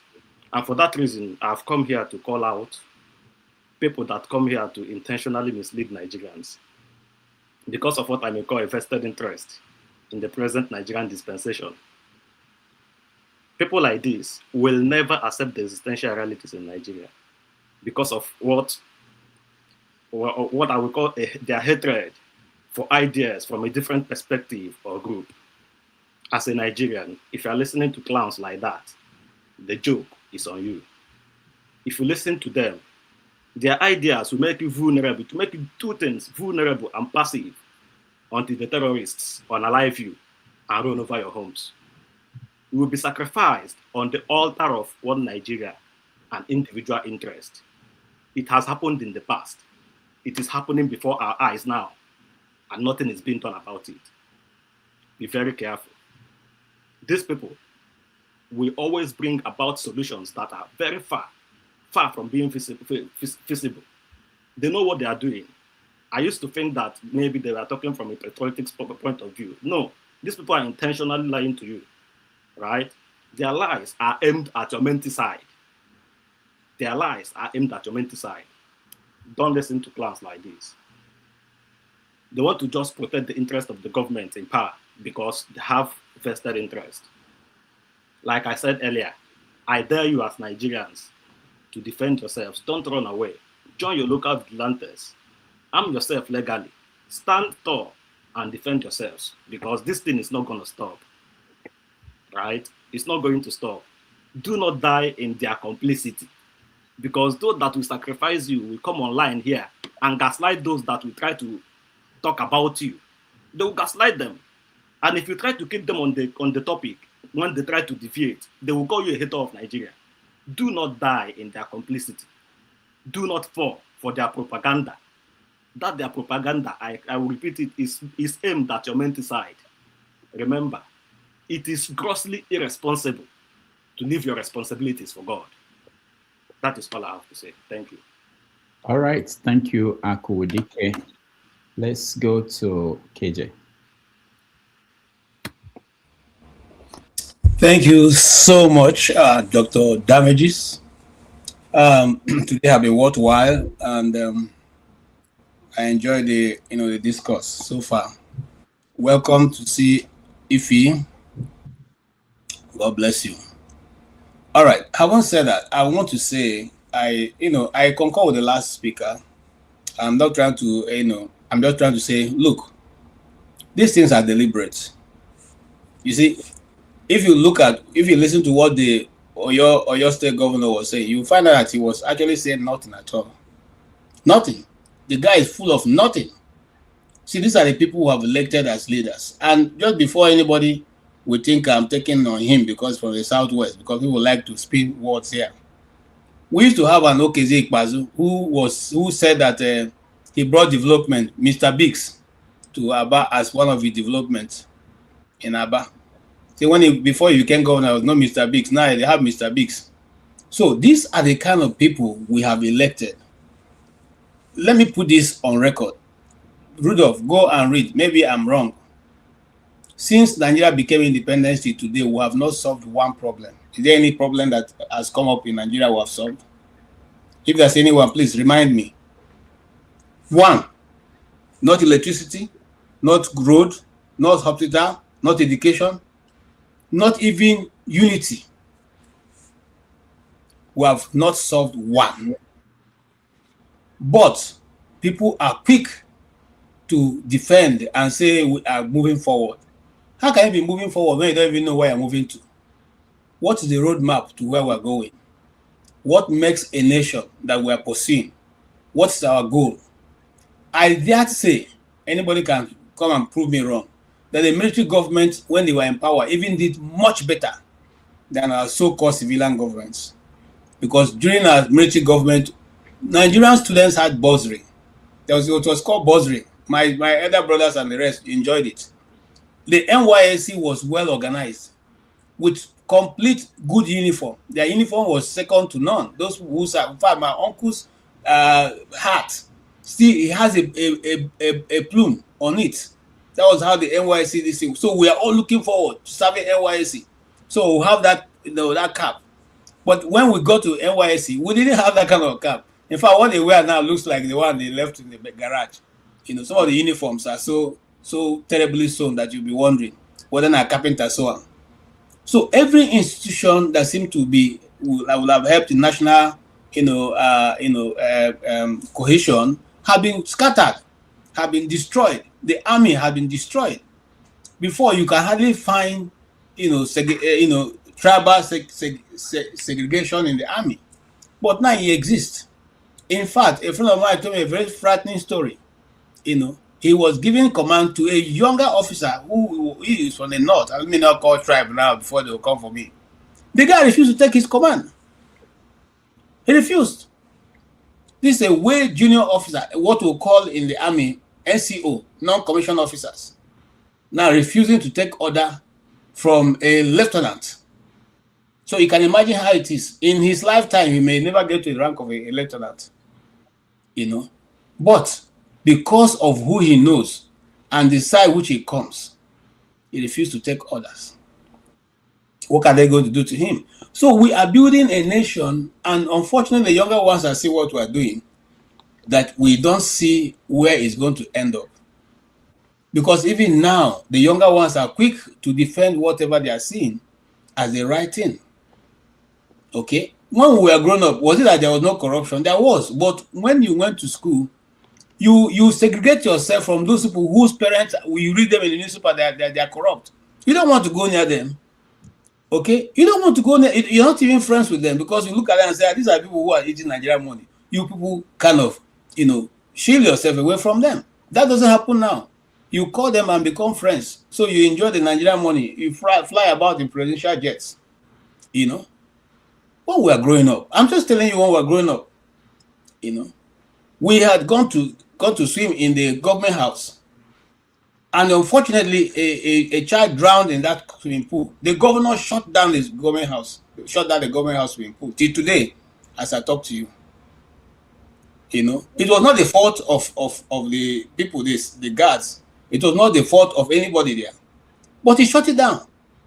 Till today, that place was shut down till today as I talk to you. That was how Nigerians viewed people's lives. It was taken seriously. It was not something that you played with. We gave some kind of concern for what people and who they are and what is important.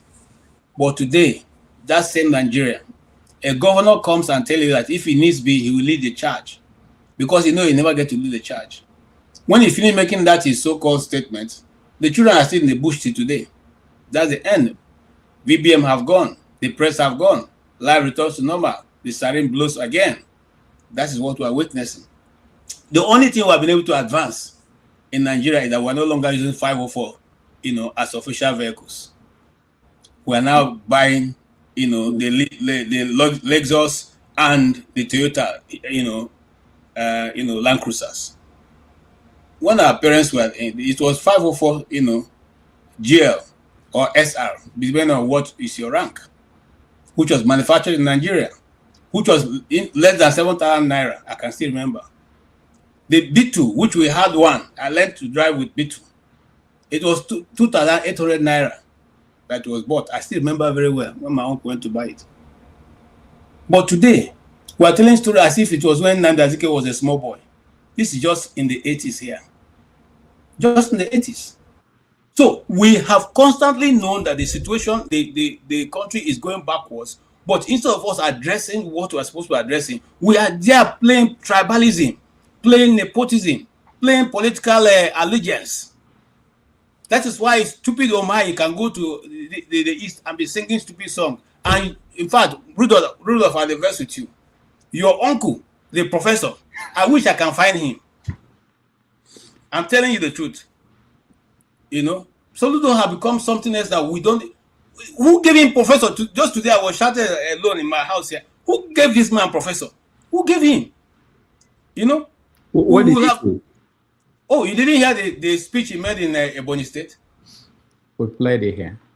Who else would have made that kind of? Is there any leader of any region in Nigeria that would have made that kind of speech to their people, even when they think the obvious is the case? Nobody. So these are the kind of leadership that we have got. They are not responsible to their people. They are not responsible to Nigeria. They are not responsible to anybody but themselves.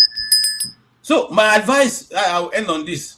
I don't want to take on him, but look, you see, my late father used to say something. You have to before gachu. If you want to go and check where the native doctor used to put his pot, you have to be sure of what you are holding. Now he has gone to native doctor. Now the native doctors are now, you understand. You can see his son. Okay, let me leave it there. Thank you so much. All right, thank you, KJ. Forefathers, welcome to the show.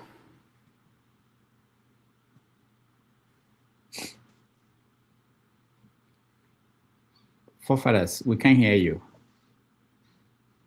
We can't hear you. Just in case you can hear us, we can't hear you.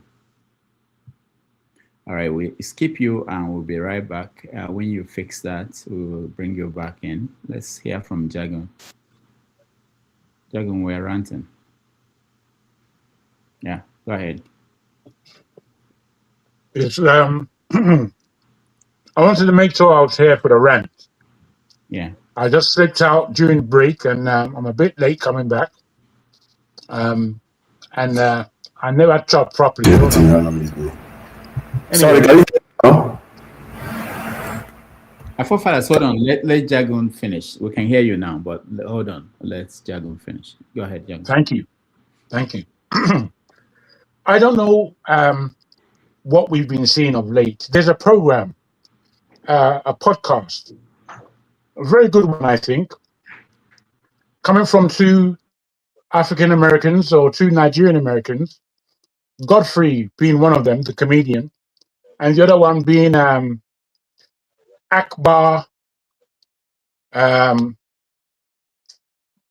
Bajamila, the old American football star. They do a podcast dealing with a lot of Africans and particularly Nigerians in America who have some level of notoriety within the entertainment world mainly, but Nigerians and Africans nevertheless. In the last couple of weeks, they've had David Oyelowo, and they've had Gina Yashere of late as well. and I've enjoyed both of the programs. There's something that really irritates me about this generation of African Americans. I think they are the weakest of Black people around the world in terms of their knowledge of what's going on in the rest of the Black world, and in terms of their backbone. Their backbone is very weak. They can take no critique or criticism. And I thoroughly, they really dislike me. I get on a lot of shows with them and I lambast them worse than I lambast on this show. Much worse, because they are suffering from critical imbalances. Anyway, the last thing that they've been complaining about, David Oyelowo went on the show, and I'm not his biggest fan, but he said so many positive things about us as a Black people, about the Black world from his understanding, about the issue that goes on between Black England and Black America via the actors in terms of the Black English people taking roles from Black Americans, which is not the case. The case is that we Black English, we can do the American accent, and the Black Americans, they have no way of doing a British accent. They don't have it in them. They've done shows depicting Black English and their accent, including people as good as Denzel, Nobby Washington. Yeah, as good as him. When you hear him do a British accent, it's just trash, rubbish. You know, it's just rubbish. I mean, really rubbish. Anyway, in as much as this is the case, he brought these things up, and David Oyelowo is doing so much in Nigeria that I was not aware of. He spoke about his life and what he's been through, and it was interesting. And it was a full 2.5 hours. One of the things he mentioned now, they were asking, because our Godfrey, he's fantastic at accents, I must say. And he's the best at doing Donald Trump. You know, prior to him being good at doing Donald Trump, there was another Black American who was very good at it. Again, his name slips my mind. I'm really bad with names in terms of my memory. Please forgive me. But there was one guy who used to do it fantastically well. He's quite well known. We all know him. Jamie Foxx. Is it? Yeah. Young Fox. Yeah. He was fantastic at doing it. But this Godfrey is topped him. He's very, very, very good. And I like Godfrey, even though he's extremely opinionated. Anyway, David Oyelowo now was asked from the fact that he's done so many American roles, he was asked to do the accent of a Southern Black American. And he first highlighted that he's not a comedian like Godfrey, and he's not as good as accents as Godfrey is. When he learns how to do an American accent from the East, West, or South, by the time he's finished the show, he makes sure he doesn't bring that home. He drops the accent to be able to fulfill the next role he may have. So he explained things. And then he attempted. And his attempt was, he was depicting that if you speak quickly in a Nigerian accent, if you speak in a Nigerian accent, and you're speaking in a quick way and everything is going smoothly, as you begin to slow down, it would enter into a Southern American drawl. Now, this, when he did it, I thought, I didn't think too much of it. I didn't think it was that funny, but I liked the fact that he was confident enough to do what he did. In any case, this has now broken the back of Black Americans again. They said, did you see how David Oyelowo was talking about us, Southern drawl, this, that, and the other, complaining bitterly until they're making shows of something so small. And I get this a lot from African Americans. They have no understanding of what the Black family is today. They are not like their forebears, who basically, for most of the Black world, understand and appreciate what Black America has done for the Black world. They've stepped forward. they have been in the front line, as it were, in so many aspects. They have made us proud in so many aspects, but they know nothing about us. When they call Caribbean people, Brazilian blacks, African blacks, and British black people, they call us tethers, that we hang on to their culture. And I think, what the hell are you talking about, you idiot? Do you know what culture is? Are you aware of what culture is? You can't tell me anything. You can't tell me anything. So I'm very disappointed at you Americans, and I hope you black Nigerians aren't as stupid as the black Americans of this generation are. I hope that you are using some level of consciousness to still appreciate that we are a black family across this planet, and we are at war with everybody who is not us. And we understand what it is to come together. I wish this our guy was around, because I would be interested in what he would have to say about such. But I'm completely disappointed with this hip hop generation of black idiots coming out of America. So you black Nigerians, you better be careful. Though. Don't go and join in with rubbish. Yes, sir. Thank you very much. All right, thank you so much. I used to be kind of take issues with jargon whenever he uses rubbish, but I tend to enjoy it now when I hear rubbish. It tells me that he's about to end. Sorry, go ahead. Yeah, I just wanted to respond on what Mr. Jagon said. You know, it's just a very tiny minority of the black Americans. It's being pushed by Tariq Nasheed because he's financially benefiting from it. And just like I said with VDM's case, immediately he came out of EFCC office, he changed. Immediately the FBI carried Tariq Nasheed. You know, he suddenly changed, you know, he started pushing different separatist messages and stuff like that. Yes. All these things are not coincidences. So me, I believe that we as Nigerians, you know, the black Americans, they have their reasons for pushing back. A lot of Nigerians tend to undermine them for the white man. Yeah, there are a lot of Nigerians that will undermine for white people because they believe that white man good, black man bad. You know, they undermine them in political narratives that should benefit the, you know, black Americans. They do a lot of undermining. Let's be honest with ourselves. You know, we Nigerians were just used to it. They will see it as betrayal. You know, so we can't really blame them. At the end of the day, I blame them all. Even though you're right in terms of the fact that there is definitely a CIA thing, even in South Africa, you can see that there is a CIA plot behind a lot of the xenophobia that goes on. And this is why we need to stay together. We can't begin to enter in these people's frame of mind, which is why I was quite upset with what Uncle James had to say about South Africans.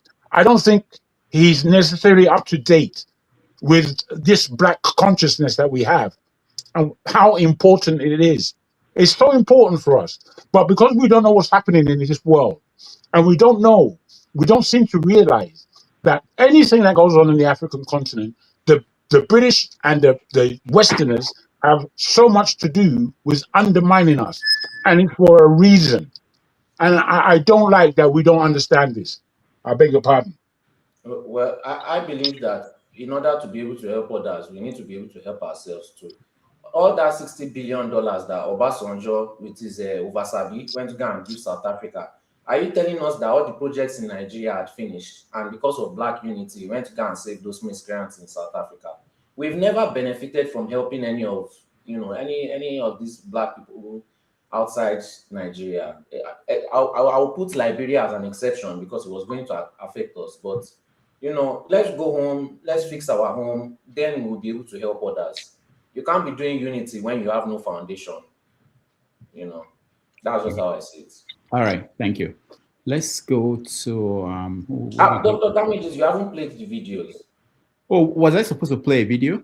Yeah, I sent you. I should send I thought it was for me to look at first. We normally because I want to use it to respond to Kene. I've been patiently waiting, and I hope he's still watching. All right. He will be watching. Yeah, he will come back and watch it. But no, I'll come back to you. You won't be ranting now. Let's go to Forefathers while I look at the video.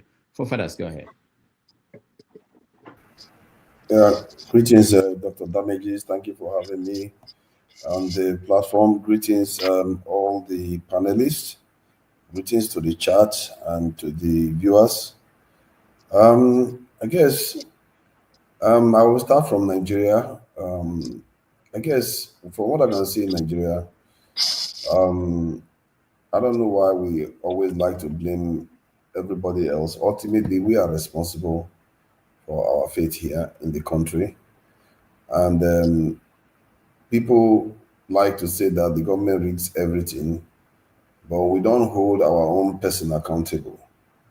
Like if I look at the way P2B and Atiku and all the rest have conducted themselves, the first 2023, and they've conducted themselves again now, they are setting themselves up, or at least setting the platform for the government to rig it again.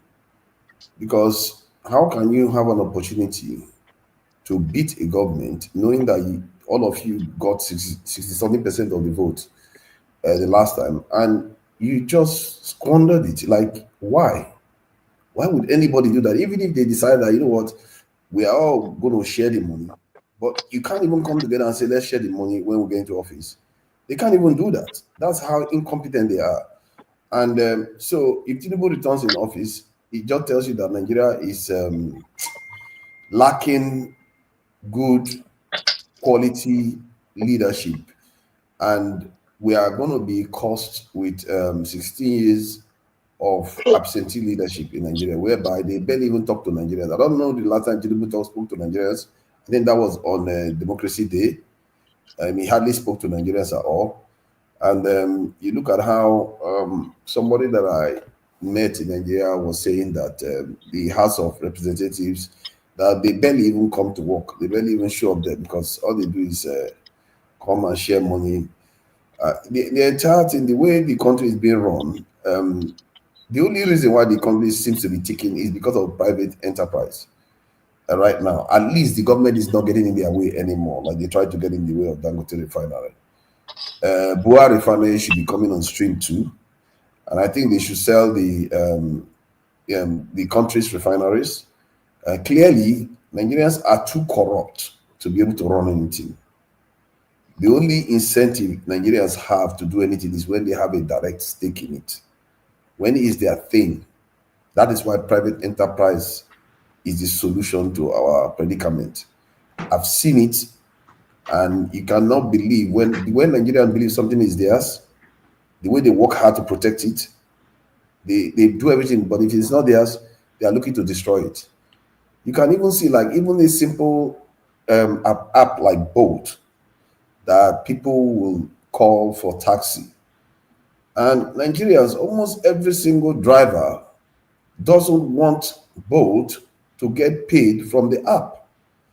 They want you to pay them cash so that they decide what to give Bolt. Until they kill that one again, then you don't have Bolt, another one will come again. So it's like we run the systems down. That's Bolt is supposed to be a system that was put in place for people to be able to call taxis and drivers earn a bit of money. Not that they were not earning money, just that they are concerned that they are not earning enough money. So they would rather not pay Bolt the commission that Bolt works. And that is a kind of symbol for how Nigerians behave. It's ridiculous. And one of my experiences that I had was, I literally, because every Bolt driver was saying the same thing, then one of them, I challenged him. I said, why are you asking to be paid in cash? If all of you are paid in cash and you don't have Bolt anymore, who is going to organize you people anymore? And he got a bit flustered and started saying, no, that's not the point, and all the rest of it. And I got to meet this guy. It turns out that he was a very nice guy, highly educated, somebody that is working in high place institution in Nigeria. He said the reason why he came to pick me up was because that is the kind of thing he wants to be, but that's not what he was doing. Because I questioned him, I said, why are you asking to collect cash? Because if you kill Bolt today, tomorrow you will not have Bolt. That's how we kill everything. We kill our own refinery. We kill everything. And when they say we don't solve problem, we solve problem. It's just that we keep destroying it. Everything we build, we destroy. We find a way to destroy it. And all the things that we built so far, if we don't take care of it, if we don't protect it, it's going to be destroyed too. The same thing goes with national security. They keep kidnapping people left and right. Generals are dying in prison. And we all know the solution, but some of us will be happier to say, let the nation dissolve first before you protect your own people's lives. This will break the nation up, break the nation up. You would rather break the nation up than protect your people first. Personally, I don't understand how human beings can think like that and go with clear conscience. Many of them are in these foreign countries where they call police will show up in 5-10 minutes. What kind of wicked person is that? Every day you come on this platform, they tell you that those people that are got kidnapped, that or your state one where they got kidnapped, there is nobody protecting them. If there was no one there protecting them, how do you expect them not to get kidnapped? And when they tell you that you should recruit people to go there, many of you are one of the first to say, oh no, don't do that, let's break up the country.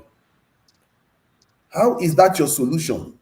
Because the country you are going to break up into, is it going to be any better than Cameroon? Because Cameroon is not part of Nigeria. Is it going to be better than Benin Republic? They are not part of Nigeria. I don't know where we think this logic is going to get us, other than fixing the country that you have already that has such great potential. Nigeria, say whatever you like. Nigeria is one of the most selfless nations in the world. So the people themselves are very ingenious, because that same driver that almost did that stuff, the reason why he takes this boat was to get to work. He wants to get to work and not have to pay with his own salary to travel. So he does both.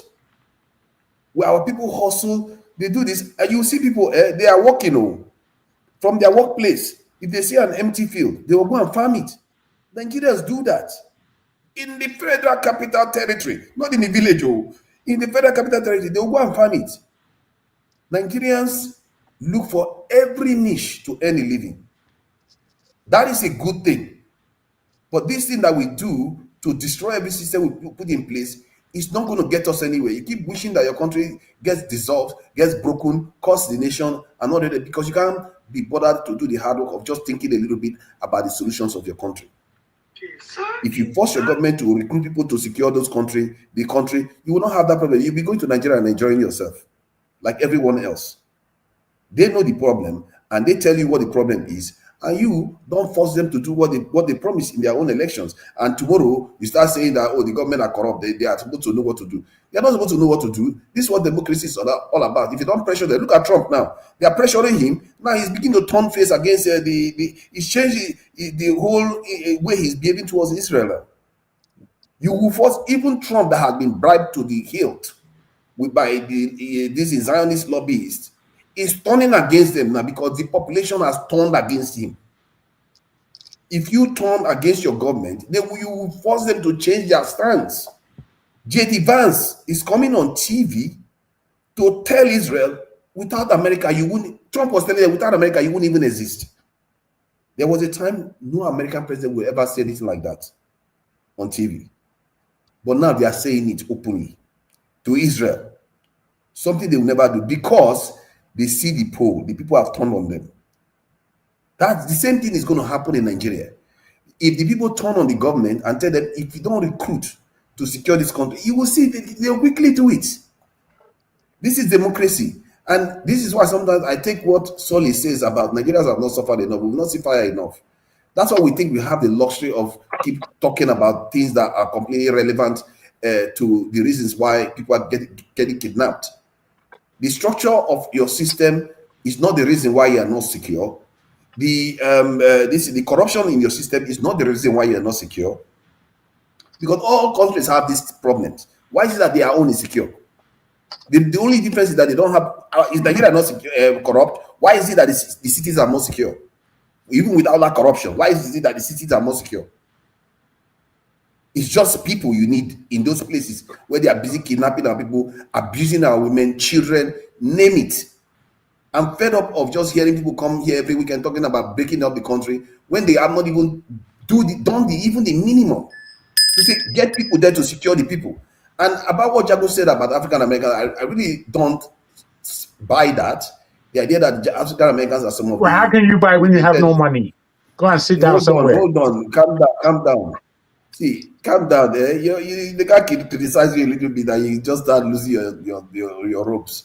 See, I don't buy what you're saying about African Americans, because I actually think that they have apart from the Rastafarian Jamaicans. Say your own opinion, and we are here to say our own opinion. Say your own opinion, okay? Please. I'm saying my own opinion now. Yes, but you don't criticize people who utter their own opinion here. I utter my own opinion. Say your own opinion. I'm not talking about the thing is that the forefathers has had far long time, just let me finish what longer I'm than saying. me. They just rang the bell and you kept interrupting me. I've not been here for a while now. Don't you miss me? Whatever. At all, my brother. You've been talking for all this while. I just came here. You just will let me talk. So, but about the African American thing that you're saying, I really don't buy that. Apart from the Rastafarians in Jamaica that has unflinching loyalty to the continent, African Americans see the divide far more than we do. They can tell if half of Nigerians, what is half? 10% of Nigerians have their mindset, they will know full well that they are being taken advantage of, and Nigerians will be far better off than where we are right now. Because the way we behave that's as not if my comparison. People are. Anyway. Yes, I hear what you are saying. You are talking about this is the way. I said this generation. The actor. Yeah, okay. My point is that whether this generation or previous generations, they are still more aware of our predicament than the continent. Is it not the continent that is going to vote Jagaban in? Is it not the continent that is allowing the BA to remain in office in Cameroon? What have you seen the state of the continent? So if you look at them, I'm not saying that they are just naturally that way. It's because of their proximity to the people that actually control our affairs. They are more aware of our predicament. And one of the things that frustrates them with Africans when we go over there, we go and undermine them and they watch us do stupid things, undermine our own security. And I tell you, our people, we are one of our own worst enemy. Was many of us not welcoming Trump to bomb Nigeria? They were welcoming Trump. They don't even know what Trump is going to do to Nigeria when he comes to Nigeria. They are saying, come, it's better than what we have now. How do you know it's better than what you have now? How do you know? What if he decides that he's going to destroy everything he sees there? You don't know. You just welcome somebody to come and destroy your country for you. And then when the consequences come, you start saying, oh, yeah, it's by mistake. So my point is that African Americans are far more aware than many of us are within our country. Many of us are our own worst enemies because we prefer Oyibo things than our own. And we put every time they tell us that, we should fight our own neighbor, we are all too happy to do it. That's the scariest thing. Many of us will talk about Northerners and talk about this is Southwesterners. How about us in the Southeast? How about the way we behave too? We are all compromised people. We should do better than what we are doing right now. And like I said, our problem is quite simple. Let me say this to just round up. Nigeria, whether we like it or not, if the fear of Dangote doesn't come to fruition, which is we Nigerians start fighting each other, or the Nigerian government does something crazy like Tinubu did in 2023, Nigeria is going to grow. The Nigerian currency is going to get stronger. I did predict it years ago that the Nigerian currency is going to get stronger because of Dangote refinery, and it did get stronger. If Bua refinery comes on stream, it's going to get even stronger. If Dangote refinery starts producing 1.4 million liters a day, barrel of petroleum a day, the Nigerian currency is going to even get stronger. The question is, if we as a people are not going to find a way to destroy it and not listen to foreigners to tell us what we need to do to better our own country. Thank you. All right. Let me ask you something. Good evening. So are you talking about monopolization here? Because you keep saying Dangote. So are you saying that we're going to handle Dangote literally is going to monopolize everything? Is that what you're trying to say? Another 5 minutes. I mentioned Bua. He left for me. I will have 20 wait a minute. Hold on. You know the problem we have in Nigeria. Why did they silence Ibeto? Why did they silence Ibeto's statement? Why is it only Dangote and Boasim? You see, hold on. That's okay until you get to my turn. Thank you. Go ahead, Papudo. If I may, Dr. Damages, before anyone comes on, you know that he he joined my statement and he didn't answer any of it. He just spoke his point of view on Black Americans.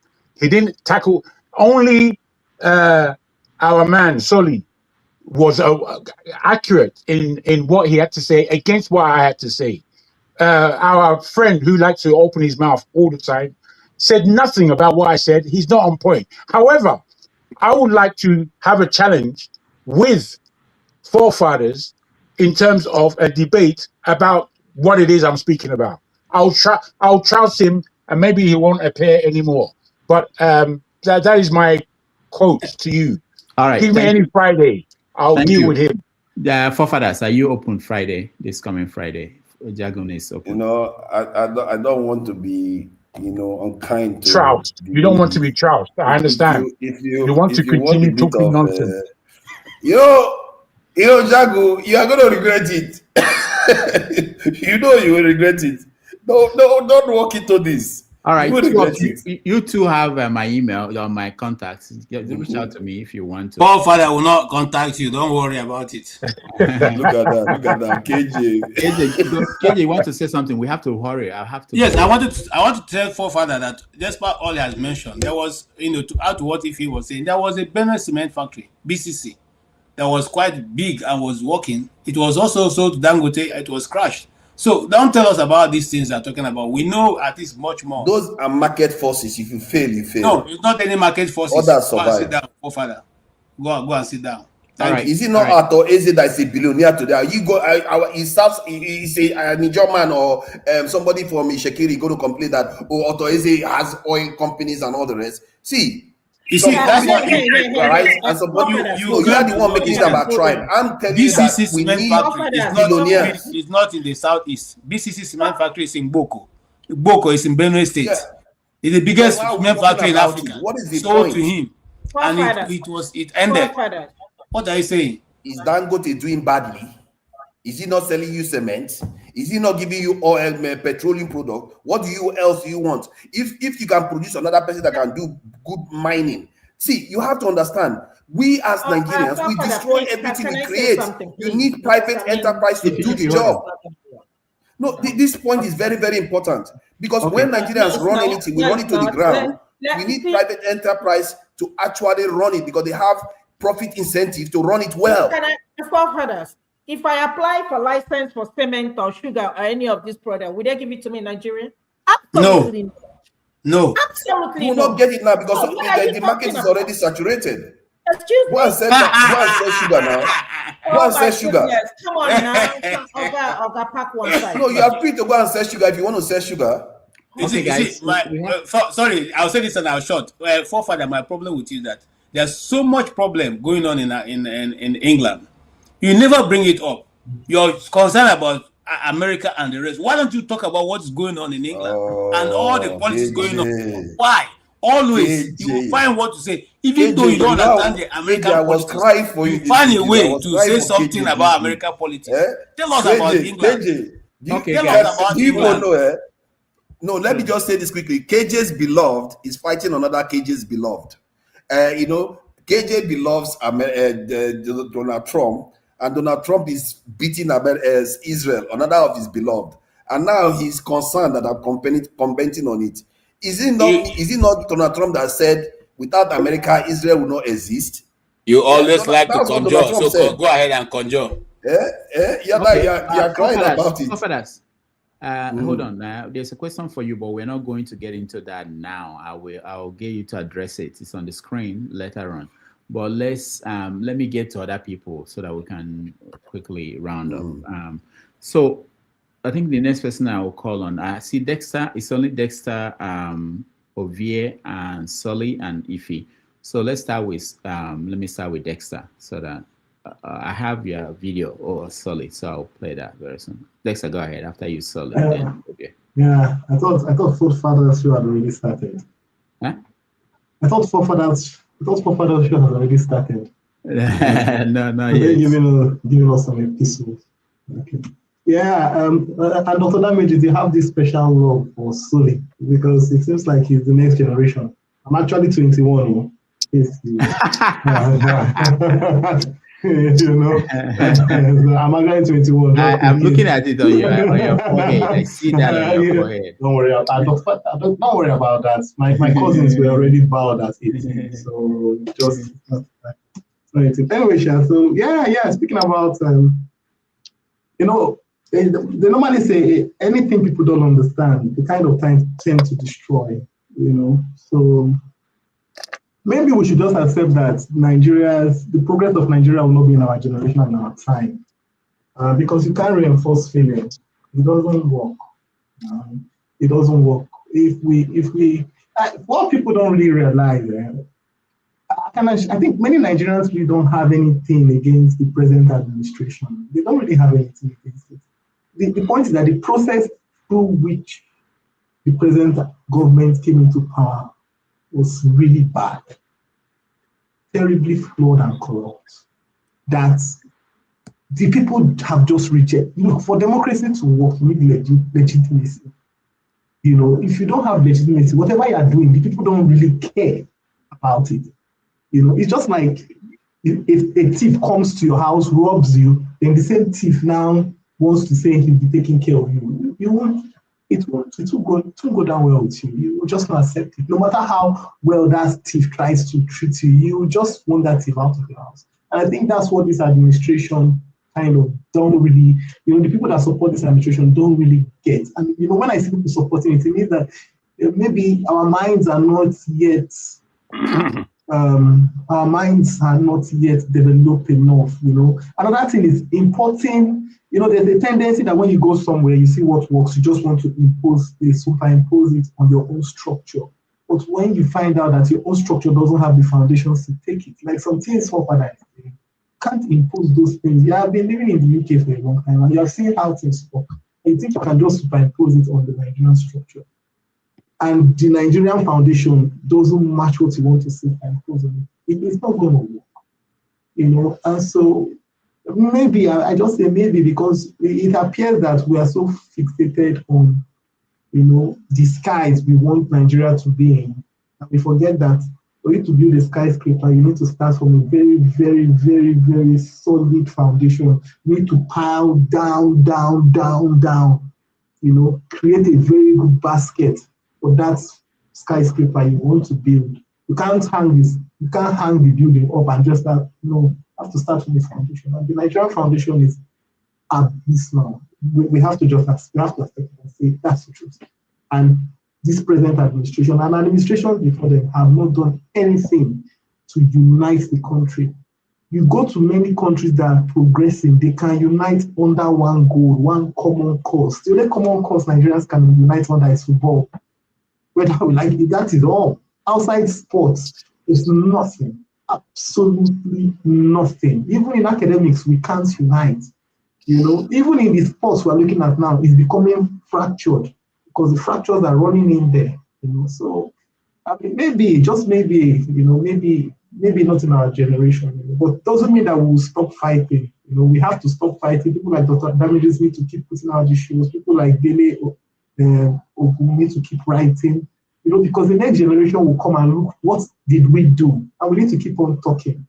You know? And as much as the elections look like it's going to just be a show of shame, doesn't mean that we won't go out there. Because I think what this administration is trying to do with the Ekiti election is to just make people distraught and say, we will not go and vote. And then they will just swear the president. Thank you very much. All right. Thank you, Dexter. That's the 3 minutes that we said the rant should be.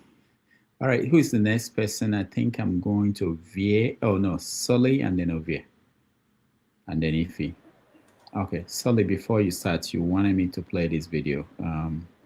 So let's see if I still have it.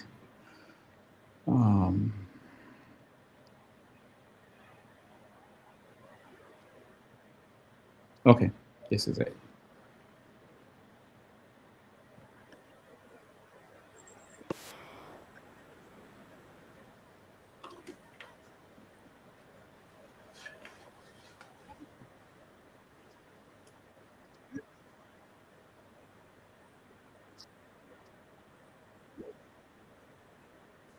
Hello?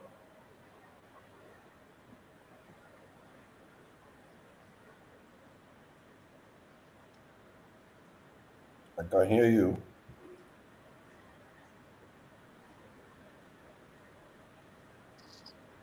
What's going on? You can speak. I think Dr. Damages is frozen or something. No, He's not frozen. He's looking for the thing. Yeah. Oh, it's not playing? No, it's not playing. No. Oh. Nice. We're just looking at you frozen. Oh. And No, so I was looking at the video. I was watching it, and I didn't know please you say guys were hello. watching it. Okay, Please okay. say Let me hello. do I it wanted to again. say, is me you're looking for? Okay, sorry guys. Let me. So everybody are back. Kuma say about Hausa. Kuma si ba Hausa. Kana ji Hausa? Ba Hausa. Ni so ni ba na ji ni Yoruba. Olóhùn gba Hausa. Kana ji Hausa? Ina ji. Kana ji? Olóhùn gba Hausa. Ebi wo gba Hausa tatata. Ina sunanka? Mama. Mama. Muhammad. Mo ina sunanka. Mo te fẹ́ mọ ọdún tó ti wà níbi tán ti lé àwọn bàbá kó gbé wa. Okay. Ẹ jẹ́ ká rí àwọn ọmọ tí wọ́n jí kó gbé náà. Kí ni déètì ní ní oní ní 19 àbí? Ẹ jẹ́ ká rí àwọn ọmọ tí wọ́n jí kó tán náà nígbà bá wà àwọn jáde tán gbogbo ìlà máa lékùn nùgbò.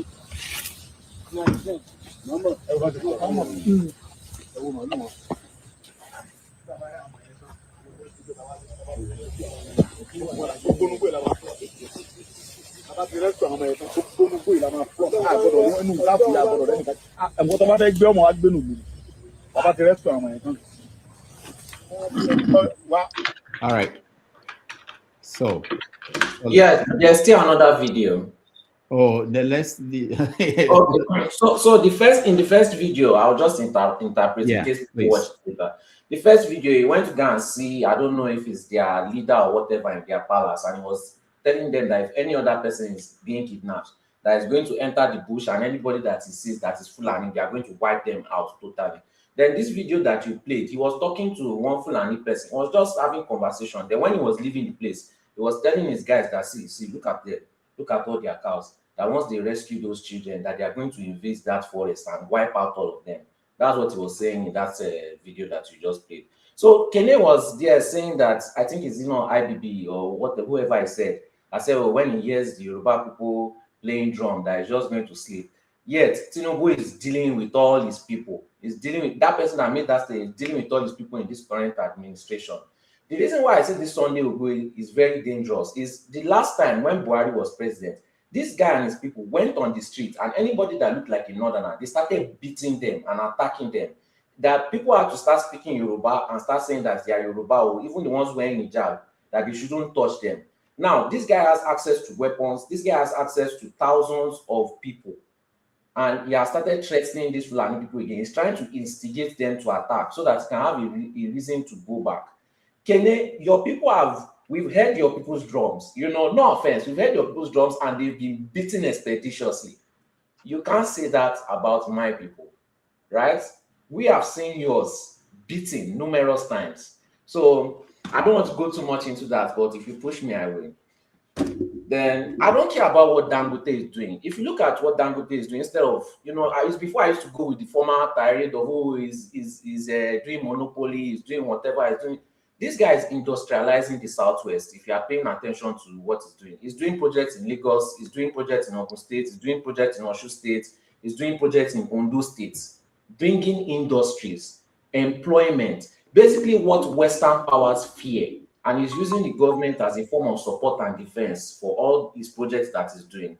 You might complain about him, and I may complain about him previously before, but if he's going to have this monopoly and benefits the people and go against Western powers, so be it. After all, at the end of the day, is that not how America was built, right? When you look at the people that built America, the people that built their railway and everything, they were monopolists, they were capitalists. They took all the money and they invested it back in their country, and that's why you run away to their country.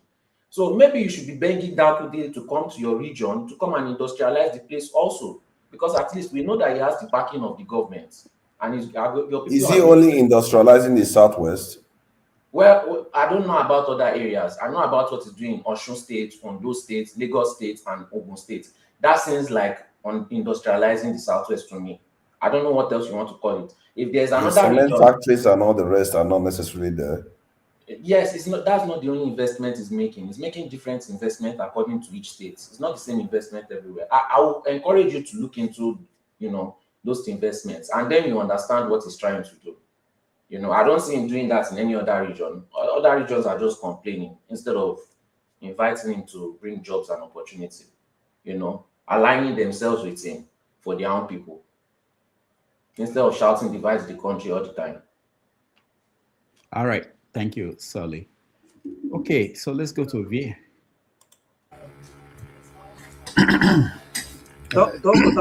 Please, 1 minute. Sorry, my brother. One thing, when we come here and discuss about Dangote, developing Southwest or Osun State or Ogun State, I ask myself, what is development? Because the last time I saw people in Ogun State where Dangote is operating his cement industry, suing Dangote, because Dangote cement industry is causing a lot of havoc in that area where he does that cement, factory. The same thing he did in Boko, where people were poisoned by his cement factories. What is the development for you?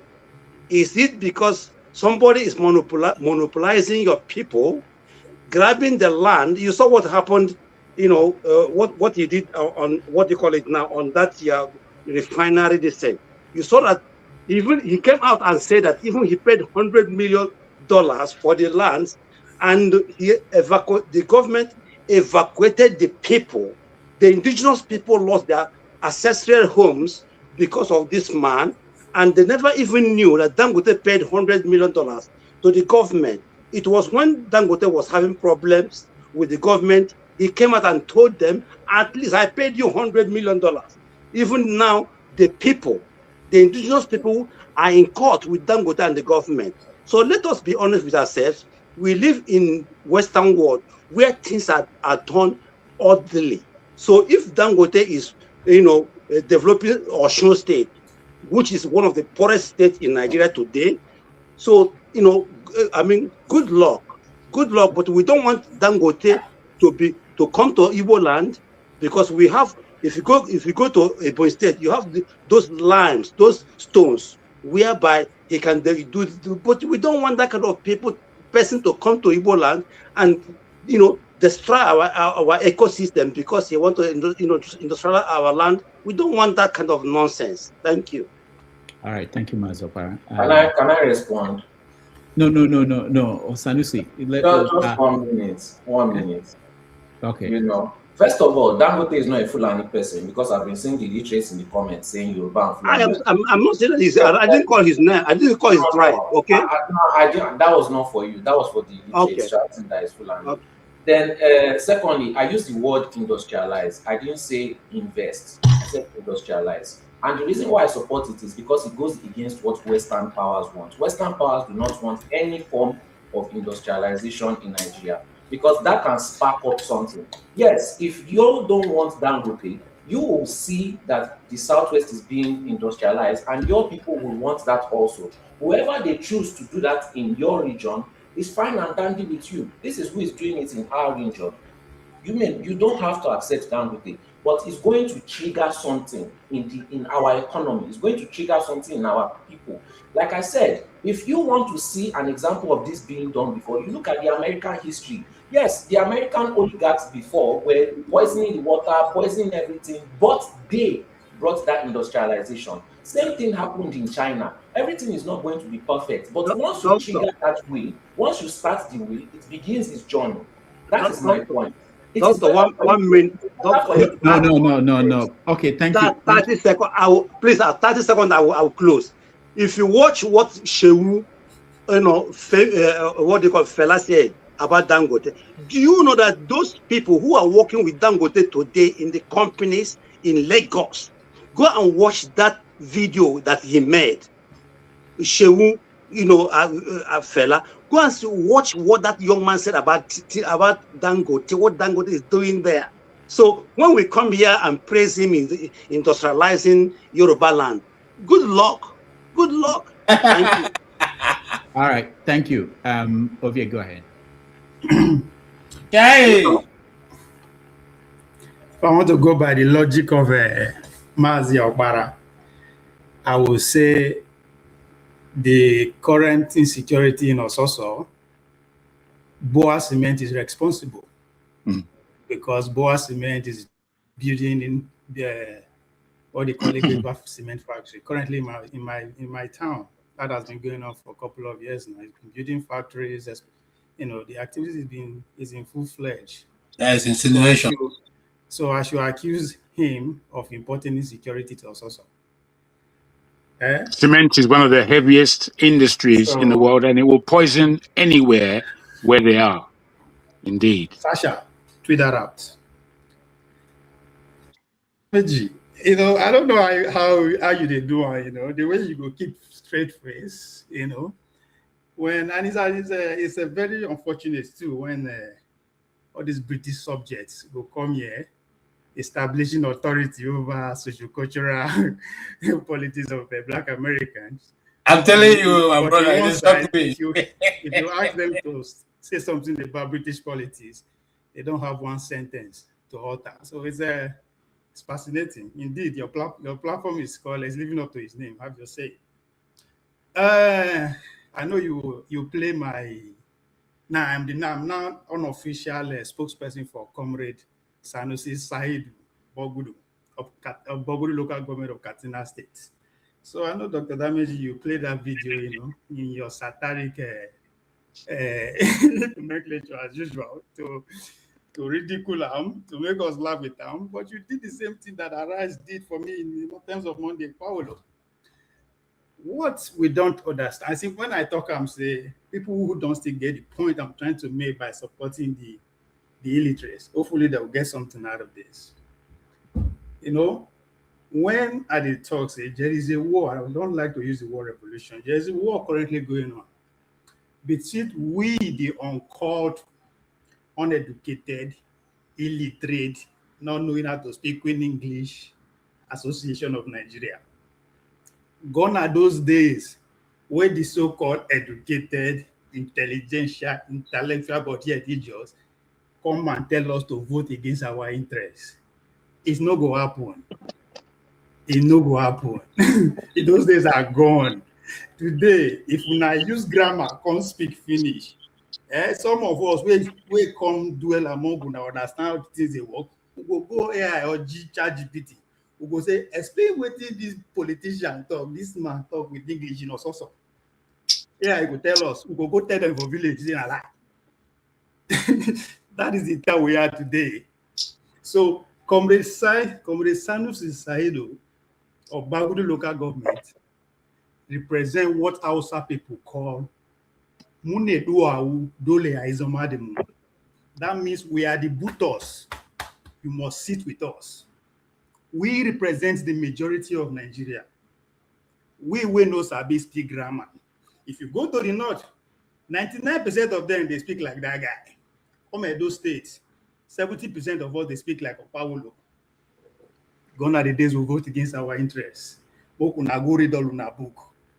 Speak all una grammar. Until una come sit down, confess, apologize for messing up the country for the past 60 years. It's over for you guys. That guy, we go promote him. God bless us, we go present him, president of presidential candidate of APC 2031. Said will go be the president, Okoye will go be the vice president. Let's go to war. We will see who plenty pass. This is tyranny of minority. Tyranny of we minority, because we know how to speak like, understand the slave master's language. They condition us to embed our life in understanding their system. Few of us will not pass 20, 30 million. We carry and come impose on 230 million people. Deliberately annihilated them. If you grow from one local government, spend 50 years, if you no go get certificate, you no go figure out in society, that's madness. If you no fit speak English, you no go fit become governor. Now get the state passer. So we are not just emboldened to come out and speak the way we want to speak. The majority in the villages will understand us. Una will diverse. So when I say 2027 is over, it's not because Tinubu performed wonder or do anything. It is because, again, the opposition have failed to do anything. Instead of them to come and organize, go to the people. No, they're busy, jump from one platform to another, they speak grammar. And they say, including in us, that will come to platform, they insult Nigerians every 4 years. And every 4 years, when they come, if they don't vote for our country, they don't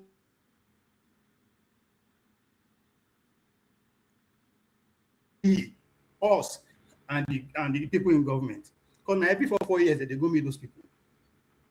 But again, Organ are the father of all. On that day, they must eat. Right? Who get money pass and who get their attention. Nobody will build a system. You see Comrade now. Comrade nobody speak, nobody that one sentence in English. But nobody now. But he can speak his language that the majority will understand. We are just waking up. We will produce president for this country. We no go be understand why English. Because the system we will now the use oppressors is producing us in mass. Even those we go through the system, they speak like us. So I use one word like here for last week. I call it ecotophobia. That's the phobia of you hating who you are. Want to be like them, which you can never be. Never. But that's the way we want to go. But that's how they condition us. We are all miseducated to say that narrow path is the way. You know, the pain is that they get one place where they see they win, which is the Nigerian youth, those that live in the cities. They see the reason like zombie. Because how did we go from the system must change? NSAS police must go to what? Production to consumption. From production to consumption, now they want to defend democracy. The time will come, we will go analyze today, and those people who are in charge of deceiving us will never be forgiven. So now those people now we don't even understand the word democracy. We will not know what we go after. Yeah, recruiting them to go and fight for democracy. Again, we understand again. Kudos to Comrade Sanusi Said Mogudu of Mogudu local government Katina. I just follow him for Facebook. I have over almost 35,000 followers. I don't send a message. Now those can people they find. So Dr. Damiji, you have done yourself today. You did your job.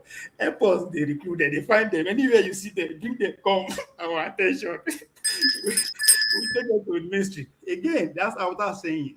That say, Munedua Udola Ezomademu. We are the bottles. That nyash we take this down. We the non-English broken foolishness, idiot people for Nigeria. And we plenty pass.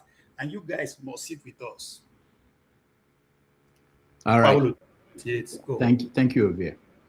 And finally, Ife.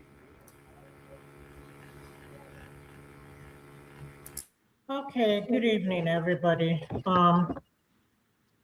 It's like I don't really have a lot to say, but I have a lot to say. I mean, if I tell you that I'm not overwhelmed, you just call me a liar. So let me start from where my brother started, or what he said. He mentioned something about the education, you know, what we budgeted, education and all the stuff. But I don't even think the problem is the number. The problem is the corruption. It's not how much that was budgeted, but how much was stolen. In a country of 200 and something million, they budgeted 36 million naira for the whole country.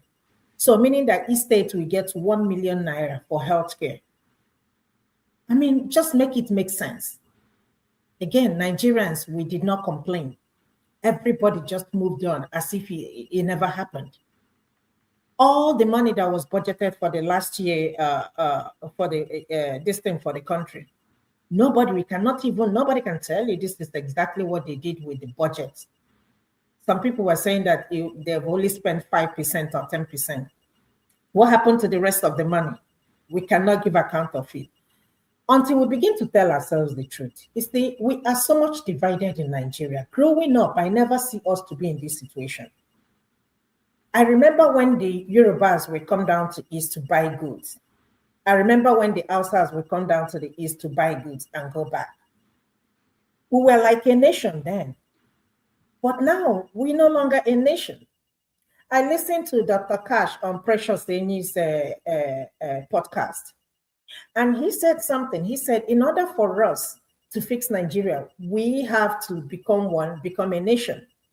And I told him, I said, we can never be a nation, period. It's not going to work. The corruption in Nigeria is so bad that it cannot even be stopped. We call ourselves a nation, so-called a nation. Is Nigeria just like a marriage? Like I always say that. But we are forcing each other on each other's throat for us to stay united. But it's not going to work, whether we like it or not. Whether you put Obi there, whether you put in no matter whoever that you put there, I don't think this country is beyond. It cannot be repaired. It's irreparable at this point. I heard what my KJ, my brother, said, about Tinubu. In fact, I had that conversation with my sister. Today is what? Saturday. I think it was on Thursday night when we were talking. And she said, because she's a lawyer, she said, if Tinubu wins the next election, forget about it. He's not going to get out of the power. He's going to die there. Nobody's going to take away that power away from him.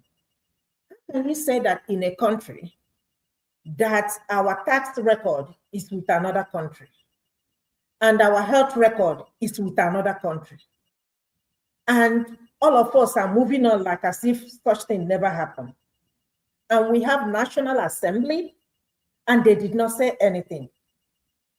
How can we be a nation? Can somebody make it make sense for me? I heard a lot of people saying democracy, it's not going to work. I've said it over and over again. Is this democracy? If this is what you people call democracy, that means it's not working for us. But that is not even the problem, because democracy is supposed to work. Whatever you bring in Nigeria now, it's not going to work. The question is not about democracy. We're talking about the corruption in the system. If democracy wants to work, it will work. If we have free and fair election, the democracy will work. So it's not about whether democracy is working or not, but it's the people in power. It's just like the election. When people say Beavers will work, Beavers will not work. Why will Beavers not work? Is it not because of human decision? It's not even human error. Human decision made it not to work. So let's forget about whether democracy or parliamentary or federalism or all these things. People are saying state police will not work, federal police. That is even the point. That's not the point. The point is that are we ready to make it work? Because if you want to make it work, it will work. If you work in other countries, it will work in our country. But how can you work in a state where nobody can ever tell me what Wike has ever done as a job, what business he has or what company other than being in political office? And he has a Rolls Royce. I heard my brother say that in Germany, they buy small car and all that stuff. Only if these people can have sense. With all this money that you're acquiring, what are you going to do with all that stuff? You're going to sleep in one bedroom. I always say that. Wear one pair of shoes, drive one car, use one toilet, eat with one spoon. All that is 111. So why are you acquiring all this wealth? So you want them to stop the lifestyle they are living. Tinubu said he's going to give us electricity. We didn't see electricity. We are moving on and we are going. Everybody's hoping on 2027. What is going to happen in 2027? I don't understand.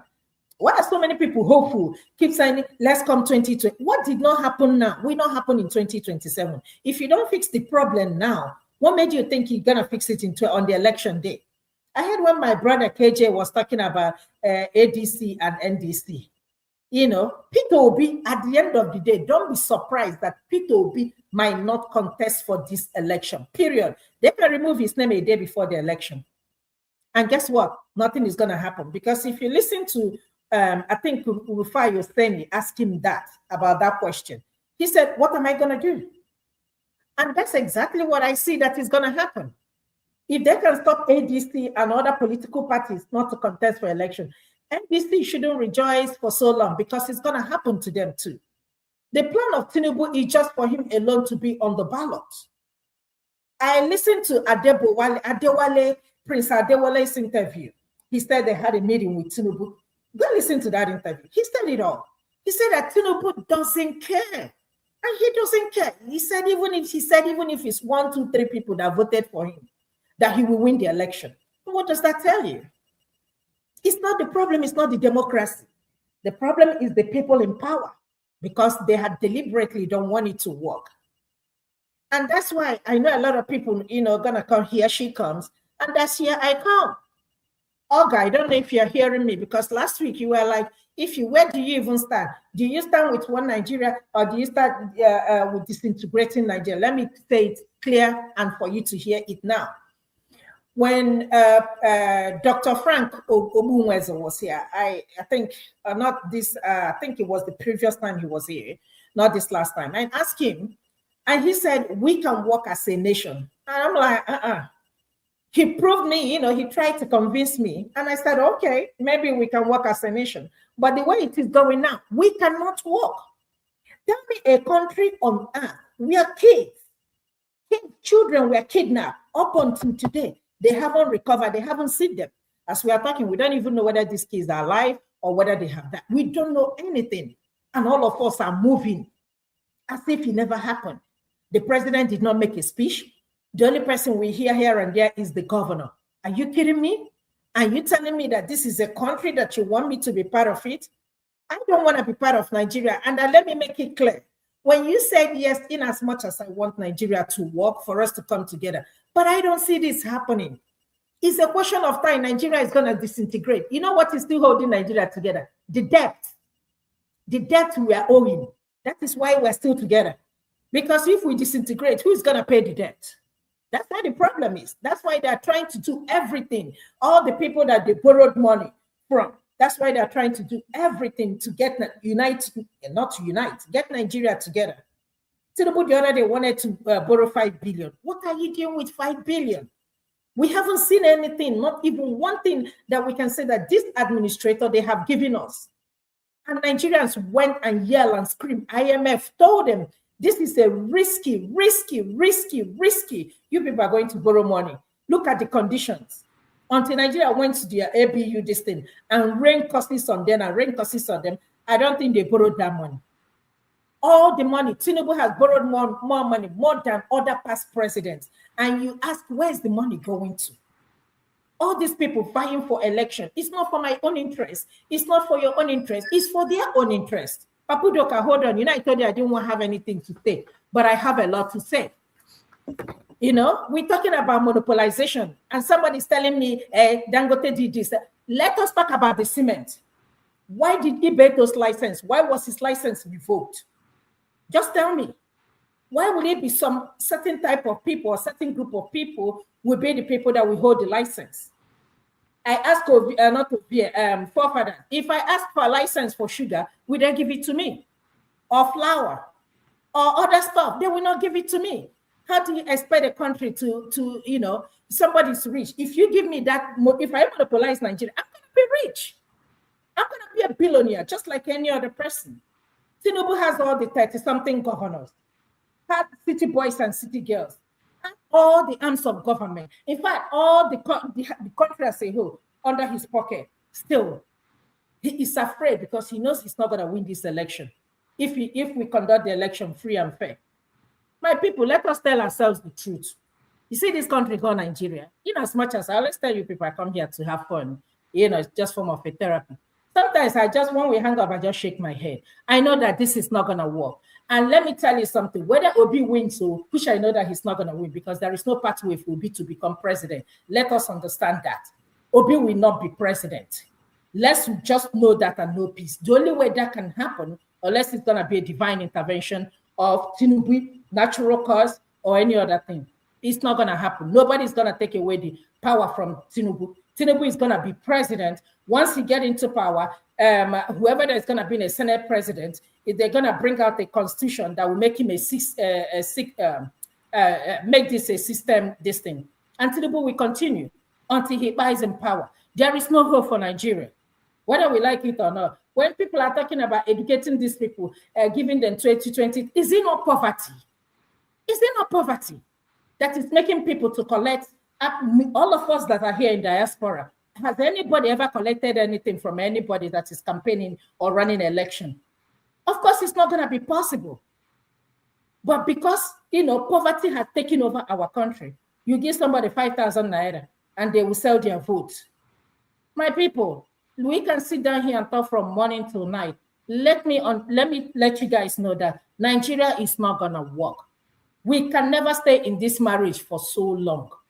Okay? They will try and hold us as long as they can until we get our senses together and sit down and talk about whether we're going to stay united. If you're hoping on democracy, it's not going to happen. The only way Nigeria is going to move forward, we all need to sit together. I heard my brother say 500 and something ethnic group. Every ethnic group needs to be represented. That might happen until we all need to sit down and go back to drawing board. This country called Nigeria will cease to exist. If it doesn't cease today, it will cease tomorrow. That is it. So all these things we're yelling online and screaming and talking about democracy. Democracy is not going to work for us. If you work for the Americans and other European countries, it's not going to work for us because the corruption is too much. How can they maintain their lifestyle? We want to buy more Rolls Royce. How is he going to buy them? Is it not through this corruption? So you want him to get free and fair elections so that the next government will jail him or try him and put him in prison. Of course, he doesn't want that. He wants to live the life. He wants his children and generations to come. Likewise, Ababil. Likewise, Tinubu's family.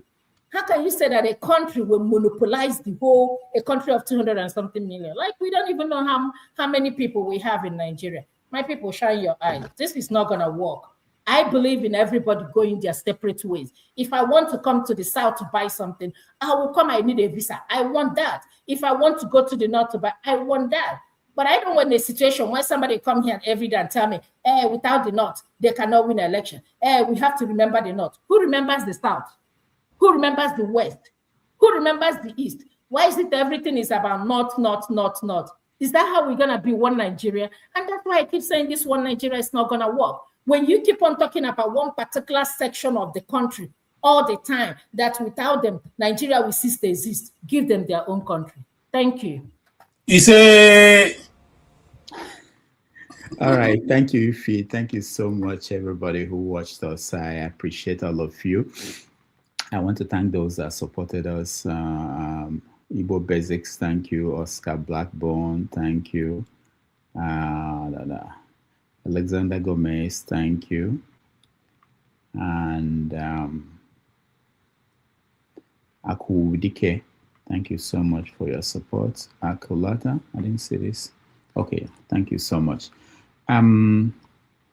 Tomorrow, 90 Minutes Africa, we had a guest that we booked, but something came up, he dropped.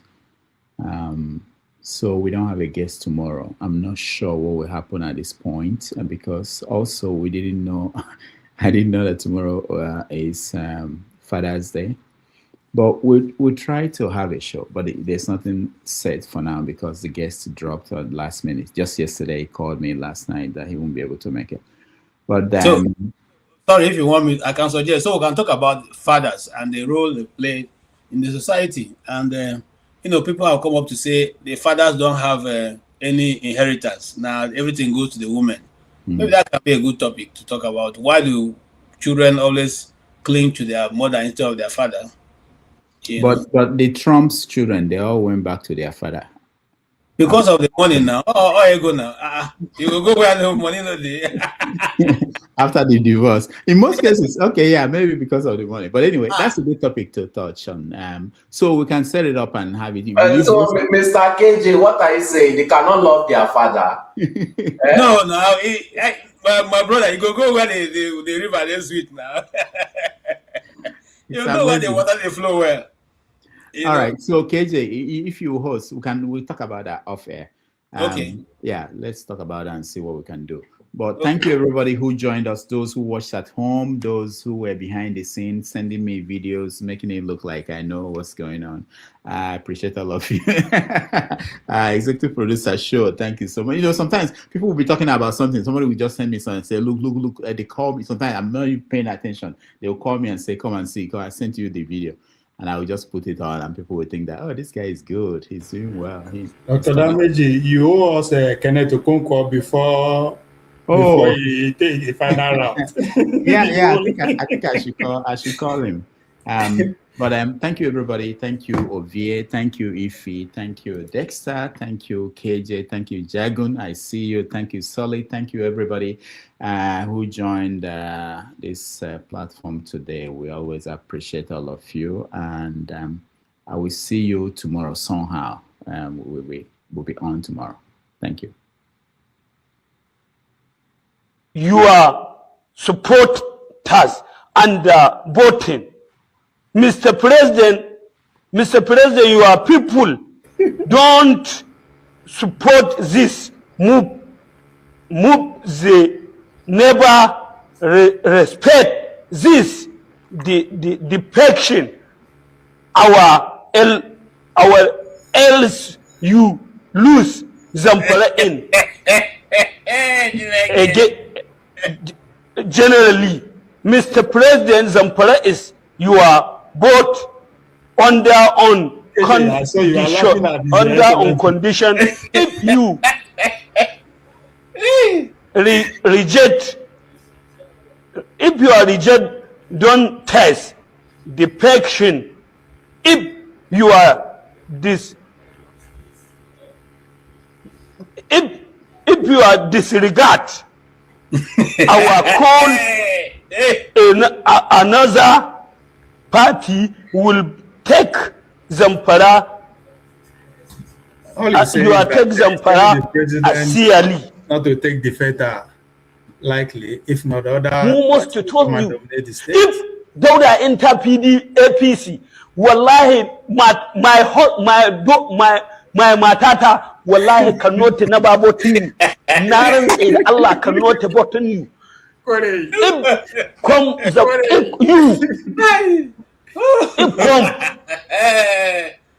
want to join ADC. Ba za mu lamunce ba za mu yadda ba.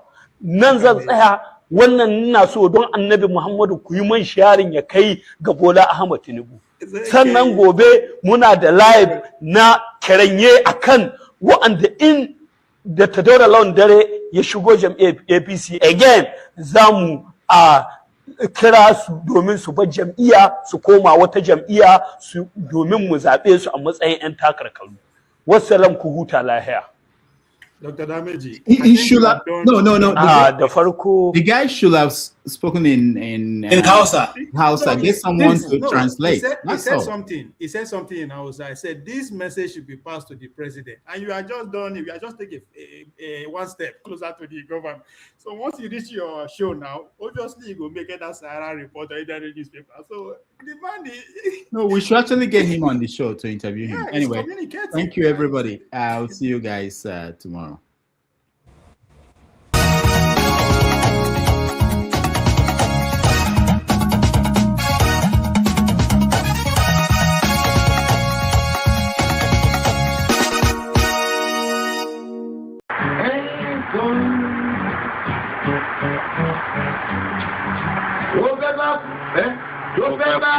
Tó fẹ́ kú torí ẹ̀ o.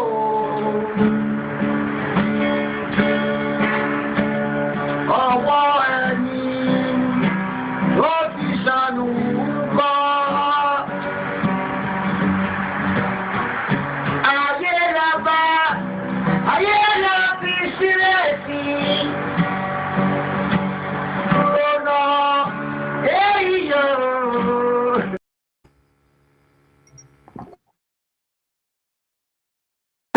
Thank you so much for watching. Thank you. Have you subscribed? Yes, you. Have you subscribed? You. Yeah, before you go, click. It's free. Click.